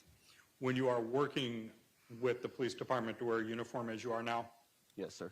and you regularly patrol in a marked cruiser with operating lights, sirens, and insignia. Yes. Now, as a patrol, I want to take first off, in 2022, were you working the same assignment you do now? Yes. And so that was still midnight shift back then? Yes. And did you work a regular part of town? Say that again? Did you work a regular part of town? Yes. And what was that? At the time, it was District 11. Okay. And what part of Akron did that cover? That entailed the Market, Arlington, and Exchange area. Okay. And at that time, did you have a regular partner? I did, yes. Who was that? It was Officer Film. And as a patrol officer, what do your duties usually include? Actively patrolling the area includes responding calls for service and traffic enforcement and things of that nature. And when it comes to calls for service, are there occasions where you would actually go outside of your district to respond to a call for service or provide backup to other officers? Yes. And does that just kind of depend on the nature of the call? It does. It depends on the priority nature of the call. Okay. I want to take you to July 25th of 2022. Did you have occasion to respond to a shooting on Maryland in the Kenmore neighborhood? I did, yes. And that location, was that in Akron, Summit County, Ohio? Yes. And do you remember the nature of the call? Yes, it came in as a shooting. Okay. And I mean, we have shootings where somebody's just shooting off a gun out in the street or somebody gets shot. Do you recall what it entailed? It came in as a shooting. It's differentiated as opposed to a shots fired call. It's its own separate call. Okay. And when you arrived, what was going on? At the time, my partner and I were the second unit on scene. And who was the first unit? Do you remember? It was Officer Farr and Officer McGarvey at the time. And the apartment that we're talking about, do you remember who made entrance first? It would have been Officer Farr and McGarvey were there first. And when you arrived, what did you and your partner do? We made contact with that other unit to then go clear the house with them. Okay. And what does that mean, clearing the house? When we clear the house, we search for the suspect or any other potential individuals in that house. Make sure it's clear and safe for the scene to. And when you were, that night, did you have operating body cam? I did, yes. And did it record your activities that night? It did, yes. And have you had a chance to review your body cam from that night? Yes. And did it, upon your review, did it accurately reflect what happened that night and your activities? To the best that a camera can, yes. Okay. And sometimes there's stuff that happens that isn't quite picked up on camera? Correct, yes.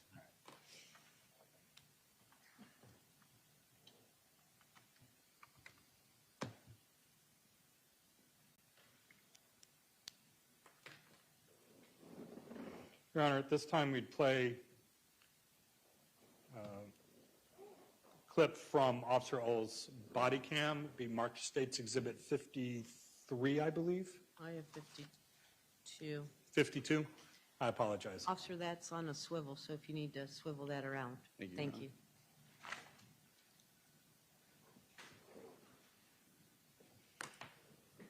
you. And just in case, with your body cam, when it turns on, is there sometimes a dead space before audio kicks in? Yes. Okay. So you'll have picture but no audio? For the first 30 seconds, yes. Okay.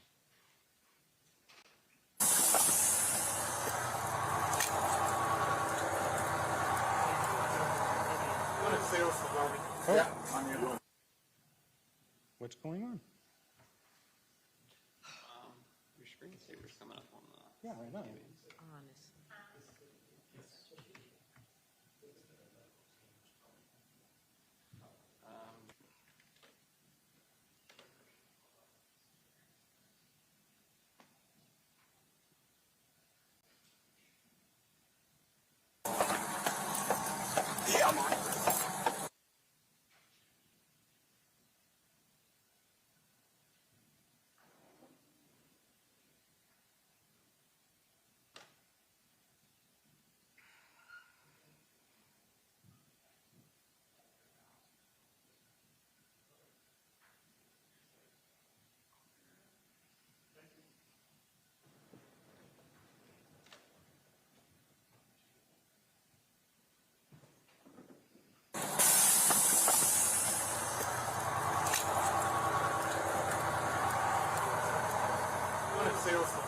Yeah.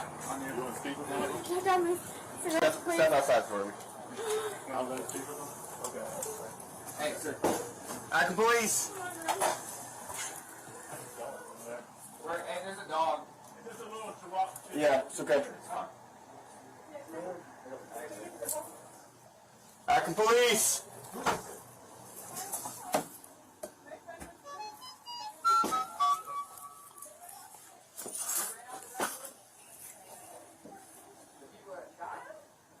There's a back door open.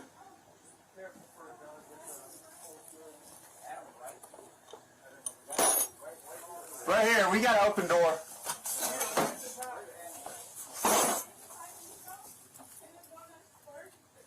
Is there another? Open back door. No. Okay. There's no other victim, though.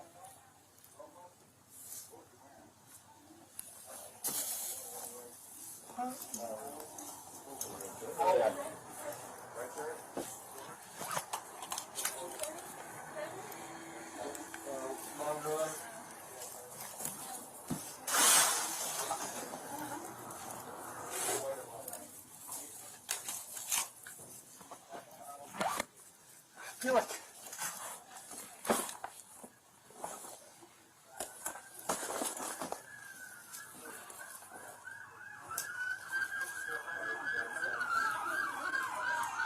Are you going to put out a description? Yeah,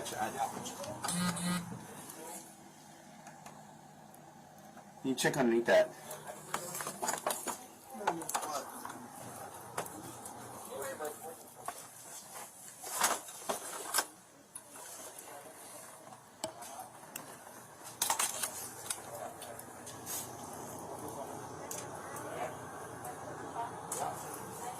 What's the description of that? So I want to pause it right here. Time mark 2:18 for this particular video clip. At this point, there's a lot of people in the room. Can you just describe what's going on? So at this time, after we've cleared and confirmed that the scene is safe, EMS was approved to come into the apartment and start working on the victim. Okay. And is that the end of, and so the EMS personnel, is that them in the middle of the screen? Correct, yes. Okay. And then the officer over to what would be the left of the screen, who was that? That's Officer Farr. And then the officer, I know his face is currently blocked, but standing on the right, directly in front of you, who was that? That's his partner who came with him, Officer McGarvey.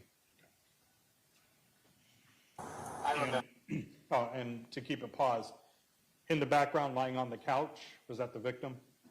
Yes. I didn't hear it. Looks like she got hit in the base of the skull. In the back. What is it? Ron? I don't see it.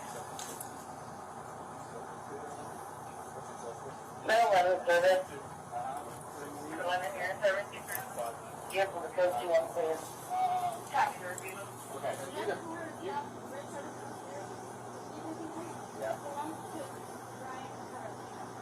Who's Brian? Who's Brian? That's her boyfriend? And he was part of this. So Brian, Adam, and Quinton were also. Who said that? Adam did? At what door? Was there a back door? Yeah. Phil, there's a back open glass, sliding glass door. Okay. Yeah. Okay. So what, do you know what Quinton was wearing? We have. Yeah.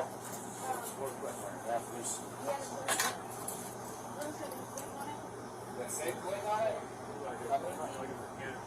Oh, where's he live? Well, Wilbur. On this part of Wilbur? On Wilbur? What's that? That way? Somebody go check if there's a red car. What kind of red car? A red Jeep with the patches. Yeah. So it's right here. Good singer.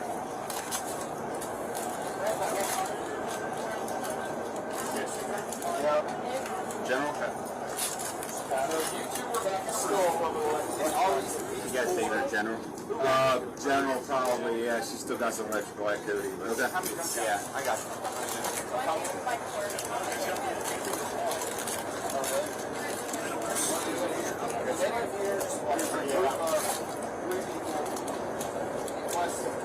don't know what it is.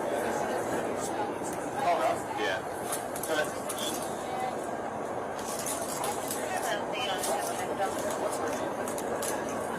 what's her name?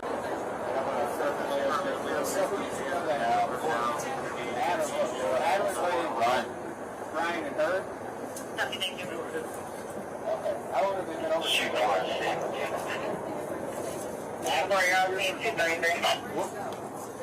What's a possible suspect, Phil?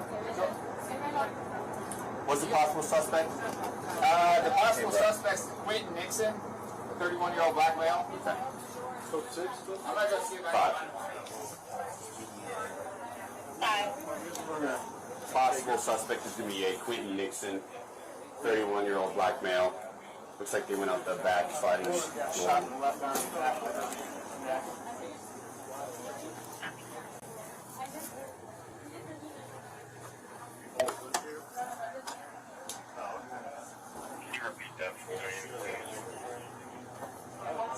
Quinton Nixon, black male, 31 years old. Copy, you got a correction. Negative.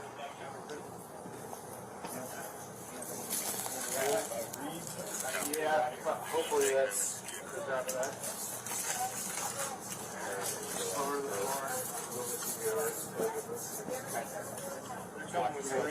One just grab it.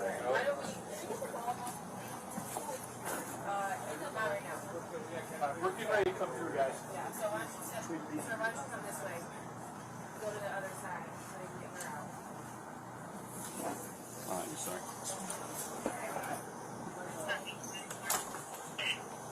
Quick follow reference that.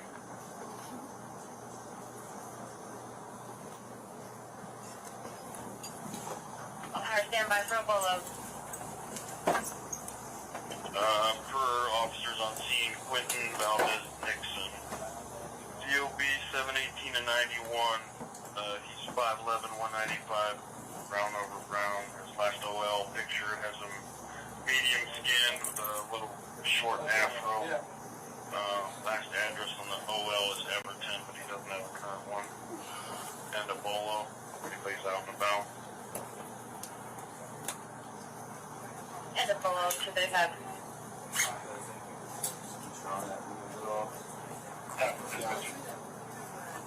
Alright, we're going.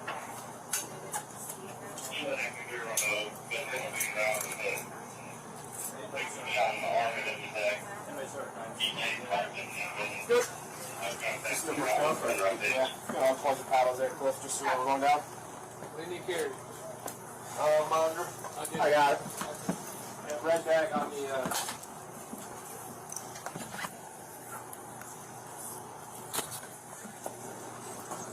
I'll grab it, I got it. Got a bag? Yeah. Oh, you want to look for a fire? Sir, does that video accurately reflect from when you entered the apartment up through when EMS took the victim out? Yes. We saw on the video there were 2 separate bedrooms. You went into the one, we saw how the glass door was open. Did you still go into the other bedroom? I did, yes. And was your body cam working then? Yes. And were you able to review that body cam? A little bit, yes. At this time, state would move to play what would be marked as State's Exhibit 53.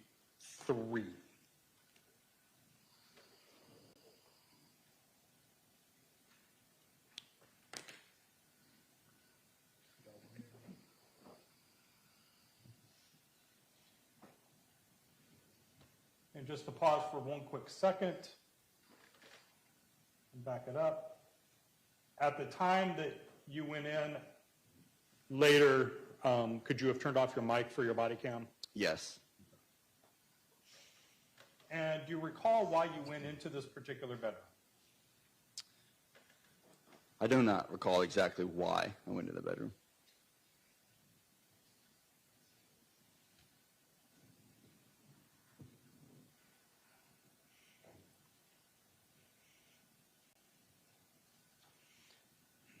Objection, Your Honor. Basis. I would ask that the prosecutor have the witness identify the exhibits he's testifying to. He asked him if he reviewed his body-worn camera. He said yes. And I do want to pause this right at approximately 27 seconds into this clip. That objection's overruled. Go ahead. The little black dot up here in the wall, do you recall that from that night? I do, yes. Do you recall what that was? It's a bullet hole.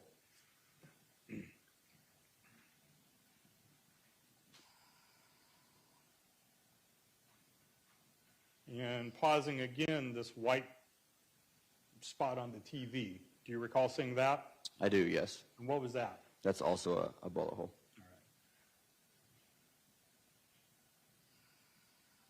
And then, nope, it's not pausing. We see that there is also another black dot and kind of a line along the door. Do you recall those from that night? I do, yes. And what did those appear to be from your experience? A bullet hole.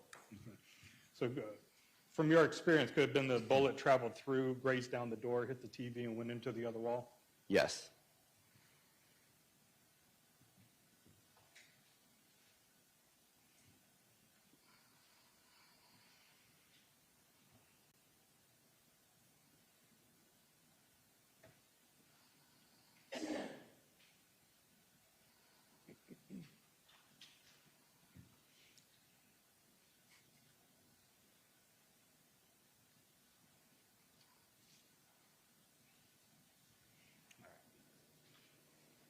Does that video accurately reflect when you went into Angel McLean's room? Yes. And then in the course of your being on scene, did it come about to be known that a neighbor had a surveillance system? Yes. Was that the downstairs neighbor? Yes. Did you make contact with them? I did, yes. And when you made contact with them, did that neighbor access their system? Yes. And were they able to find video of people from that apartment? Yes. Were you able to observe that video as they played it? Yes. And did you take any action to try to preserve that video yourself? I did, yes. And what was that? I moved my camera to get the best angle that I could of his video at the time. And why did you do that? Just in case to preserve the video. In some cases, some individuals can't pull the video from a hard drive, or it's more difficult, or something of that nature, just in case they get a secondary backup for the video. So it was kind of just proactive preservation? Absolutely. And was that recorded on your body cam?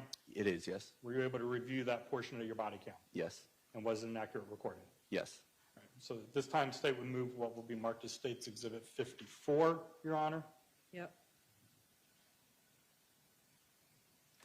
On it just in case. Just him up there. Oh yeah.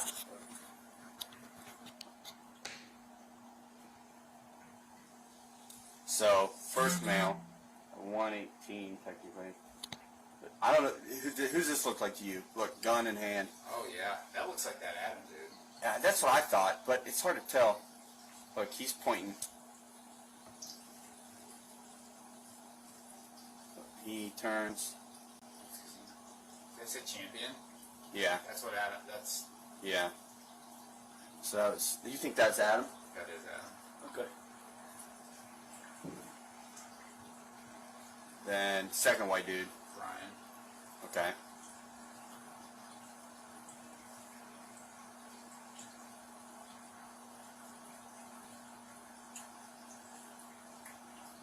Yeah. Brian's all tatted up. Okay.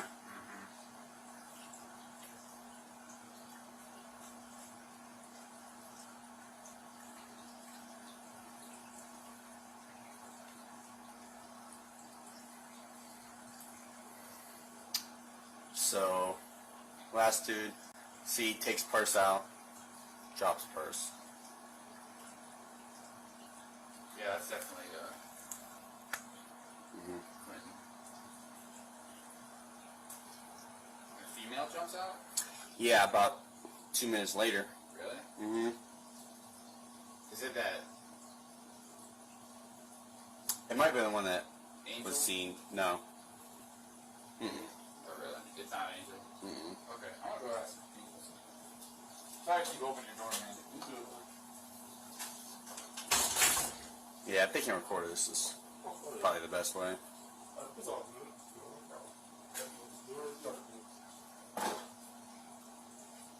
It's normally quiet over here.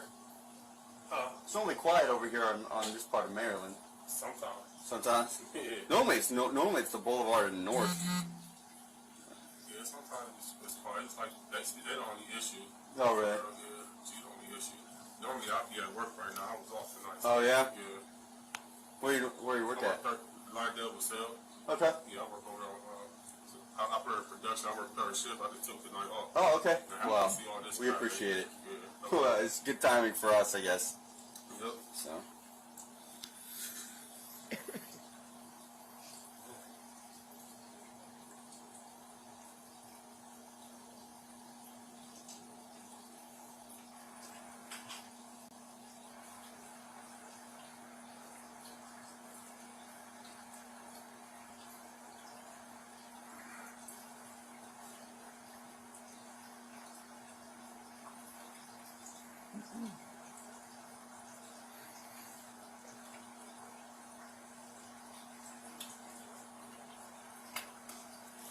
Yeah, so she's gonna.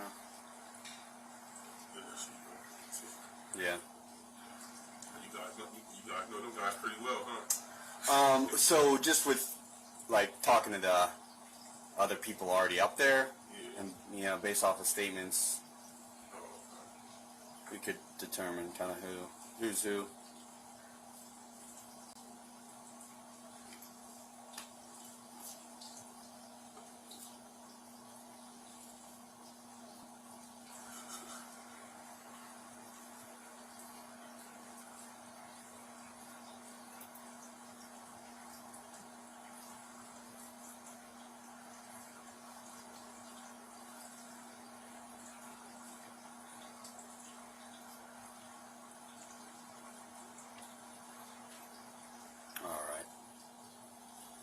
All right.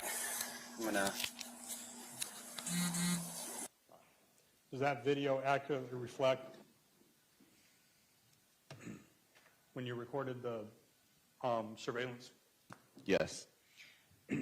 And we heard on there was a second person, a couple of things. One, your mic was actually on this time. Is that because you were with the homeowner? Correct. Citizen contact. Yes. And then that other person we heard talking to them was at the homeowner? Yes. And so when you recorded this, was he actively accessing the system and making sure it played for you? Yes. And then you had discussion on there where you were actually mentioning that's Adam, things of that nature. So by the time you made this recording, through yourself and other officers, had you been able to determine who was who at that point? Yes.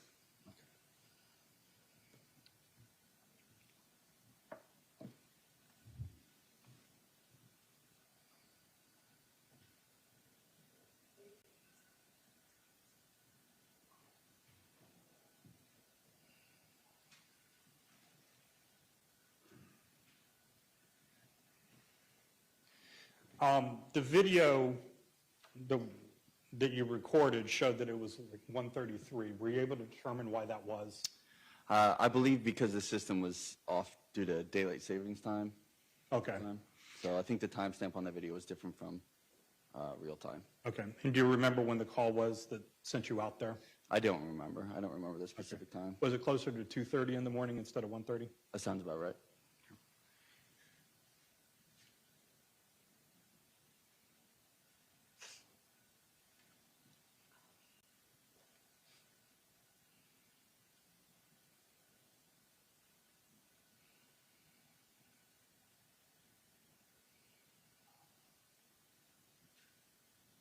And then when you went back through the choice to start the video where it started, how did you guys determine that? Do you recall? I don't recall. I don't recall if he had the video already pulled up or the timestamp. Okay. But do you know approximately how far back, did you ever have a discussion with him about how far back he looked or in that regard? Do you recall? I don't recall. No.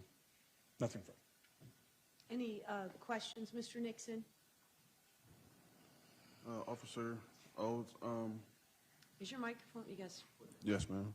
I know it's getting late in the day, but we got to try to keep our voices up. You were the first one to come in contact with, I believe his name is Lyndon Gale downstairs, the guy that had the actual cameras, correct? Yes, sir. And basically, just to clarify, you preserved the video on your body cam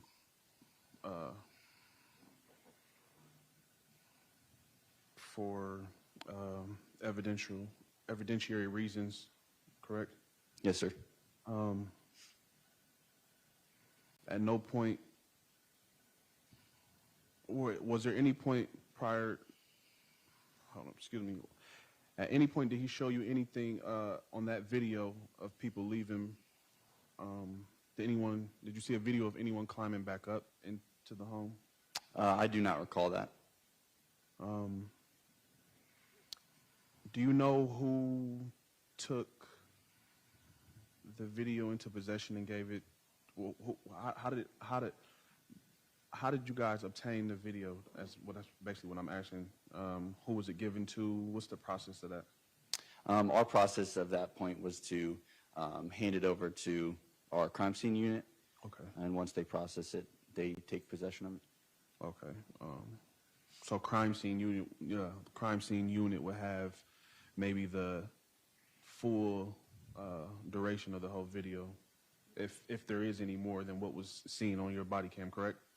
Yes, sir. Okay. But just for the record, once again, you watched that body cam and you were able to identify everyone in that body cam, correct? Yes. And you did not see any male go back into the home after coming out? I don't recall that. No. Okay. Thank you. No further questions, Your Honor. Any redirect? Very briefly, Mr. S. regarding it, if there, just to clarify, you did not video from before that clip. You did not see any video from before that clip that we just played? That I remember, no. Okay. And so had there been any video from prior moments of an individual jumping off the porch or climbing back up the porch, was that something you saw? No. And was that something that you were told about at the time? No. Nothing further. Thank you, officer. You may step down.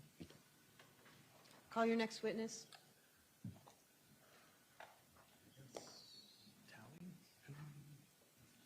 And then I'll get, after tally, I'll be Frost.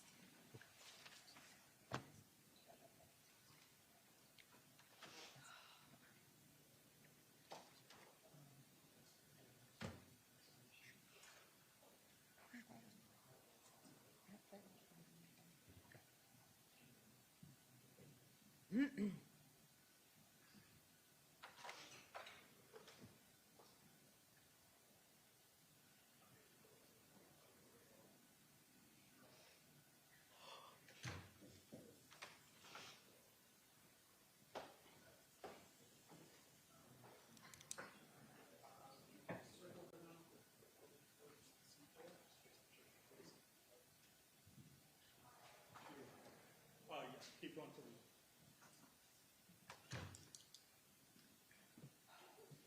Would you raise your right hand, please? You solemnly swear or affirm to tell the truth, the whole truth, and nothing but the truth, so help you God? Go ahead and have a seat. Unfortunately, that chair does not move. It just swivels, so I keep asking for a new one.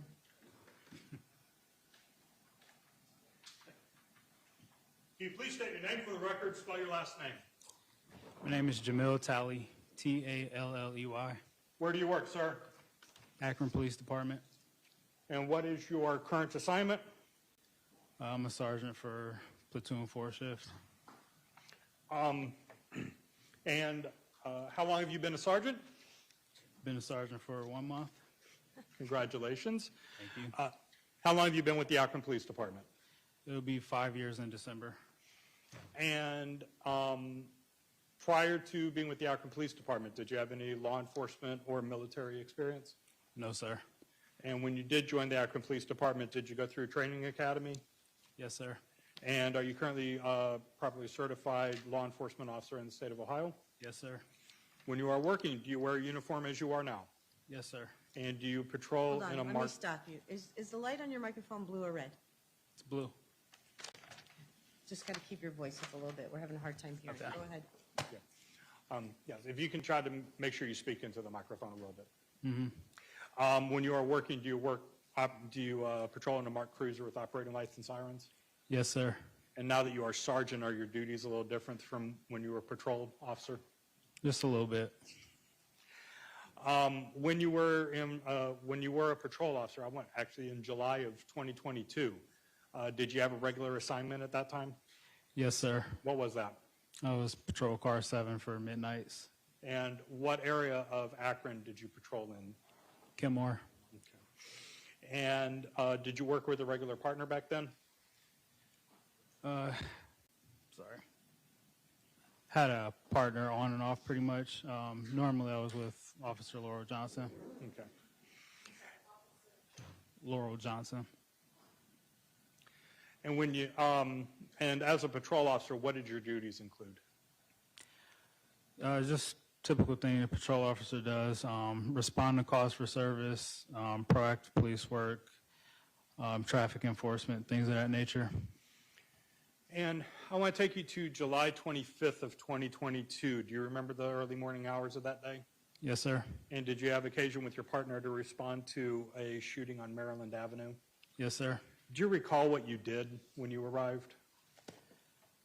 So we were dispatched and arrived a little bit late because my partner was busy with something. When we got there, I spoke with my sergeant, spoke with the other officers who were already there, asked what needed to be done.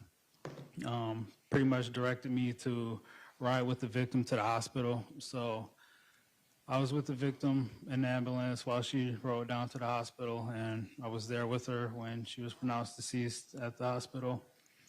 And from there, just head back to the scene and just stayed on scene and worked on the report until we were relieved. Okay.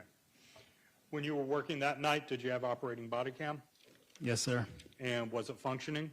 Yes, sir. Did it record your activities that night? Yes, sir. Have you had occasion to review your body cam since then? Not recently. Okay. But at some point in the past, were you aware of the body cam? Yes, sir. Did it accurately record your activities that night? Yes, sir. And did that include your riding with the EMS to the hospital as well as your being at the hospital? Yes, sir. If you leave again, ma'am, you're not coming back in. It's too disruptive. Thank you. Go ahead. Yes, 55. Thank you. Your Honor, at this time, State would play what will be marked as State's Exhibit 55.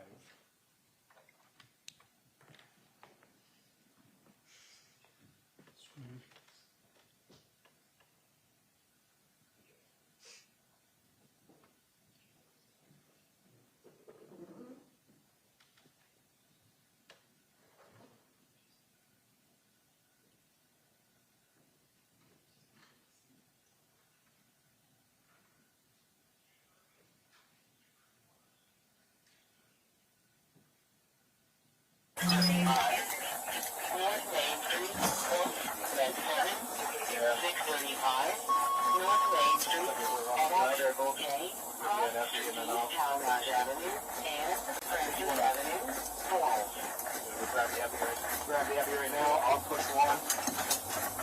And then you can get general call.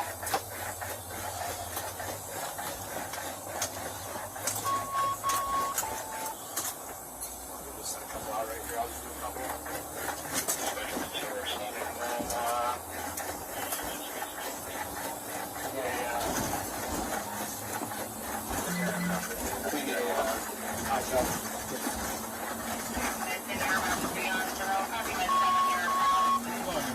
General,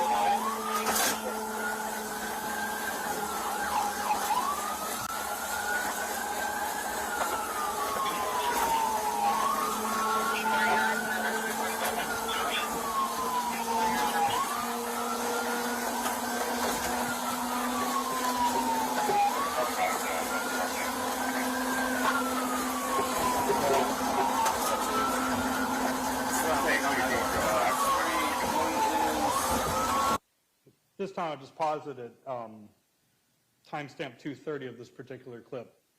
Officer Talley, we see that machine to kind of like force respiration and heartbeat. Had you seen that before? Yes, sir. Okay. And in the time of this car ride, because I know this particular video keeps going, did Miss West, excuse me, did the victim appear to ever respond? No. So I'll just stop that clip at that point. And then you were at the hospital later? Yes, sir. And were you there when they were seeking to provide treatment to the victim? Yes.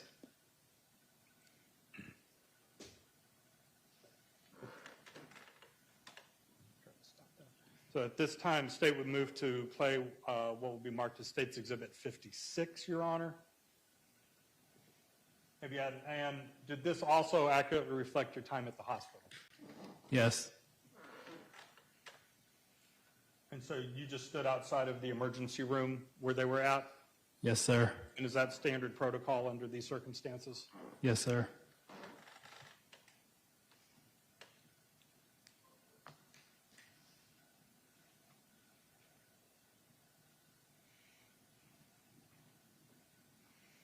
And just since there is no audio while this is playing, because there is no audio, is your mic off? Yes, sir. And is that also standard procedure? Yes.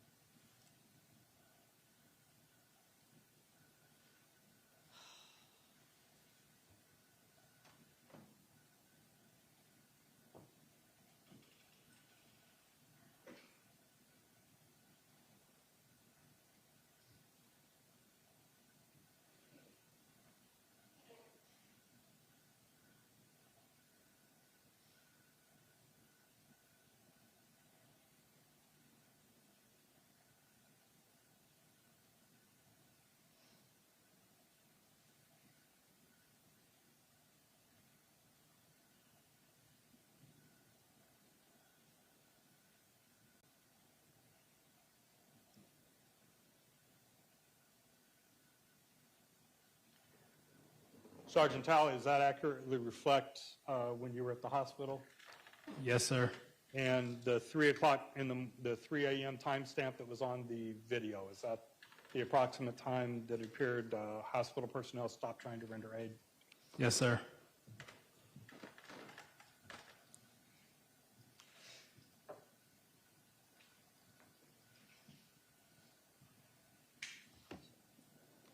Nothing further to this time, Your Honor. Call your next witness. You may, oh, sorry. Mr. Nixon, do you have any questions? No, Your Honor. I didn't think so. You may step down. Thanks. Thank you. Call your next witness.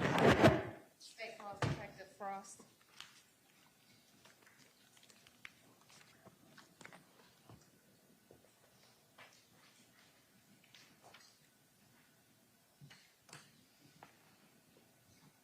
How many do you have after him?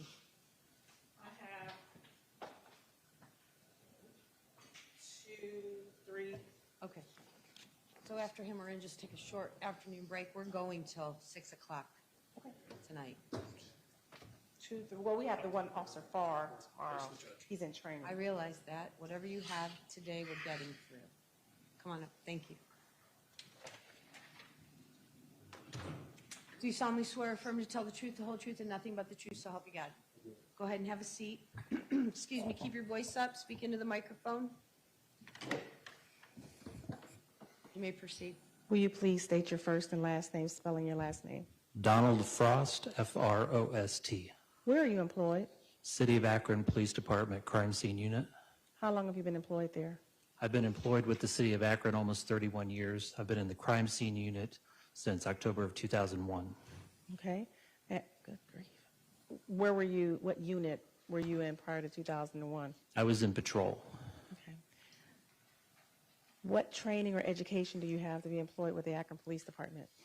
We go through a standard police academy, which is approximately 4 months in length, covering the basics of law enforcement. Once you bid into the crime scene unit, there's an additional 380 hours of training specific to evidence preservation and collection. Okay. Two things. One, you're going to use that swivel TV, but just not right now. Can you push it back? It just swivels back, just so I can see your face when you're testifying. Thank you. All right. And you said that extra 300-something hours, was that to be in the crime scene unit? Yes, once you bid into the crime scene unit, then they send you to a variety of schools which are specific to evidence identification and collection. Is that ongoing? Do you get updated training every so often?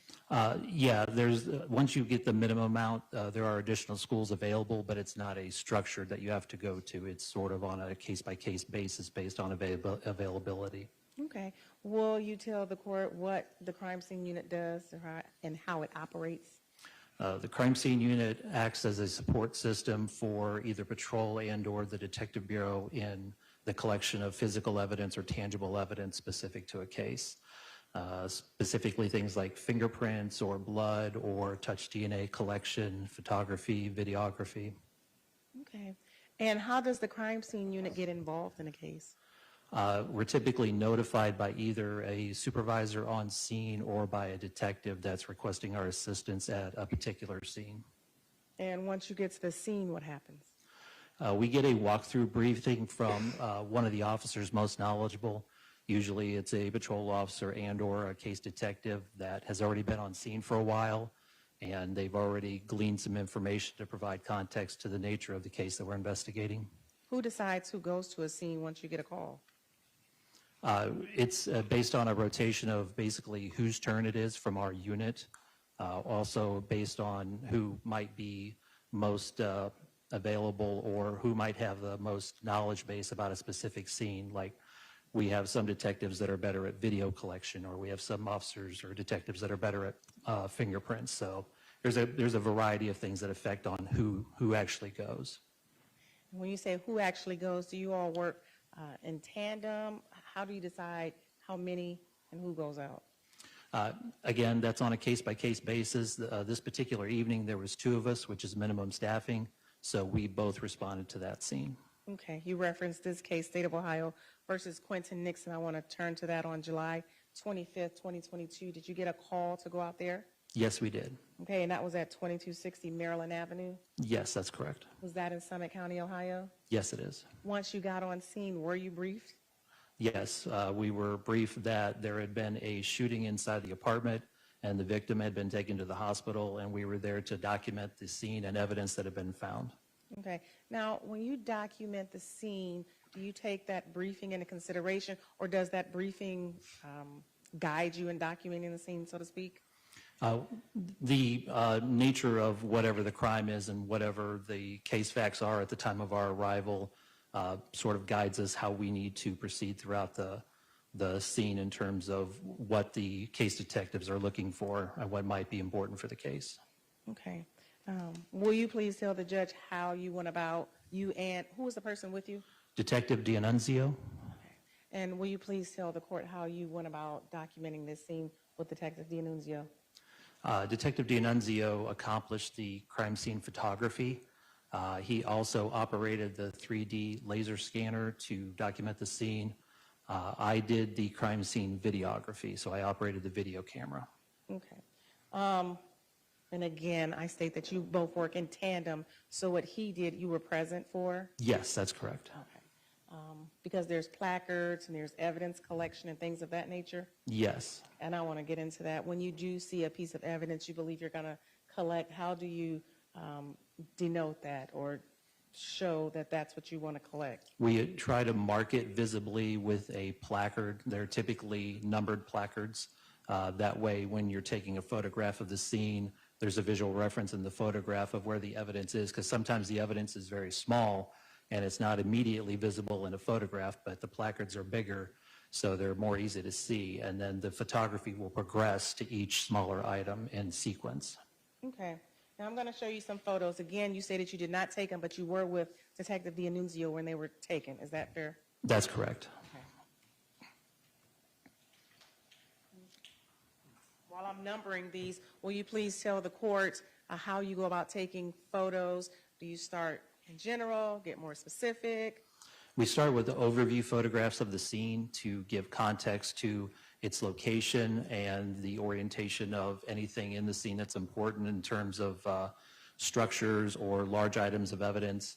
And then we will progress with our photography, moving into specific items, mid-range, close-up, and then when appropriate, we'll actually take macro photographs to show very specific detail.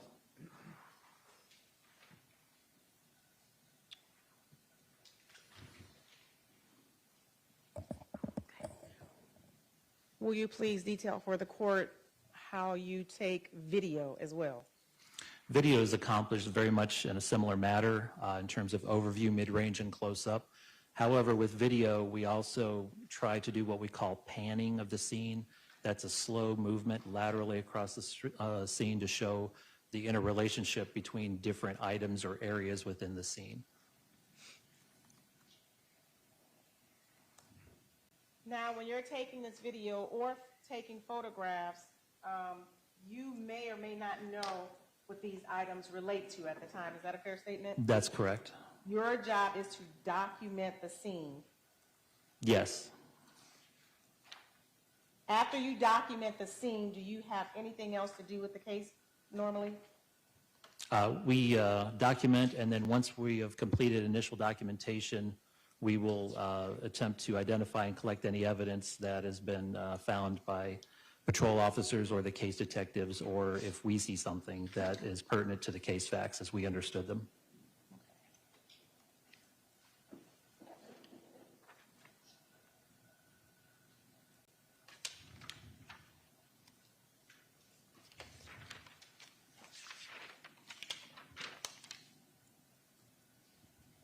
Okay. I'm going to show you photos marked from 57 to 72.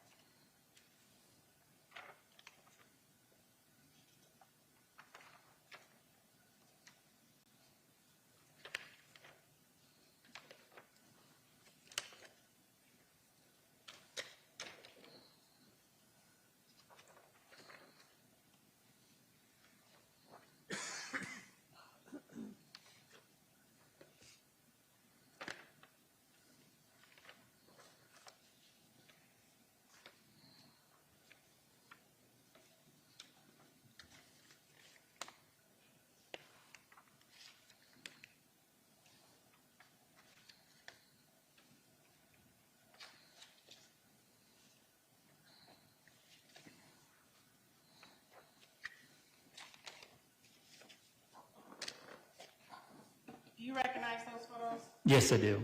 Now, is it fair to say that those are not all the photos that were taken that night? Yes, that's correct. The photos that you just saw were mainly of the evidence, the plaques. Yes, that's correct. So I'm going to go through those. Showing you what's been marked as State's Exhibit number 57. That's the ID number for Detective D'Annunzio. Whenever we initiate a series of photographs, we typically begin with our identification to show who is actually taking that sequence of photographs. Exhibit number 58. This is the nearest street sign intersection to show a geographical location of where the crime scene is approximately within the city of Akron, Summit County. Now, to be fair, if I was showing you the rest of the pictures, would it start with the outside of the house and start going to the inside of the house? I believe that we photographed in sequence of the importance of preserving evidence because it was raining that night, so we typically start outside, and that night we probably would have done that as well, and then moved inside where the scene is more secure and less prone to be damaged by the environment. I'm going to go back to the other ones, but State's Exhibit number 8, would that be the way the outside looked? Yes, that's the south side of that apartment complex, the front. Okay.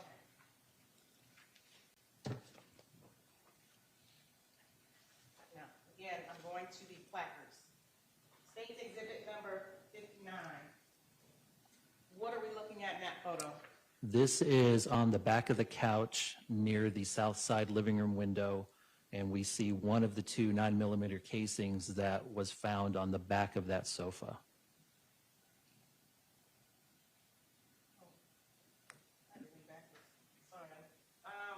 State's Exhibit number 60. Okay, this is more of a mid-range view of that same sofa by the south side window where we found the two casings. And if I did it in order, normally you do a zoom in photo next. That's correct, yes. All right, thank you. Showing you what's been marked as State's Exhibit number 61. This is behind the front entryway at the south side of the residence, and placard 2 is marking a laser sight, and placard 3 is marking a cellular telephone underneath the sandal. And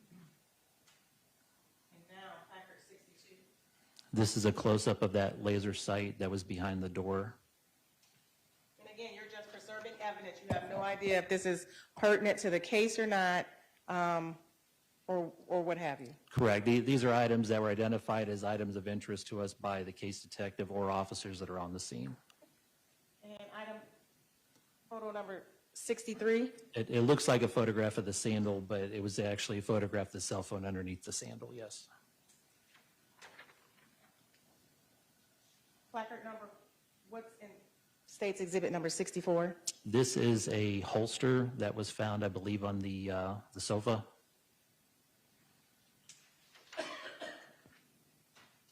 State's Exhibit number 65. This is in the middle of the living room floor, and there's a cell phone that is on the floor down there underneath the table that was flipped. And State's Exhibit number 66. This is simply a close-up of that same cellular telephone. State's Exhibit number 67. This is, I believe, in the dining room. This is a unfired cartridge marked as placard 6. Okay, give me 1 second.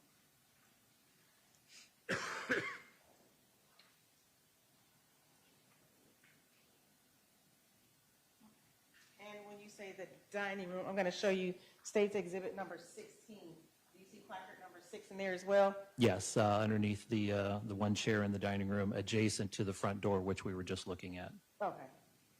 And you're calling it the dining room because there is a dining room table in there? Yes. Okay.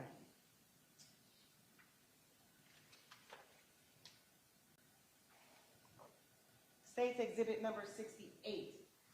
This is a close-up of that unfired 9mm cartridge by the chair in that dining area. State's Exhibit number 69. This is a close-up of a backpack in one of the bedrooms.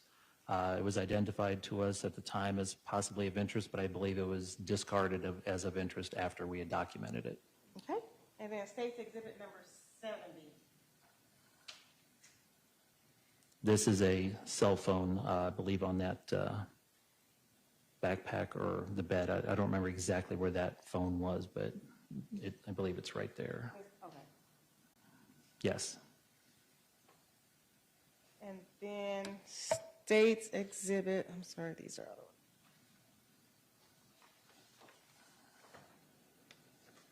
State's Exhibit number, this is actually State's Exhibit number 26. And I'm going to, oh, shoot. Your Honor, can I draw? Can you put the drawing so I can?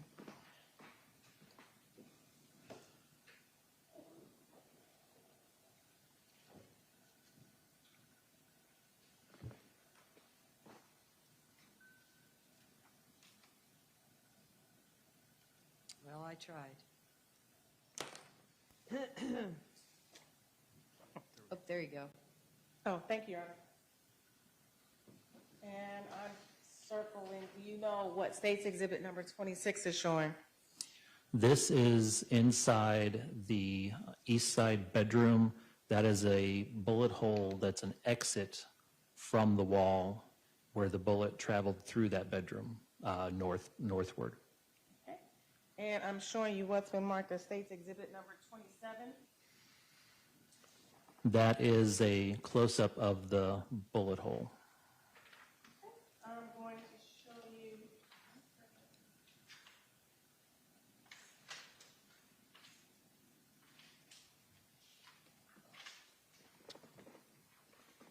You referenced that it traveled through a wall. I'm going to show you State's Exhibit number 13. And will you please describe for the court what I just circled? We're looking at the north wall of the living room, and you've circled the entry bullet hole where that bullet traveled from the living room through the wall into that adjacent bedroom. I'm showing you State's Exhibit number 71. This is a close-up with scale of that bullet hole. Is that typical or procedural that you'll put stuff to scale? Yes. Okay. That's the entrance bullet hole? Yes, from the living room. That's correct. Okay, thank you.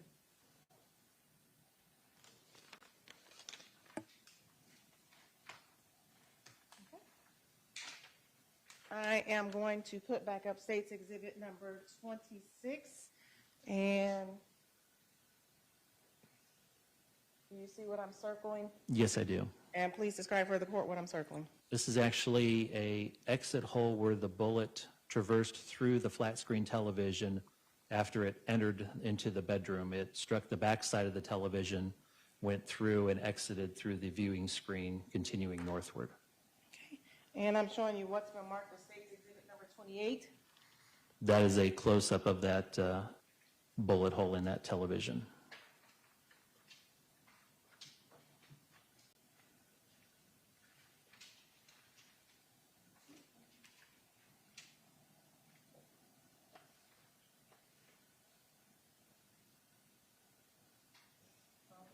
I'm going to show you what's been marked as State's Exhibit number, here it is, State's Exhibit number 29, and I am going to circle something.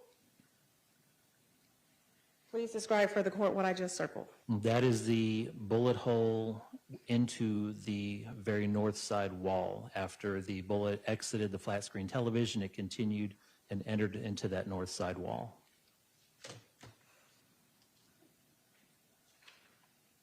And State's Exhibit number 72. This is the backyard or the north side yard behind the apartment complex where officers on scene had found a purse and a wallet abandoned below the balcony of the bedroom.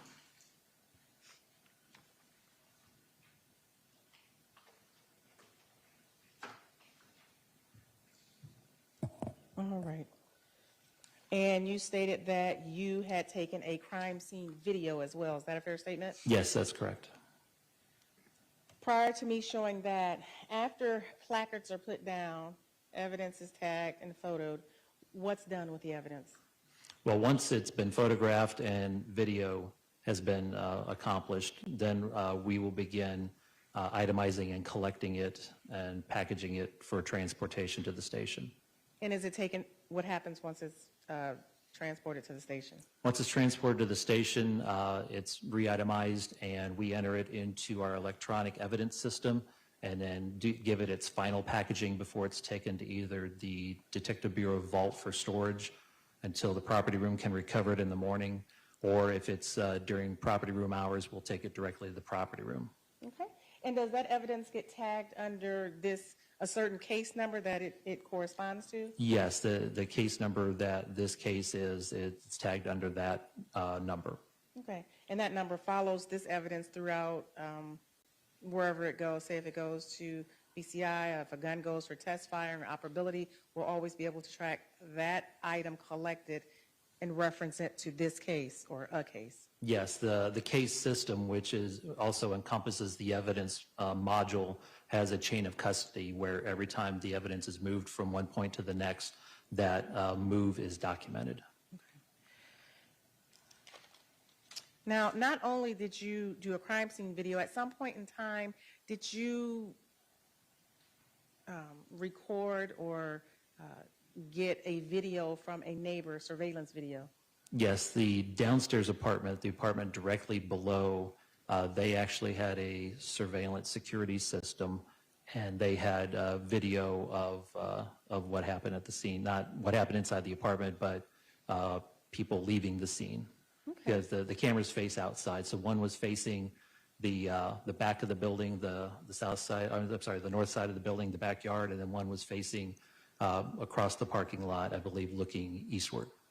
Did you scour that video to find what you were going to record, or did the tenant in there show you what to record? The tenant in there showed me what they had recorded. They had identified, they were reviewing it before we got there, and they identified a certain portion, and I went ahead and I collected that onto flash drive. Okay, so you collected the portion they showed you. That's correct. Okay. Did you collect anything from hours before, minutes before, days before? No, I did not. Okay, just the portion they had showed you. That's correct. So if there was anything of relevance prior to that, you would not have collected it. Correct.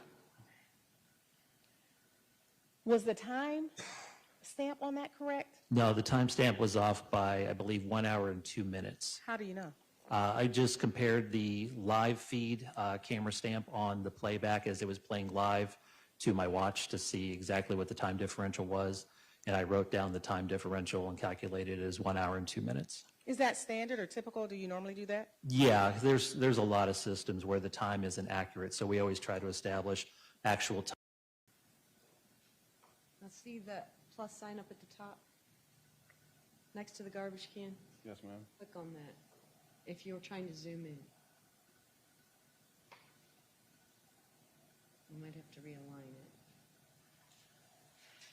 There we go.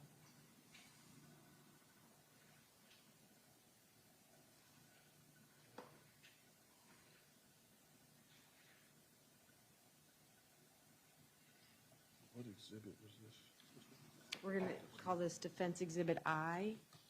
Oh, Or, this one? well, it's the picture, so what is that? Digital version of Exhibit F. Okay, thank you. So,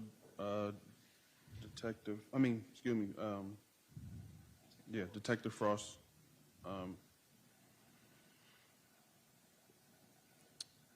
can you visibly see the object under the blue basket? I see an object.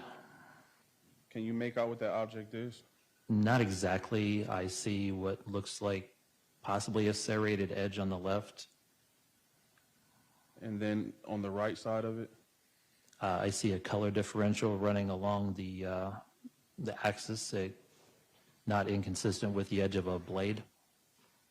You said it's not inconsistent? Correct. And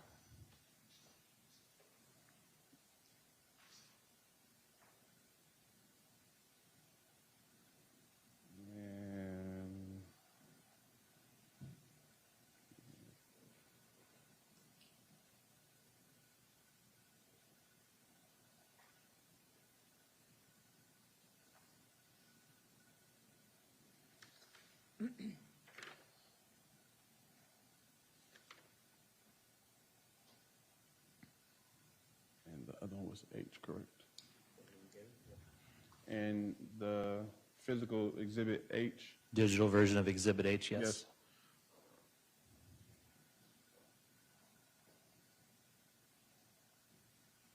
I think you got to click the big box up there in the right-hand corner next to the X. Yep, there you go. Now you can zoom in. Yes, ma'am.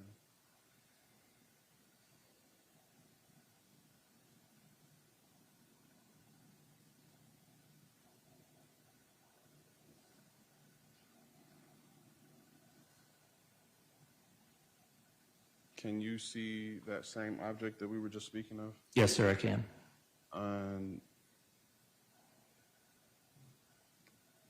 What does that look like to you? It's hard to tell. It's a little out of focus, but it's not inconsistent with a machete. Okay.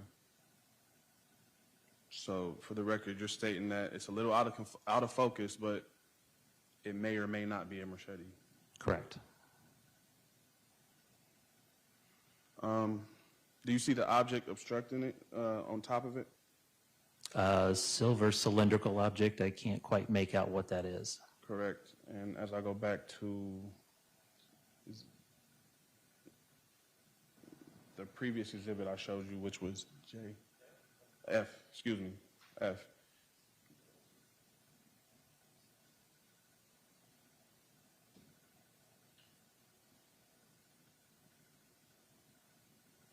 And mind you, at this time, no one besides the crime scene unit was on the scene at this time when these pictures were taken. In this shot, can you verify that? That it was just you and either Detective, I don't know how to pronounce his name. D'Annunzio. Yeah, you were either Detective D'Annunzio were the only ones in the home or taking these pictures at this time? We were the only ones taking pictures and video. Okay.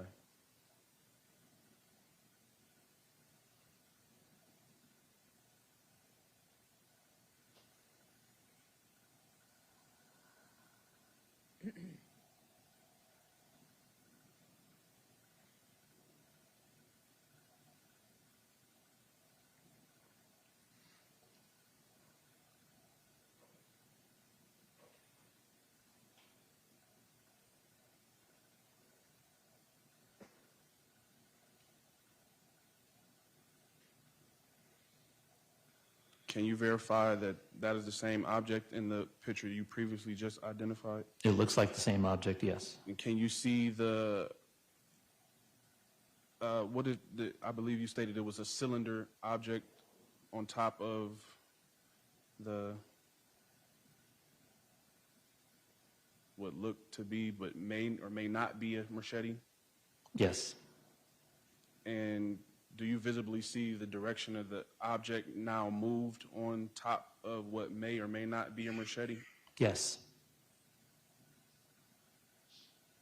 Does it look like that object was moved on top of the machete from picture F to H? Yes.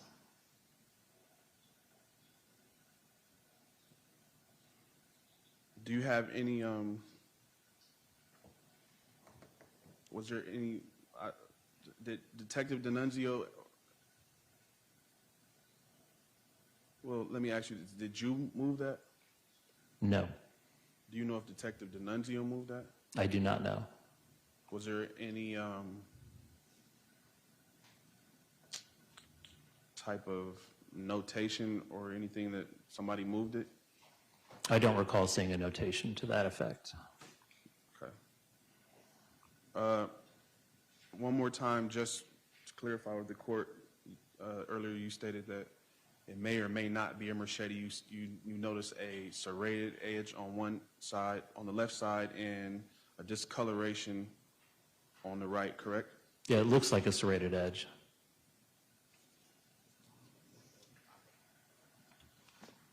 Your Honor.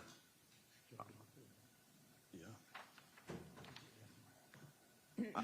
I have an exhibit that I would like to show. Yep.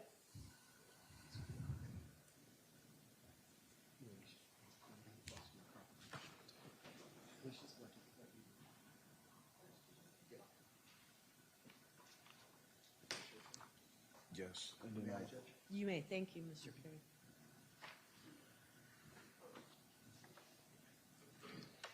Go ahead, Mr. Nixon. Detective Frost, I would like you to look at that picture and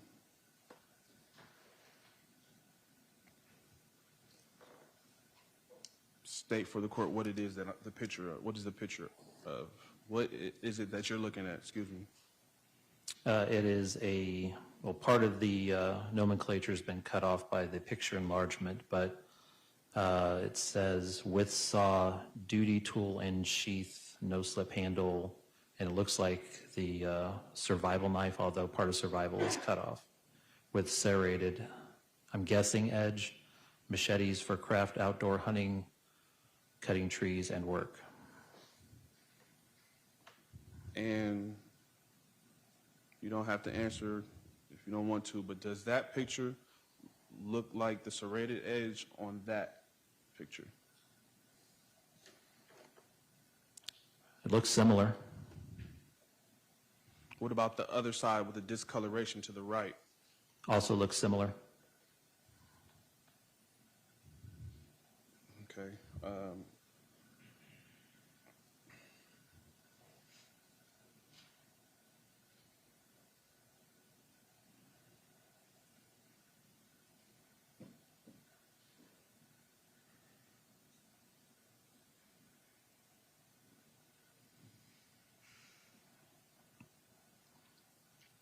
Going back to Exhibit F, I believe.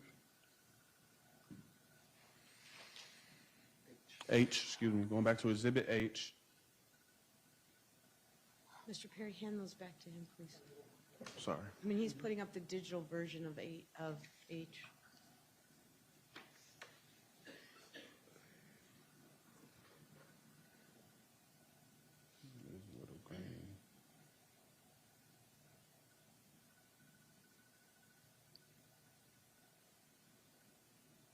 Can you see the digital version? Yes. And do you see the same object that we spoke of under the blue basket? Yes. And once again, you don't have to answer if you don't want to. Can you look at the Exhibit I I've given you and look at the digital version of Exhibit H? No, I think it's F. F or H. Can you look at the back of the picture for me? Detective Frost, can you look at the picture, the up and down picture, and tell me what, yeah, that one, what exhibit that is on the back? This is Exhibit H. I'm sorry. Go ahead. Can you look at that picture, Exhibit H, and then look at what you see on the screen, the actual digital version of Exhibit H, and then also look at Exhibit I, and can you make a comparison? From this picture, they look dissimilar. How is that? The printout from online, did you call this Exhibit I? Yes. There's a circle near the end of the blade. Correct. I'm not sure what that is. I'm not seeing that circle clearly on this picture. Correct. Is it safe to say that all machetes aren't made the same? Yes. Do you still see any resemblance of a machete in the digital picture on the screen? Yes. So you stating on record that you still see a resemblance of a machete on the digital picture on screen? Yes.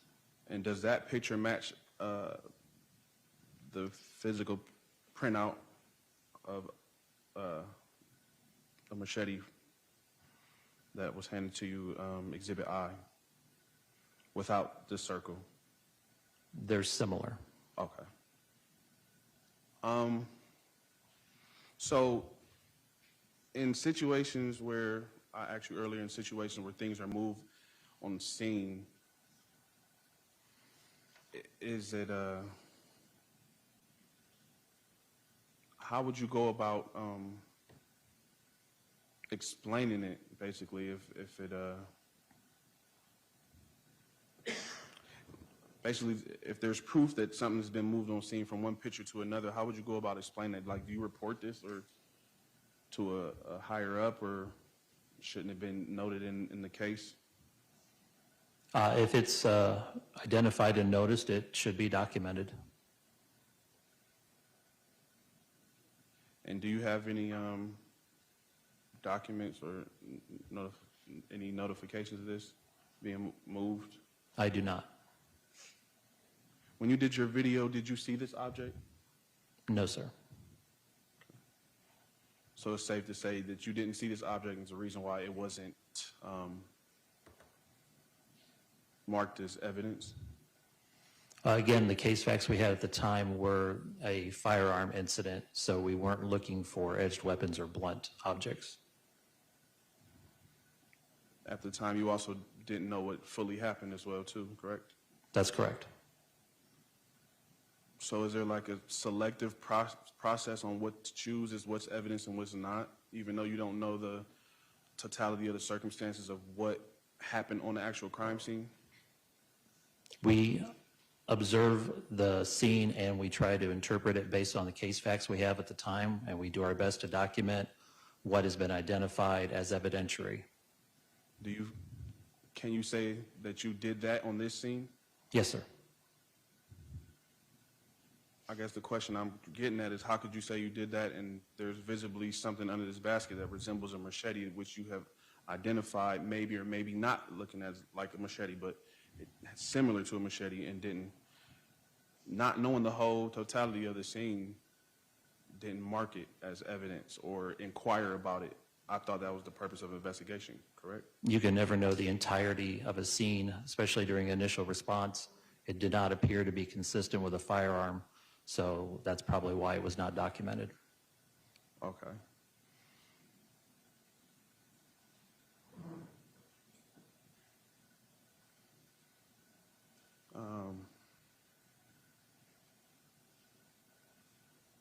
I guess there's no further questions. Thank you. Any redirect? Yes, Your Honor.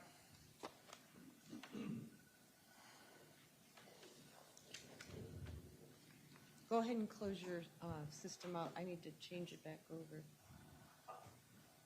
I was talking to Mr. Nixon. There you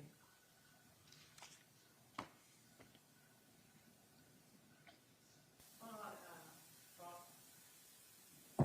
On cross-examination, you were asked about State's Exhibit 18 and State's Exhibit 21 and the positioning of an object on what appears to look like a machete. Do you notice that there is a placard number 7 close by as well? Yes. Okay. Is it possible that someone could have, when you went to put the placard down, stepped on it, kicked it, things of that nature? It's possible. Were you walking on the floor when you were putting down placards? I don't remember if I put down that placard or if Detective D'Annunzio put down that placard. I don't remember exactly which one of us did, but yes, we were walking on the floor. Okay. So if something is done, if you intentionally move or disrupt evidence, you would document it. Is that a fair statement? Yes, that's correct. If you unintentionally or accidentally do something you're not aware of, is it fair that it may or may not get documented? That would be correct, yes. And in this case, with a placard nearby, is it fair to say you probably were stepping in that area since there's a placard right there? Yes.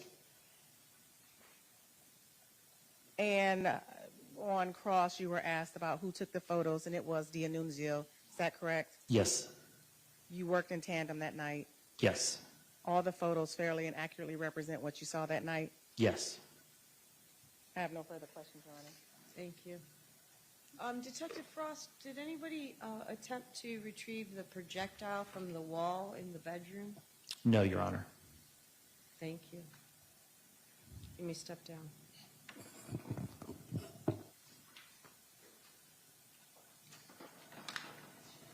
Call your next witness.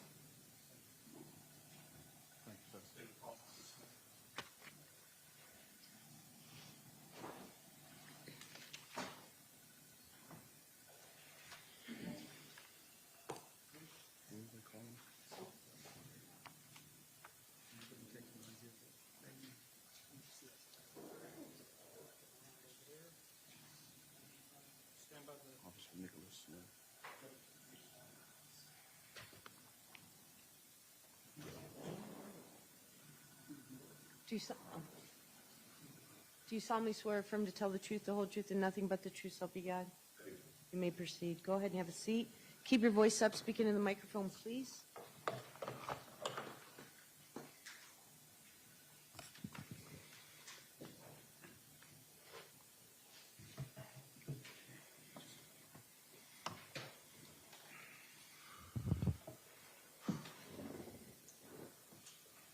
Can you please state your name for the record, spell your last name? Officer Nicholas Smith, SMITH, Where do you work? Akron Police Department. What do you do there? I'm a patrol officer. How long have you been with the Akron Police Department? A little over 6 years now. Prior to being with Akron, did you have any other law enforcement or military experience? I was a military police officer in the Ohio Army National Guard. And for how long did you do that? About 3 years. When you joined Akron, did you go through police academy? I did. When you were doing military police, did you go through any training for that position? Yes, they have a military police basic course. And are you currently properly certified law enforcement officer in Ohio? I am. When you were working, do you wear a uniform as you are now? Yes. And do you patrol in a marked cruiser with operating lights, sirens, and insignia? Yes. I want to take you back to 2022. In late August of that year, were you working a regular shift? Yes, I was working platoon 4, which is 7 p.m. to 3:30 a.m. And were you working in a regular area of town? It kind of depended on the night, but I can get pulled anywhere in the city. Okay. And when you are working as a patrol officer, did you have any particular duties? Respond to calls for service, initiate traffic stops as needed, investigate incidents. Okay. I want to take you to, I believe it was August 24th of 2022, to an address of 525 Gridley. Do you remember being called out there? Yes, I do. And what got you called out there? We received a notification from dispatch that there was a suspect that had a possible murder warrant at this residence. So I typed over our computer-aided dispatch to try and get other cars to come down with us and check for this warrant. Okay. Now, this particular night, were you working with a partner? I was. Who was that? Officer Pelfrey. And were you the only two who responded to this address on Gridley? No, there was probably about 4 to 6 cars, all that were 2-man that responded. Okay. Do you remember if any sergeants or other supervisors also responded? Yes, we had a sergeant initially respond, and later lieutenant and captain both came out. Okay. And why so many officers to this one address? Well, if it's a warrant for murder, then it tends to be a little bit more serious. We're concerned about officer safety. Okay. Did you know any of the details of the underlying allegations for the murder, or if weapons were involved, anything of that nature? No, we just knew it was a murder warrant. And when you arrived, do you remember about what time that was? I would think it was probably around 11 p.m. Okay. And what was happening when you arrived? When we arrived, we initially surrounded the house just to make sure that there was no possibility of anyone escaping before we made notifications. Officers went up, knocked loudly on the door multiple times, announced themselves as Akron Police, and attempt to gain some type of response from someone living there. Okay. And was there any response? No. And when you first arrived, did you take a particular position? What did you do? So I ended up working Overwatch security. So I went across the street with my rifle to take position in case the person with the warrant decided to pop out a window and try shooting at officers. Okay. Did you have operating body cam that night? I did. Okay. Have you had a chance to watch that body cam? I have. Was it working properly? Yes. And did it accurately record the activities of that night? Yes. So when you arrive on scene, did you immediately take Overwatch? No. We initially tried to surround the house, like I said, first, and verify whether or not if someone was there.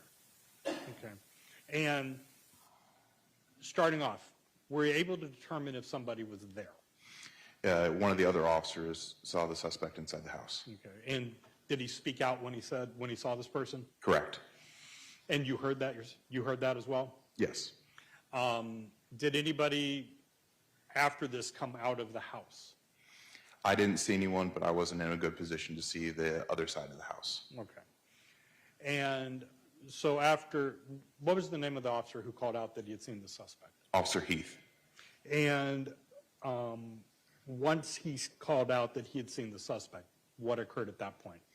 We took back from the house a little bit to take more of a defensive position. I believe there was another attempt for announcements to be made, and then our supervisors informed us that we were probably going to make it a SWAT call. Okay. And could you hear the attempts to try to get somebody to come out? Yes. Was it being yelled out to the house? Very loudly. Okay. And would that have been one of the supervisors who arrived on scene? Yes. And then you have made mention that there was a decision that SWAT might be called out? Correct. Did that occur? Yes. And how long were you on scene before that occurred, if you know? I think we were on scene for about an hour before SWAT began to get there, and then probably about another 45 minutes to an hour before they were fully in place. And during this time that you were waiting for SWAT, were there still any attempts to get the person to come out of the house? When the SWAT truck first arrives, there was a SWAT negotiator that comes out with a loudspeaker. So yes. And were they successful? No.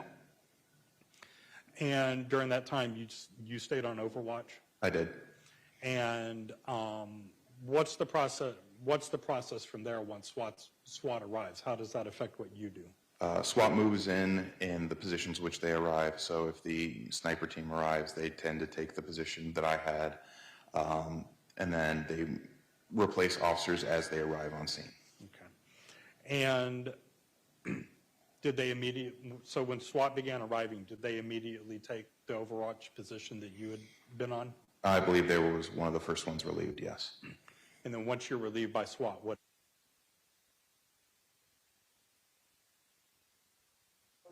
Your microphone should be, make sure your microphone's still blue and on. Yes, I was relieved early, and then I just stood by and waited to see if there was anything else needed. Okay. So I want to, you did have occasion to watch your body cam though? Yes. And so I wish to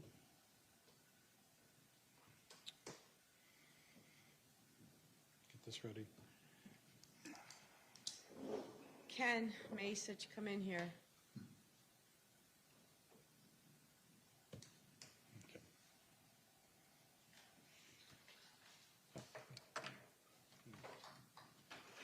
This should now work. Oh, never mind, just popped up. I was making sure it pulled up properly before I. All right. 76. Okay.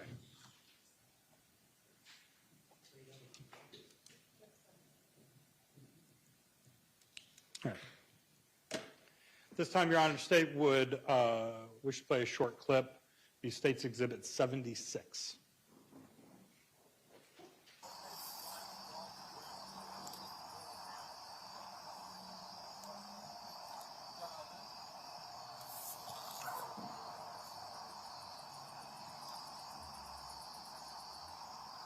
Dispatch. 45. Yeah, our suspect's going to be here. We saw him in the window. One of the officers saw him. He's going to be inside, but nobody's covered the door here. Copy.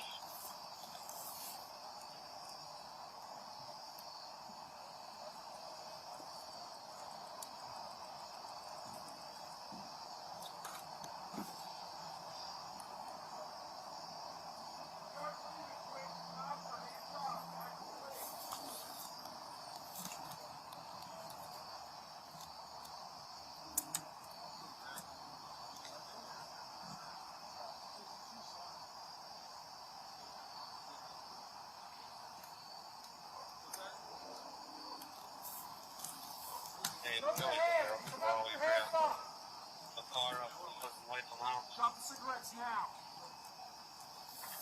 16, I'm grabbing it now. Car.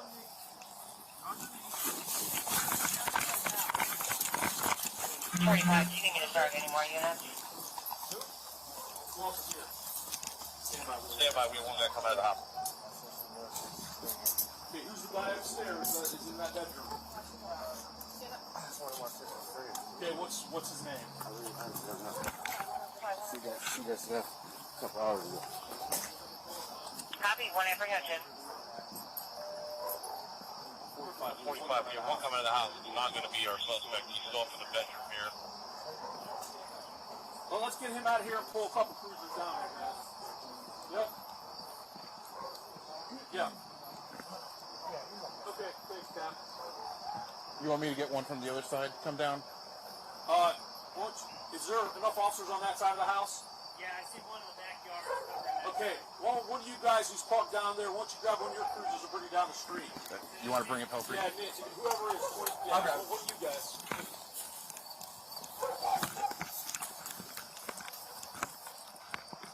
Pete, since you saw him, I'm just gonna have you just keep an eye on that, okay?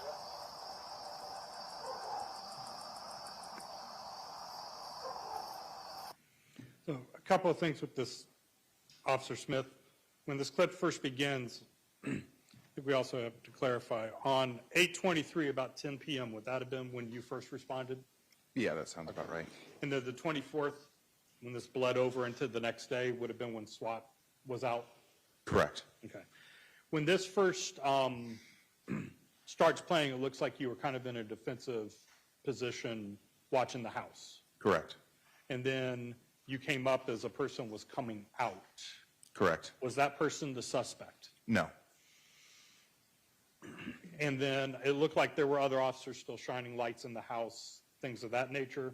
Correct. And was Officer Heath among that group? Yes, he was.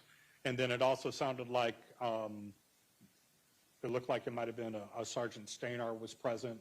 kind of Correct. On scene, directing the rest of you patrol people? Correct. Okay. And then after this clip, did you go back to an overwatch position? I believe we moved some vehicles around so that way we could better coordinate resources, and then I went to an overwatch position. Okay. Did you yourself were you ever able to see the suspect? No. Okay. And when SWAT arrived, was there a period of time before SWAT entered the house? Yes. Do you recall how long that was? I want to say it was probably at least like 45 minutes to another hour. And did they give you, is it normal, or if you've seen, do they have to like tell surrounding residences, hey, something's about to go down?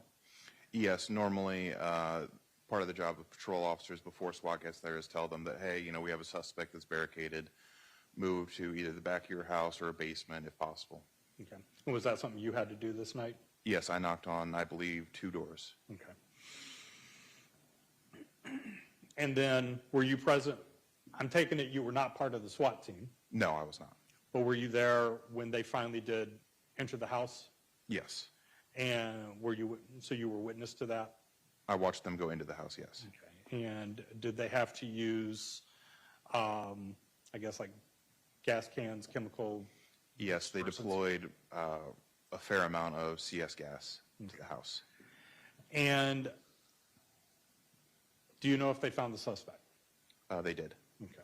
Objection, Your Honor. Basis.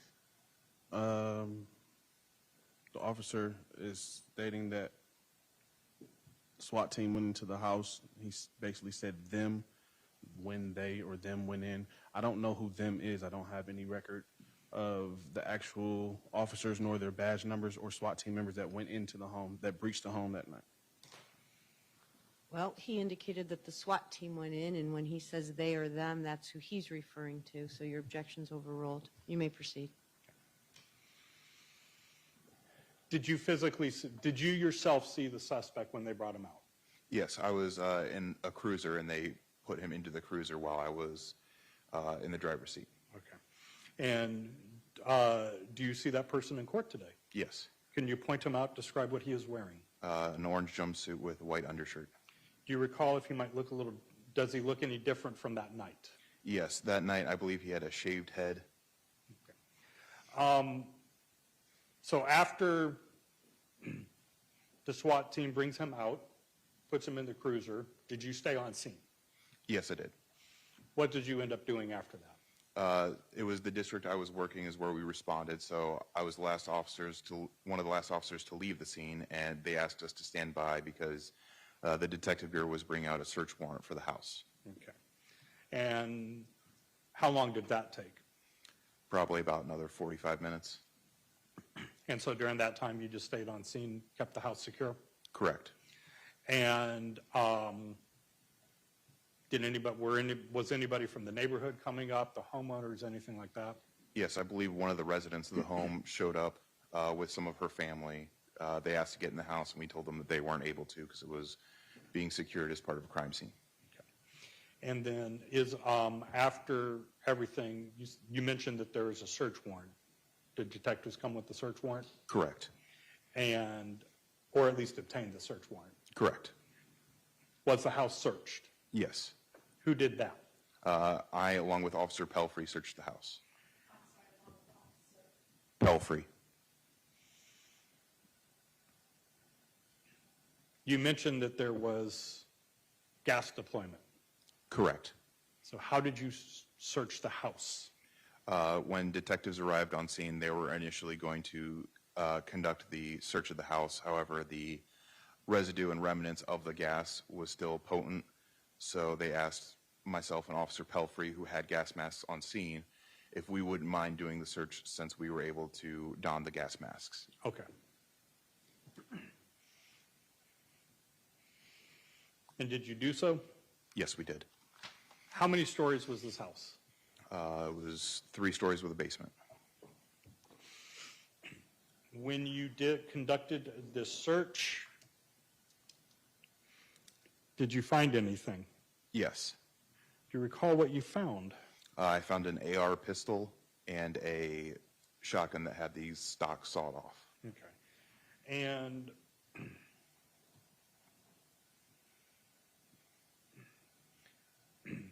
did you have your body cam working at that time? I did. And did it record the search? It did. This time, Your Honor, State would play what will be marked Exhibit 77.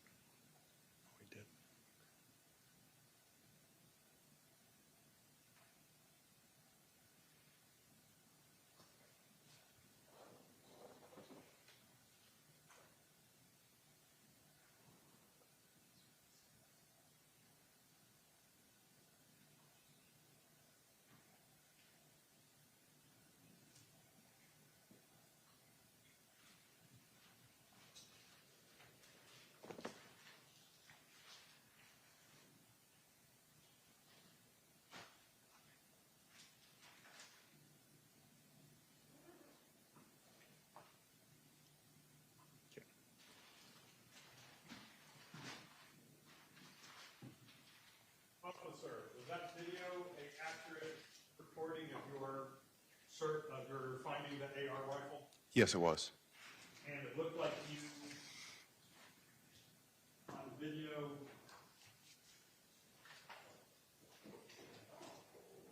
it looks like you took out the drum magazine, emptied it, etc., and secured it? Correct. And provided it to the detectives? Correct.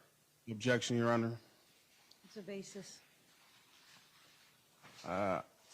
I was never charged with any of these weapons that they're showing me, and neither of these weapons were used for or at the initial scene of the murder, so there's no relevancy for them to show these weapons. Mr. Villette?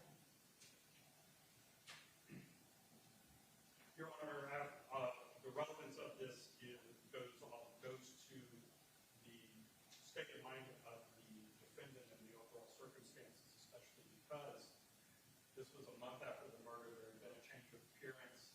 He had locked himself into his house, was not cooperating with coming out, presented a danger to the officers and the community, and this weapon is part of that course of conduct and circumstances at the time of his arrest.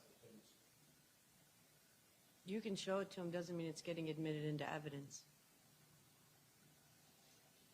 Did you say there was a shotgun and a pistol? Yes, Your Honor.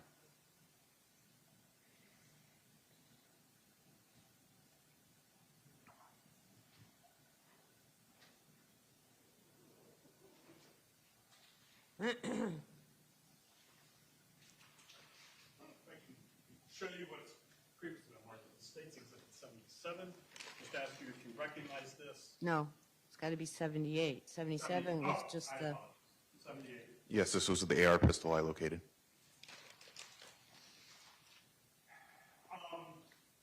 Do you recall what bedroom this was in? I believe it was the northeast bedroom on the second floor. Do you recall when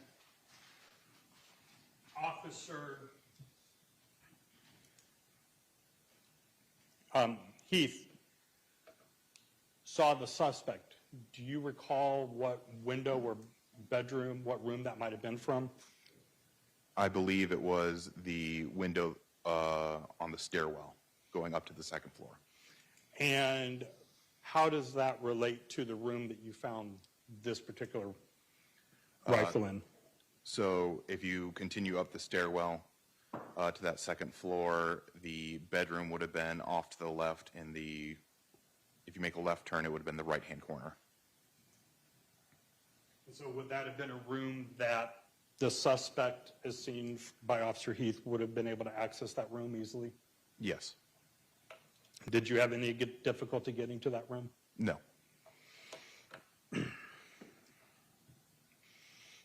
And then in terms of where this window was in the stairwell versus the room, was this, like, how to put it, was the stairwell going up to this room, like from the first to second floor, or second to third? From the first to second. Okay. So if the suspect was going to the third floor, they would have passed by this bedroom, or the stairwell would have taken them potentially to this bedroom? Correct. Was that the only firearm that you found in the house? No, it was not. Let me show what's being marked as State's Exhibit number 79.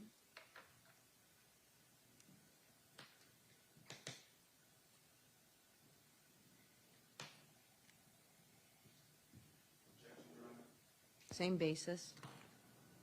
Mr. Nixon? The exhibits that are being shown, I'm looking at them on the screen, and I previously had an issue with them providing me body cam and actually labeling the names of whose body cam was whose. On this screen, it shows that they're labeled, but my discovery is not labeled. I understand, but you were given an itemized copy with the numbers comparative, so I understand your frustration, but it's your objections overruled. You may proceed, Mr. Villette. Thank you, Your Honor.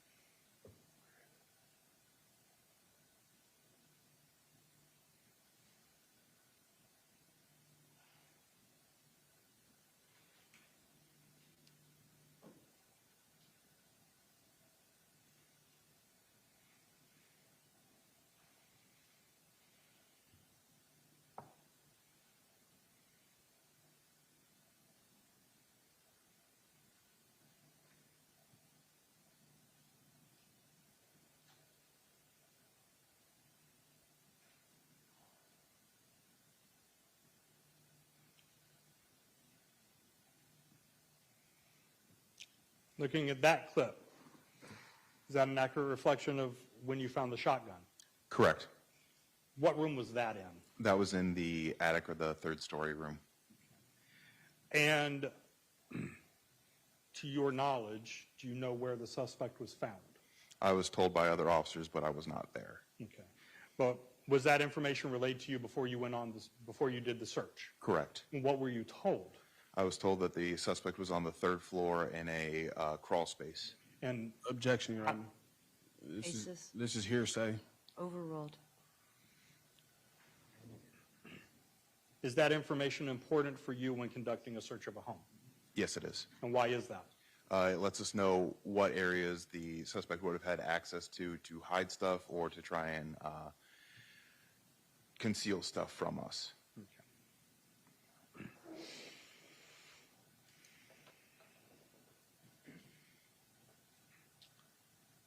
Let me show you what is being marked as State's Exhibit 80.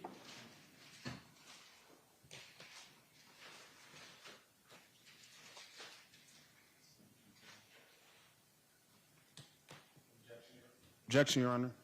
Go ahead, Mr. Nixon. State your basis. These guns were not found on my person nor in the crawl space that I were in. They have no relevancy to the case. They were not used in the murder. All right, so I will let him identify it, and whether or not I admit it into evidence will be a conversation we have at the close of the case. Go ahead, Mr. Villette. Can you show you what's being marked as State's Exhibit 80? Ask you if you recognize this. This is the shotgun I recovered on scene. And because it didn't quite show up, could you just, for the record, describe what the back handle area looks like? It looks like it was sawed off and duct taped over. And the shells that are included with this are the shells that were in the shotgun? I was unable to clear that shotgun because it was currently jammed. In the video, you can see that there is a shell that is in between the loading chamber or the chamber and the loading port.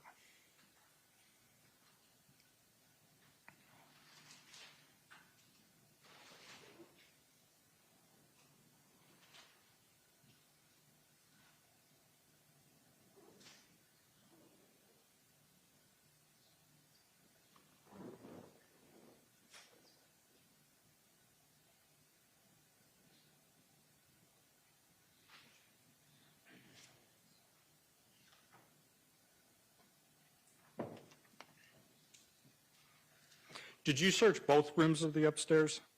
Yes, I did. Did you find the entrance to the attic, cubby, what have you? Yes, I did. Okay. I'm going to show you.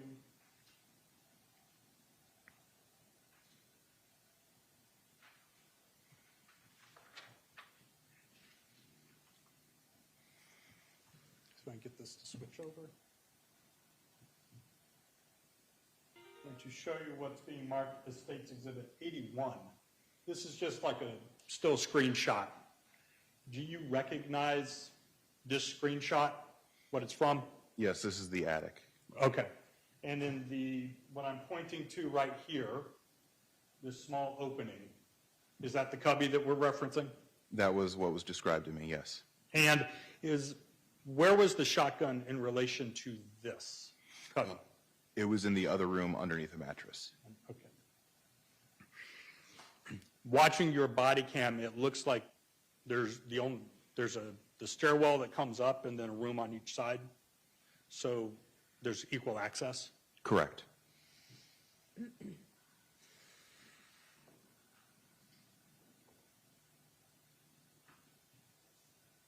one moment, Your Honor.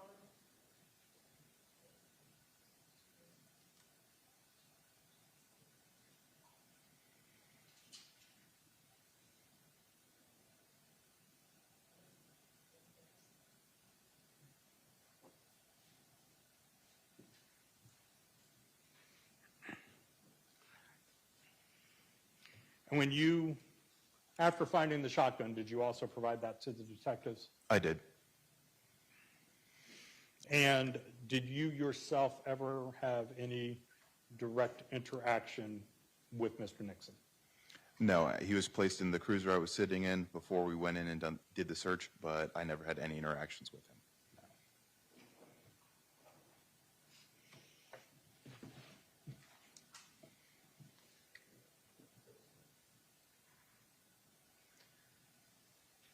Mr. Nixon, cross-examination.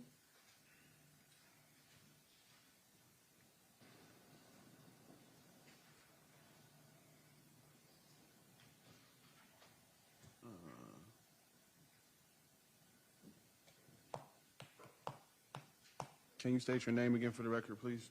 Officer Nicholas Smith. Officer Smith, you stated that I was seen through a window in the stairwell, correct? That's what was relayed to me, yes. So you didn't visibly see me in that stairwell yourself? No, I did not.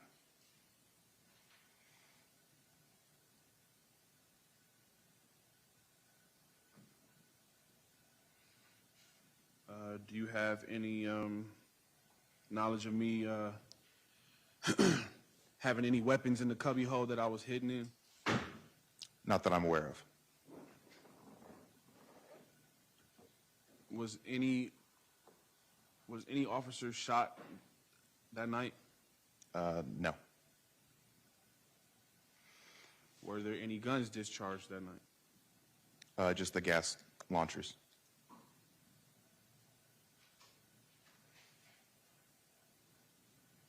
Would you happen to know if any of these weapons were fingerprinted or tested for DNA? I would not know that information.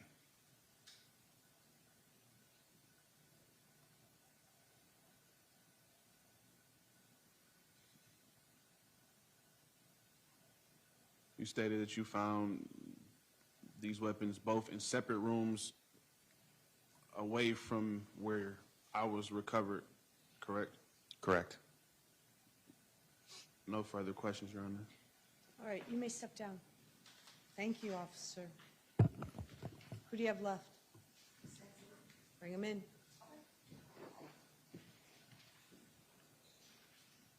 Well, yeah, he wrote the SWAT report, didn't he? I think.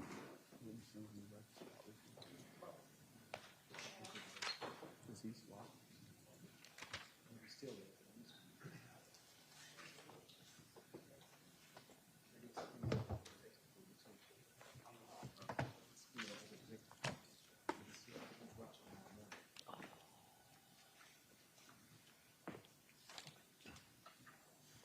Do you solemnly swear affirm to tell the truth, the whole truth, and nothing but the truth, so help you God? Go ahead and have a seat. You may proceed. Will you please state your name, spelling your last name for the record? Lieutenant Todd Sinsley, S-I-N-S-L-E-Y, City of Akron Police Department. How long have you been with the City of Akron Police Department? Just shy of 23 years. And you stated you're a lieutenant? I am. How long have you been a lieutenant? Almost 2 years. Okay. And what was your prior position prior to? What was your prior position? I was a sergeant in the patrol shift at the time. Okay. And that is your title. What unit are you in? I'm in the Anti-Violence Bureau, and I'm the commander of the Street Narcotics Uniform Detail and the Gun Violence Reduction Tactical Team, and I'm also the SWAT commander. Okay. What is the Street Narcotics Uniform Detail? Is that SNUD? It is SNUD unit. It's primarily a street-level narcotics unit. Our investigations can vary from street level all the way up to major drug offenses. We do search warrants. We do confidential informants, stuff like that. Prior to becoming the commander of that unit, were you actually in that unit for a number of years? I was. I've been a detective, a sergeant, and now the lieutenant in that unit. Okay. And what year did you start in that unit? 2011. Okay. And then you talked about the gun violence reduction tactical something? Yes, the GBRTT is easiest to say. Thank you. That's a unit that's made up of ATF agents and City of Akron police detectives whose primary focus is to deal with violent crime in the City of Akron, primarily gun-related crimes. Okay. And another thing, you said you are what in SWAT? I am the commander of the SWAT team. Okay, and SWAT is Special Weapons and Tactics. Tactics. Okay. Okay. What type of training or education have you had to be on the Akron Police Department and all those commander positions? I have a bachelor's from Kent State University. I had 6 months in the academy. I've been to DEA school.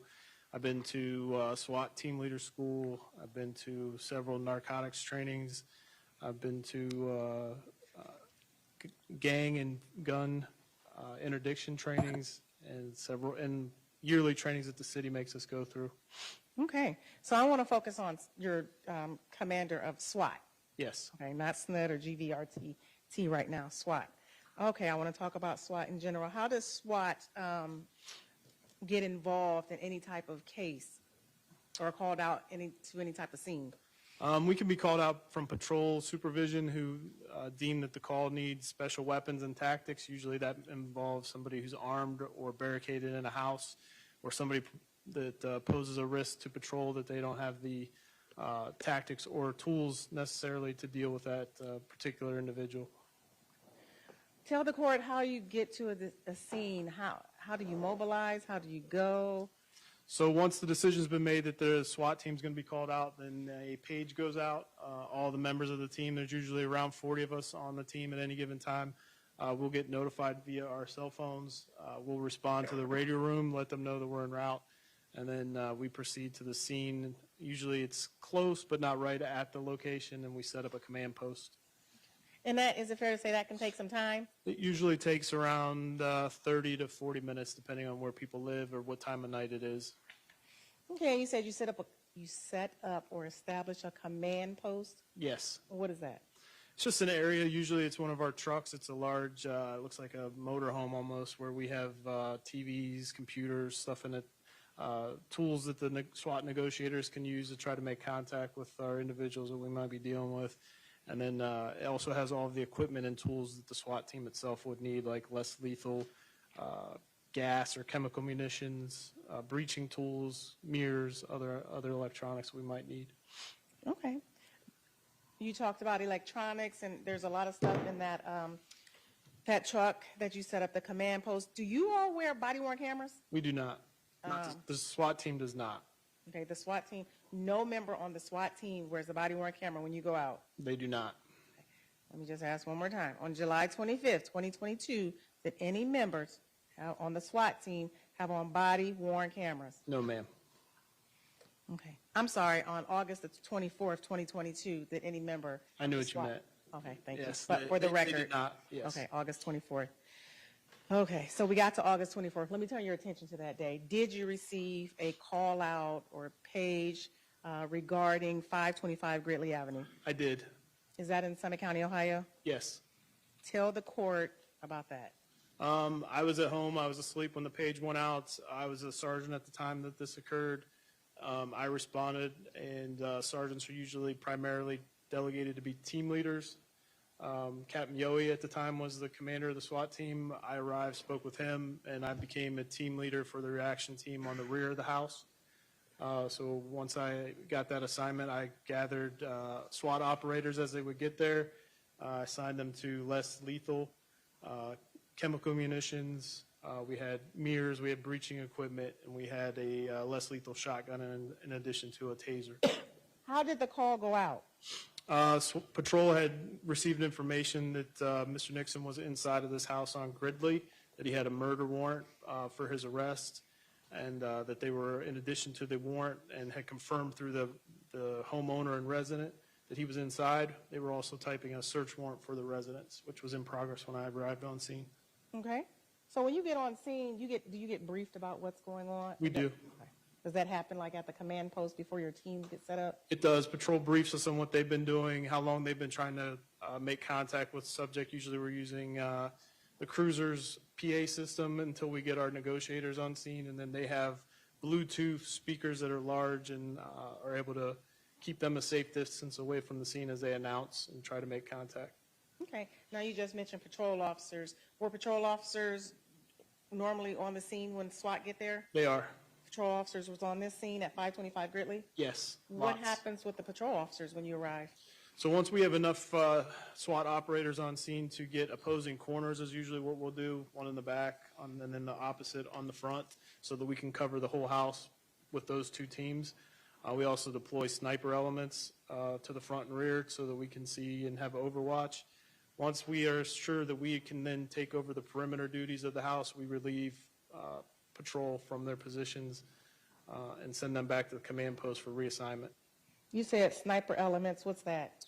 We have sniper operators that are designated as snipers on our SWAT team. They work in tandem, a sniper and a spotter. They find locations near the house where they can get a good vantage point to help us see what's going on in the house and potentially be there to deliver lethal force if it's necessary or something should arise.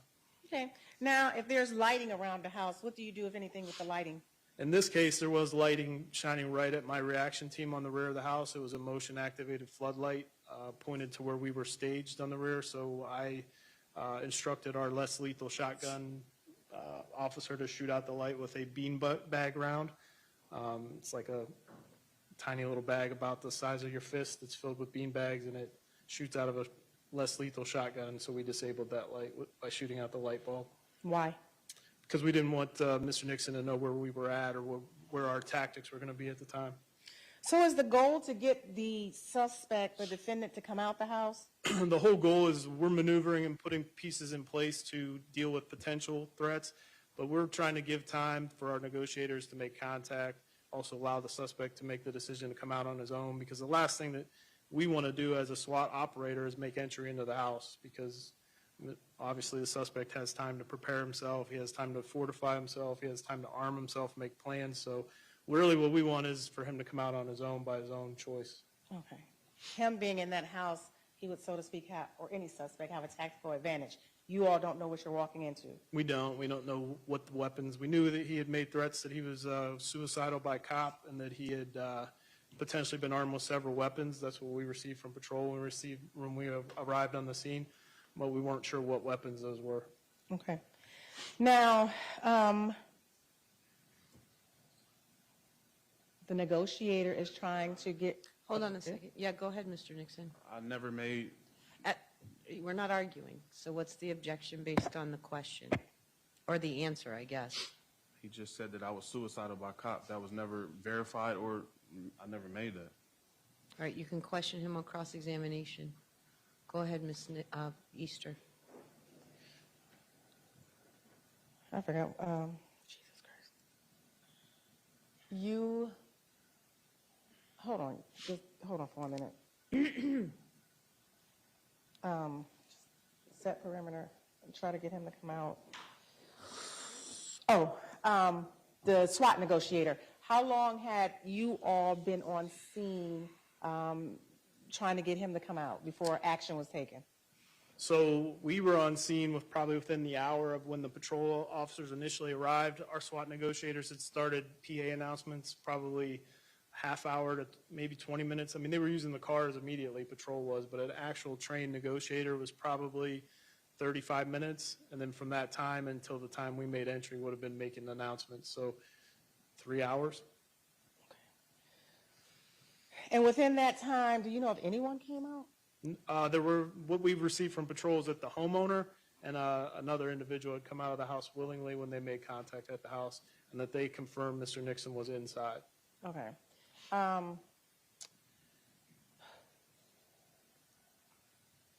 Who makes the decision to take further action if someone does not come out the house? So the next step is made by the SWAT commander, and that would be to deploy chemical munitions, in this case OC canisters and CS canisters, which is like tear gas. OC is pepper spray, CS is like a nerve reactant, so it causes watering eyes, runny nose, coughing, makes you not want to be wherever that gas is. And that was the next step that the commander took in this particular deployment, was to deploy gas. Will you please tell the court how that gas is deployed methodically throughout the house? Sure. So what we want to do is always give the suspect inside the option or the ability to get out. We don't want to go in, obviously. The goal is to force him out of the house. So we start at the top level and we work our way down. So we will start putting gas using launchers. They look like It's like a big rotating can, and then it shoots canisters about 4 inches long up into the windows. They break the windows while they deploy gas. We start in that upstairs attic window. Once we get enough gas in there that we see smoke coming out, then we'll move to the second floor. The thought being that if he was in the attic, the gas should push him to the second floor. Then he's got time to stay there. And if he's going to stay there, now we're going to deny him access to the second floor, and we will not put gas in the first floor. That would be our ultimate. We would try to avoid that at all costs because we want him to have the ability to get out one of the first floor doors. So that's what we did we shot a lot of gas into that house that night. And you shot a lot of gas through windows? Yes, attic windows. We actually shot the soffit of the house as well, like the little eave part, so that we could try to get it into the attic better. And we shot the second floor bedroom windows. A lot of broken glass in the house? A ton of broken glass in the house. So what is the procedure, or how long did you wait after you deployed chemical munitions? So this was almost 4 hours from the time the patrol arrived to the time that the decision was made by the SWAT commander to make a slow and methodical search of the house.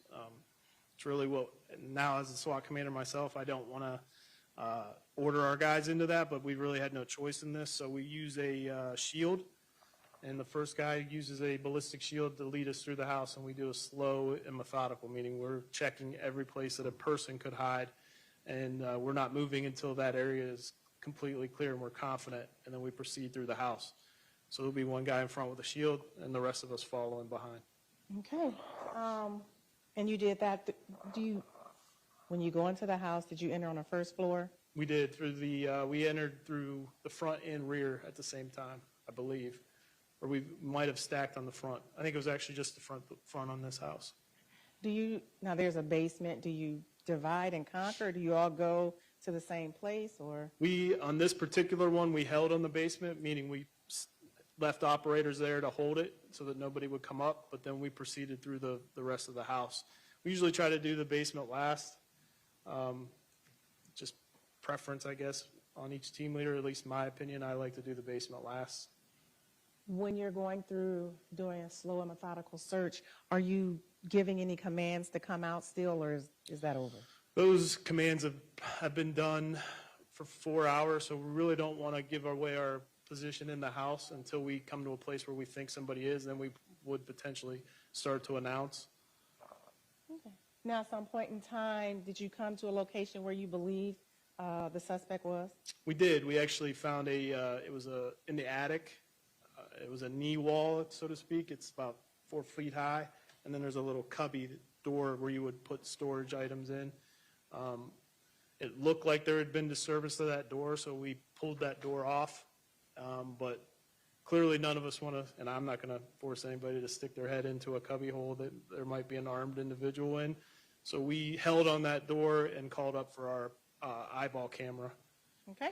Now, before we get to holding and the eyeball camera, I'm going to show you what's been previously identified and marked as State's Exhibit number 81. Your Honor, can you put the crayon or the markers? Objection, Your Honor. Basis. I was never given this photo in discovery. It was testified to by Officer Smith that's a still photograph from his body-worn camera. Okay. So you did receive it. It was just in video format. Do you recognize this photo, Detective Sinsley? I do. What do you recognize this photo as? The attic of the Gridley location and the cubby hole that Mr. Nixon was hiding inside of. Okay, do you see the little utensils in different colors at the bottom of the screen? Sure do. Will you please pick one and circle the cubby that you're describing? Okay. And that area, can you describe that area? Can you stand up? Do you got to sit down, bend down, crawl down? So you can see like there's this line up here is the ceiling line. So it's kind of like brought in off the roof line. So you really couldn't stand, at least a person, an adult-sized person couldn't stand there without having to hunch over or bend over. And to get into that cubby, we had to actually be on our knees to get down in there. Were you on your knees? Not initially, because obviously you can see there's a bunch of stuff out here that's disturbed, and we kind of saw that as well. There was clearly something that was leading us or drawing our eye to that door. That's often a place where people will hide anyways, so we would have been checking it regardless, but it did look like there was something fresh about it. Until we could actually get the eyeball camera and see if there's somebody in there, nobody was going to get right up on top of that door. Okay. Excuse me. Now, you said you got an eyeball camera. What is an eyeball camera? So it's it attaches to like a broom handle. It links directly to the team leader's phone in his pocket. It doesn't record. It doesn't go to our Axon. It just basically gives you a live picture. Instead of using a mirror, which we have mirrors that we could use, this gives you a better 360 all at once instead of having to rotate the mirror and look at different angles. You put the ball in, it has camera on all of them, and then you see all the areas of that room at once on your phone. Okay. Is it describe the picture? Is it a 3D picture? No, it's not great pictures. I mean, you really can only see forms. You really can't see like detail other than body shapes, and it's black and white because it's a low light type of a tool. So it's not great, but it does allow us in these circumstances to see things without having to put your head into that little hole. Tell the court what you were able to see without sticking your head in. We could see a body that was partially hidden to the right of that door by insulation and some other things that were inside of the room, inside that storage area. Okay. What did you do once you saw a body partially hidden? So now we start giving commands because obviously we see him in there and we want him to come out on his own because we're not going in there. Matter of fact, I don't know if any of our SWAT operators fully kitted up would actually fit through the opening as it is anyways with their plates and their helmets and their rifles. So we're going to give it orders and try to get him to come out on his own. And in this case, Mr. Nixon chose not to. How long were you giving orders, approximately? I mean, I would say less than a minute. I mean, we don't want to completely be standing out there letting him know we're out there, but we also want to give him the opportunity to at least verbally acknowledge us or say something to say he's coming out on his own or give an indication that he's going to come out. But in this case, we heard nothing. So I made a decision to deploy a OC canister grenade inside of that little room, and we did that. Okay. What happened? How many canisters? One canister? Just one, and it was like this big, but it puts out a decent amount of gas. Now, mind you, all the operators in that room are also going to, no matter how good your gas mask is, they're going to get a little bit of taste of the OC spray too, but it's better than the alternative of having to go in there and try to fight with him in a small space. Okay. What happened after you put the OC spray in there? Within a couple, 1 or 2 seconds of the OC spray inside of that little cubby hole, Mr. Nixon dove headfirst through that opening, striking his head on the little frame of it, and then had his hands out in front of him. He was probably exposed to us from the middle of his chest up. The rest of him was still inside of the cubby hole. So the operators that were up on their knees nearby that grabbed his arms, pulled him the rest of the way out, and then we handcuffed him. Okay, and when you pulled him the rest of the way out, did he drag on the ground? He did. Was there glass on the ground? There was. Okay, and how did you handcuff him? We used zip ties. Okay, as he was drug on the ground, could he have gotten cut by glass? He could have because several of the operators that were actually handcuffing him got glass injuries to their knees and their hands as well. Okay. And when he dove out, did he get any injuries to his face? He did have a slight scuff to his right eyebrow, I believe it was. Was he bleeding anywhere? And from his right earlobe was bleeding. Was he able to talk? Was his eye? He wasn't very cooperative with us to talk about, but as the team leader for this operation, once we took him outside and put him in a cruiser, it's also my job to determine if he needs medical treatment. So I went to the cruiser, I spoke to Mr. Nixon, asked him if he needed medical treatment. He said no. I asked him if he wanted to talk to me about what had occurred up in the room. He said no. Most of my focus at that point was getting the rest of the operators who also had damage or injuries to them. I wanted to get them treated by our tactical medics. But I did have our tactical medic check on Mr. Nixon before we cleared the scene. Mr. Nixon actually had less injury than several of my guys. So. Okay. And you said tactical medics. Were they on scene? Is that something that's on scene? So Akron Fire Department has tactical medics that are attached to our SWAT team. They go wherever we go. They're in plates. They're in helmets. They go where, they didn't go in the house with us on this one. They could. We didn't think it was necessary, but they also check everybody out once we're done to make sure, no matter who it is, whether they need EMS or not. Now, you said when you deploy that gas that, well, you know what, maybe you didn't. Testimony came out that when that gas is deployed, or maybe you did, your eyes water, you're snotting, you're just, did that apply to Mr. Nixon? It did. He had definitely had the effects of the OC gas inside of there. Okay. Did he ever state it was hard to breathe because of that? I believe he was, but we were all having trouble breathing, so, yeah.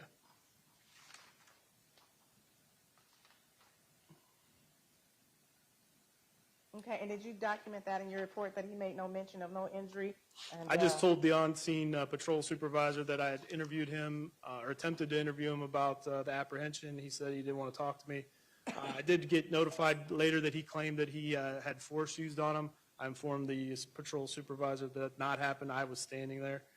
If force had been used, is there something called a use of force packet? I would have completed a use of force package to not only protect Mr. Nixon, but to protect SWAT officers that were involved in it had there been force used, because in this case, a murder suspect potentially armed in a cubby hole who had not willingly given himself up, it would have been realistic or reasonable if there could have been force used against Mr. Nixon. However, in this case, there hadn't been. After the defendant, you got, first of all, the individual that came out of that cubby that you pulled out the rest of the way, do you see that person in the courtroom today? I do. Will you please point to that individual and describe what he's wearing? A gentleman in the orange and white outfit. Your Honor, will you please let the record reflect the witness has identified the defendant? Yes. Thank you. Now, when the defendant came out, God bless America.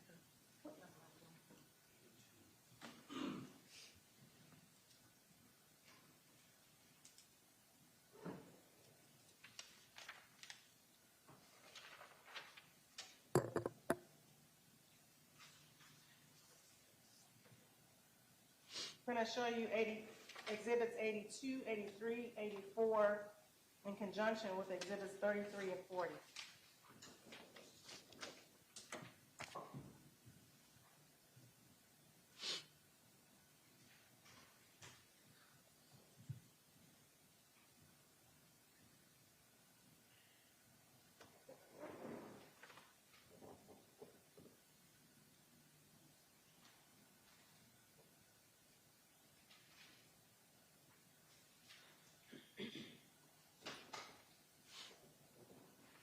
Take a look at these.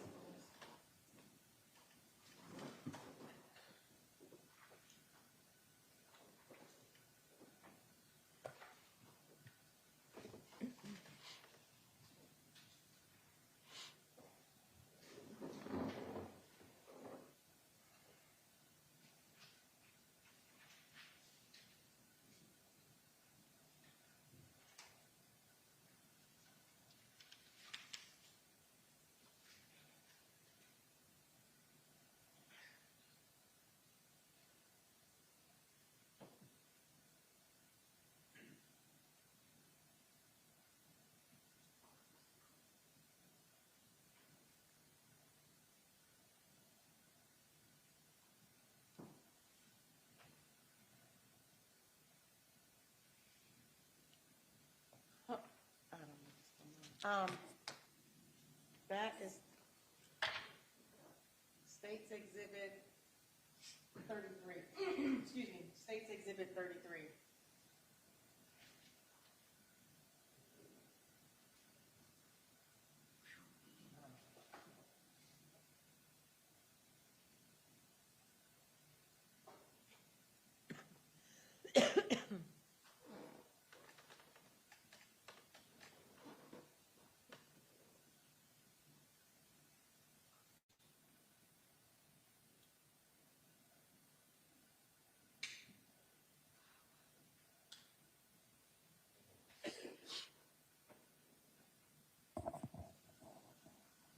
I'm not going to keep doing it. That's State's Exhibit 33. Can you discern who's in that picture? Mr. Nixon? Okay. And is that how he looked when he came out, meaning was his head shaved? and things of that nature? Yes. Did he come out with a shirt or no shirt on? I think it was partially on, partially off, or down around his waist. I don't remember specifically. Did you all take his shirt off? I did not.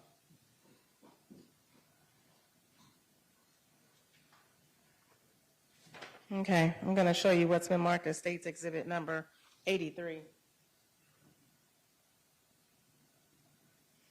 I don't know if you can see. It's good up here. Oh, is it? Uh-huh. So I'm circling something by his ear. Do you see that? Yes. Okay. Did he have that when you all brought him down from the attic? That was noticed when he was sitting in the back of the police car when I spoke with him. It's blood coming from his right earlobe area. Okay. Do you know how he could have gotten that? I would assume from the glass or when he hit his head coming out of that cubby, but more likely probably the glass that was on the floor that cut everybody else as well. Okay. Did you, when you were up there, stomp on the defendant? No, I would have documented that we had used force on Mr. Nixon, and two, nobody could kick or stomp. They were all kneeling. Okay. So I asked you and you actually answered, but you didn't see anyone else kick, No. stomp, hit? Okay. No.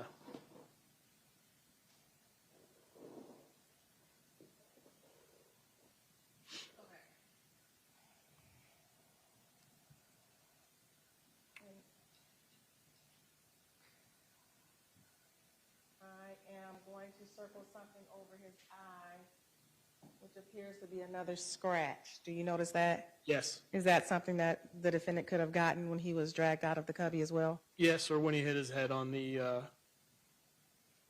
assuming it was his head or part of his arm. Something hit when he was diving out of the cubby hole. Could have happened then, or it could have happened when he was on the ground getting handcuffed.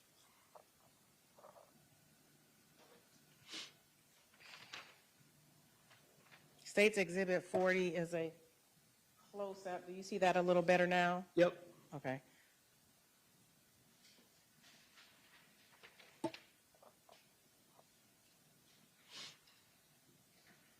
Oh, State's Exhibit number 84.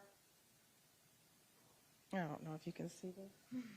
And please let me know if you can't see. It's right there. Can you see that? Let me clear it. But can you see that? The scuffing? Yes. Yes. Okay. Again, is that something he could have gotten when he dove out or when he was brought out and handcuffed on the floor? Yes.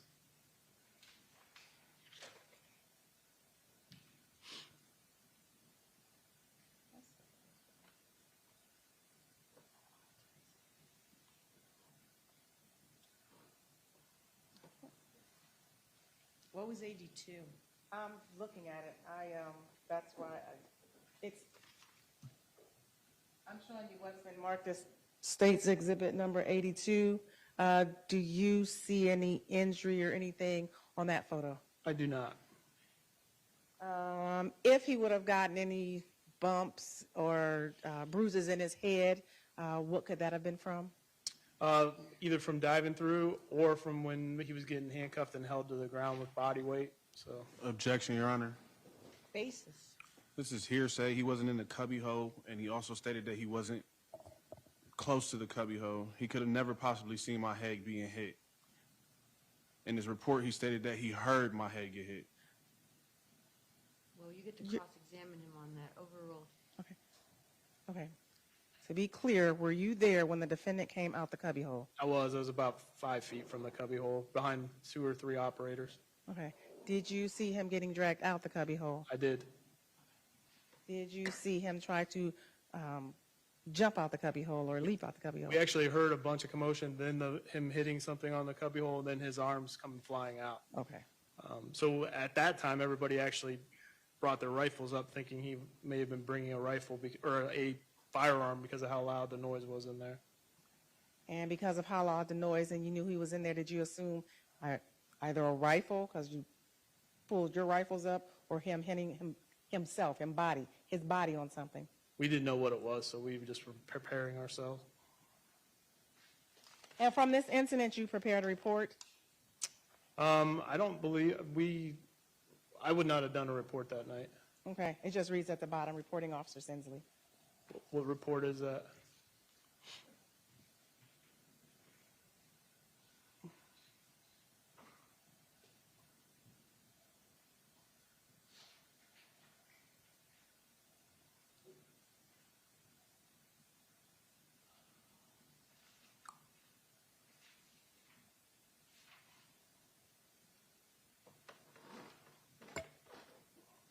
Oh, we did charge him additional charge, yes, I did do that report. What is it? Obstructing official business for hiding in there. We did do that report. I'm sorry, I thought you meant for the original incident.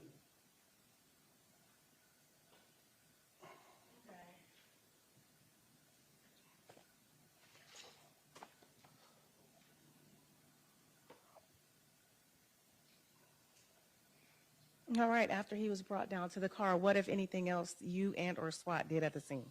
I would have told, I did tell Captain Yohe what had happened up in the attic, that we apprehended him, that we were getting the Thames personnel to check him out, and that we had several operators that also needed checked out by the medics because of glass. Then we relayed everything we knew about the house to patrol, but also let the detectives know that it was going to take a minute to let the gas leave the house before they would be safe to go inside without protection. And at that point in time, did SWAT vacate the area? We did. Did you have any other dealings with the defendant or State of Ohio versus Quinton Nixon? No, ma'am. Hold on for one moment, Your Honor.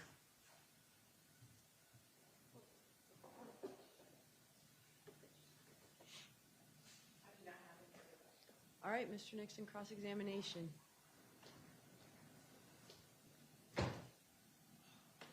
Sorry if I move this back, Your Honor. You may. Thank you.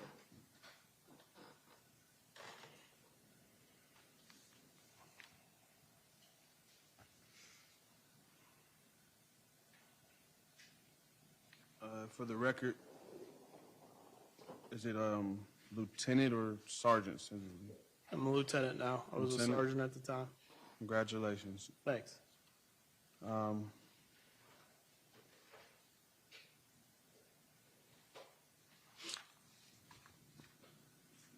you familiar with the body-worn camera policy for SWAT and APD officers? Yes, I'm writing it. Pardon me? It hasn't been developed yet. I'm writing it right now for the SWAT team.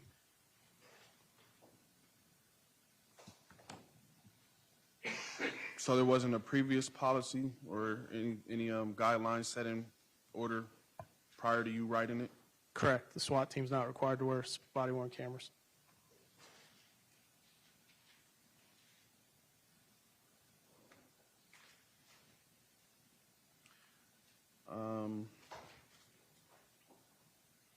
Can you tell the court how many SWAT team members breached the home that day? I couldn't give you the exact number. I could give you a ballpark.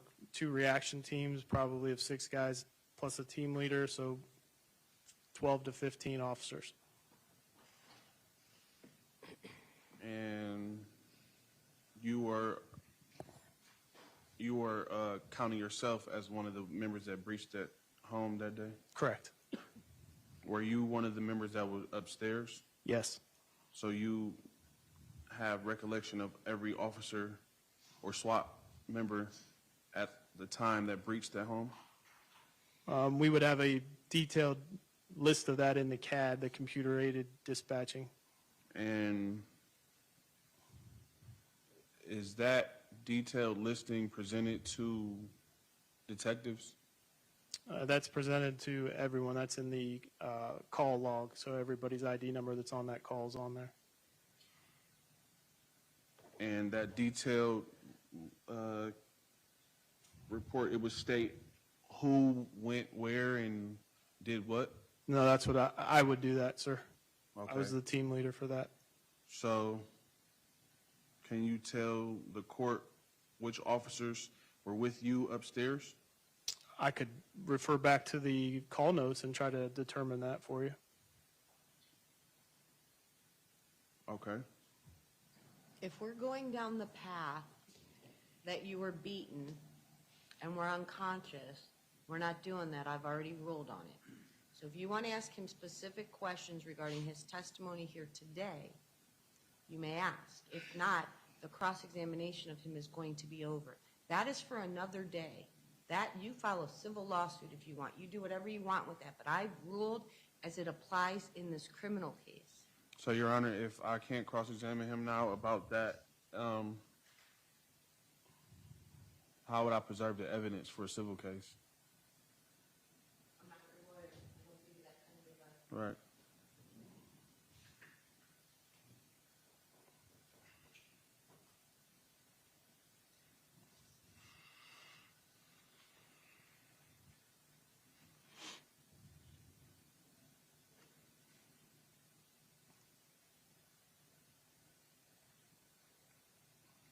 Okay, I guess the question would still be,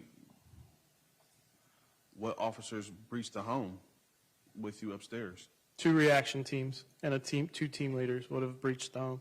Would you happen Me to have, being one of them. would you happen to have their names and their badge numbers? That would be included in the call notes that are in the computer-aided dispatch. So it's not,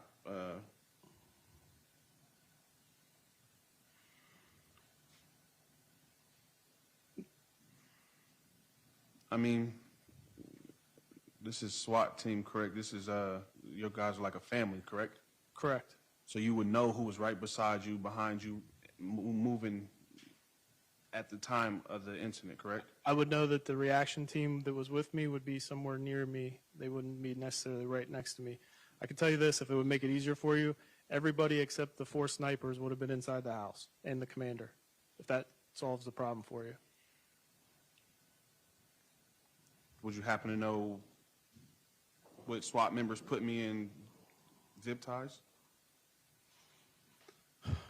No, but I was standing right behind them as they did it.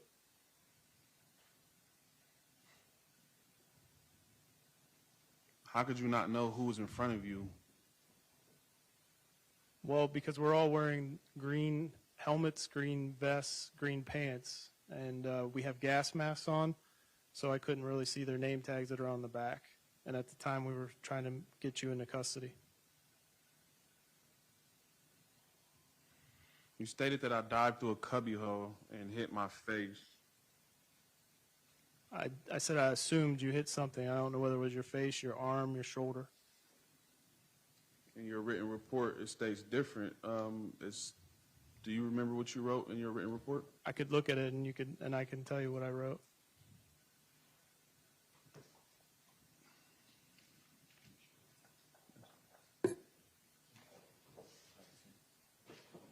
Yeah. That's the first page. This is the second page.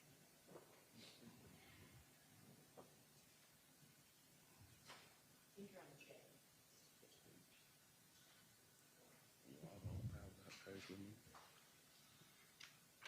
This is the written narrative. That's the only thing.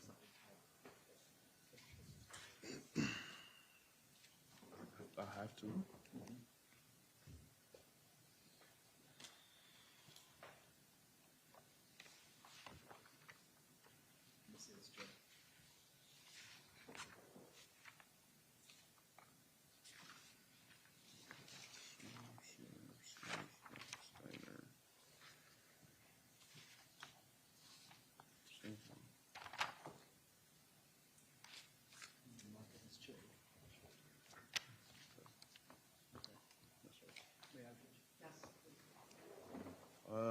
Exhibit J will be Officer Sinsley's typed report, included narrative of what happened tonight. I'm familiar with it. Can you read it for the court, please? The entire report?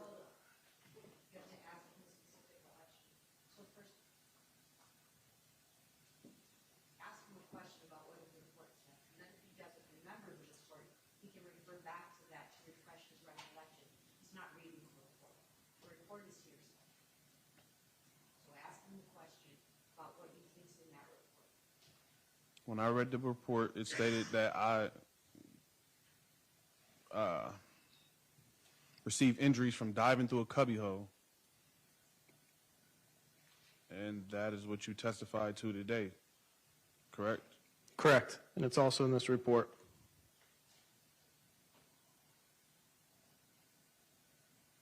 But you also said today that you assumed that's how I got the injuries, correct? I said to Miss Easter that it could have been from hitting your head or it could have been from the glass on the floor.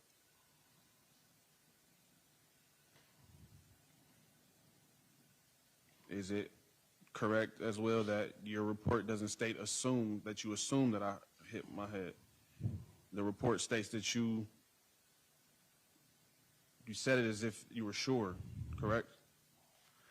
What I'm saying here right now on the stand is that I believe you hit your head on the cubbyhole, but you could have also struck your shoulder, your torso, other areas coming out of the cubbyhole. But in addition to striking your head on there, you could have been injured in the glass.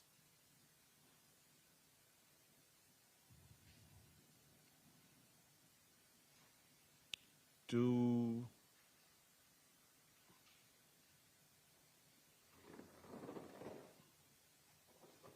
SWAT members cover each other's backs? I'm not sure of the question. Earlier you stated you guys are like a family. You guys cover each other's backs regardless of what the situation may be or arise, correct? I wouldn't say regardless of the situation.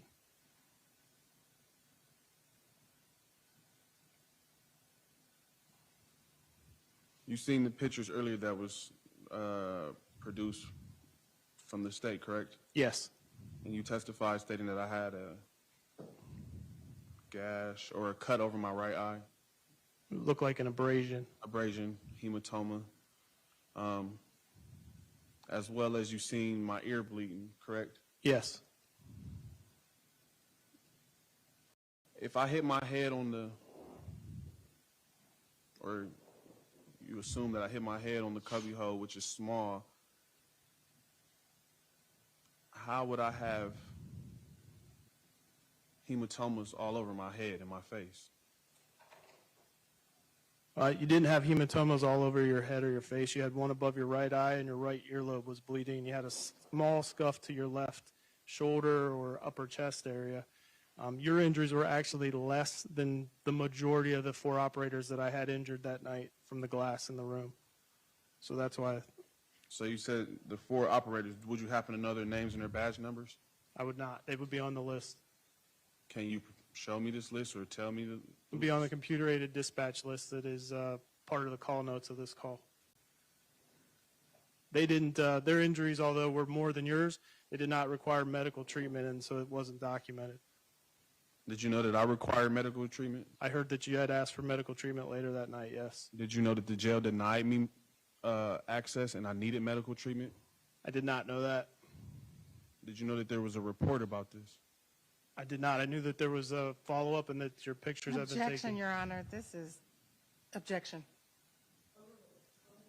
The only thing I knew is that you've claimed to have been assaulted in the attic, and that pictures have been taken documenting the injuries or lack thereof, and that and I informed the patrol supervision that I had already talked to you, and you didn't want to talk to me about it.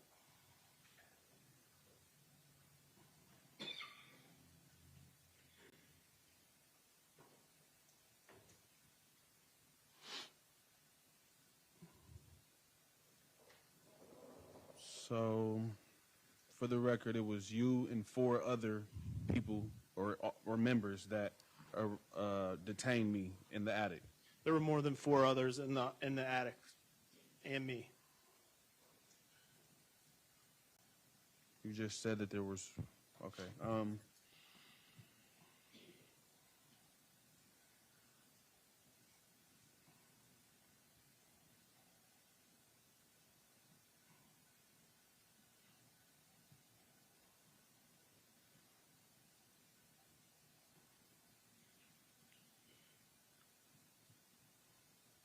So, when writing a report for a SWAT breach, it is up to the commander to type out the whole report, correct? No, I wasn't the commander at the time of this incident. I was a team leader. Okay. So,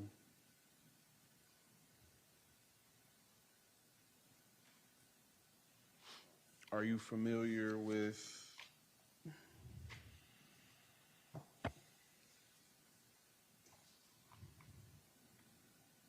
City of Akron Police Division, Stephen L. Milet, Chief of Police, effective date May 30th, 2023, number P2023-031. Subject, mobile recording device procedures of Akron Police. Are you familiar with that? Yes. Are you familiar with policy number 2, What's the date? What's the date on that memo? 2023? Okay, so that's after this arrest. Move on. It's irrelevant. It's in 2023. This happened in 2022. So if you want to talk about whatever the policy was in 2022, be my guest. But that is irrelevant. Your Honor, he also stated that there wasn't anything before him. Mr. Nixon, we're talking about August of 2022. If you have a question regarding a policy that existed at that time, you may ask. Anything after that is irrelevant. Yes, ma'am.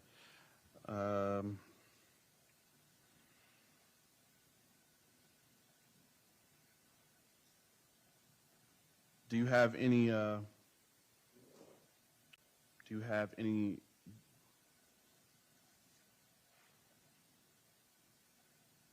knowledge whether Akron SWAT has been accused of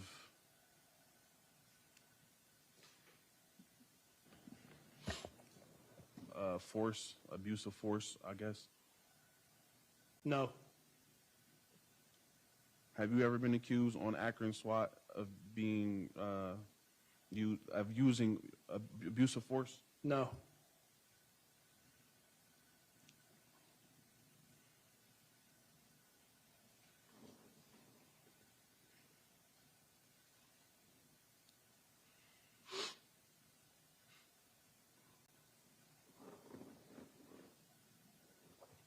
You stated on record earlier that I was suicidal by cop. Someone told you that on, I don't know how you got that information. May I ask how you got that information?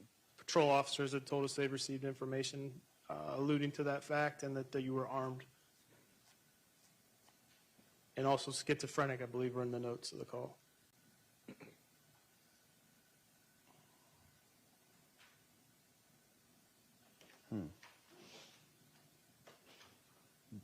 Did you get any type of information stating that I was scared of the police and I had been bitten by a police officer?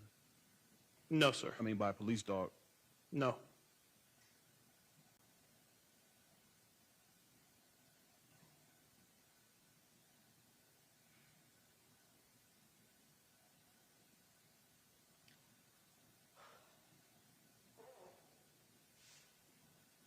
I have no further questions, Your Honor. Thank you. No questions. You may step down, Thank Lieutenant. you, Your Honor. Thank you. All right, I can't believe it. It's 5 after 6. We're going to adjourn for the day.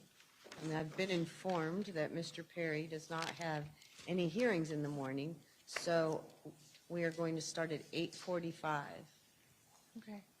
with the state's witnesses. I have an 8:30 civil pretrial, and then after that, we will begin with your witnesses. May I put one thing on the record, Your Honor? You may. This. Okay. Your Honor, I had spoken to you and the defendant and standby counsel about a witness yesterday that our office had picked up because he did not have a ride. That witness name was Ronald Crew. He got here approximately 8:50 yesterday morning. That would have been October 1st. And he stayed all day until we adjourned approximately, I don't know what time, 5 o'clock yesterday. He did not have a way. We brought him. So afterwards, I took Mr. Crew, actually Jeremy, Prosecutor Villette, and I took him home. And on the way home, we stopped by McDonald's, and I have the receipt at 5:18 p.m. And ordered him food. He got a quarter pounder with cheese, fries, and a high C orange. It came up to $11.78. I'm putting this on the record, Your Honor, so there will be no appearance of impropriety. I did that because he was here all yesterday, not for any testimonial type issues. I also did that because the defendant filed a motion prior. He wanted to know about any inducements or anything like that to any witnesses, Your Honor. I'll be more than happy to submit the receipt into evidence if you like. Your choice if you want to submit it as an exhibit. It would be a court's exhibit. All right, thank you. We're adjourned.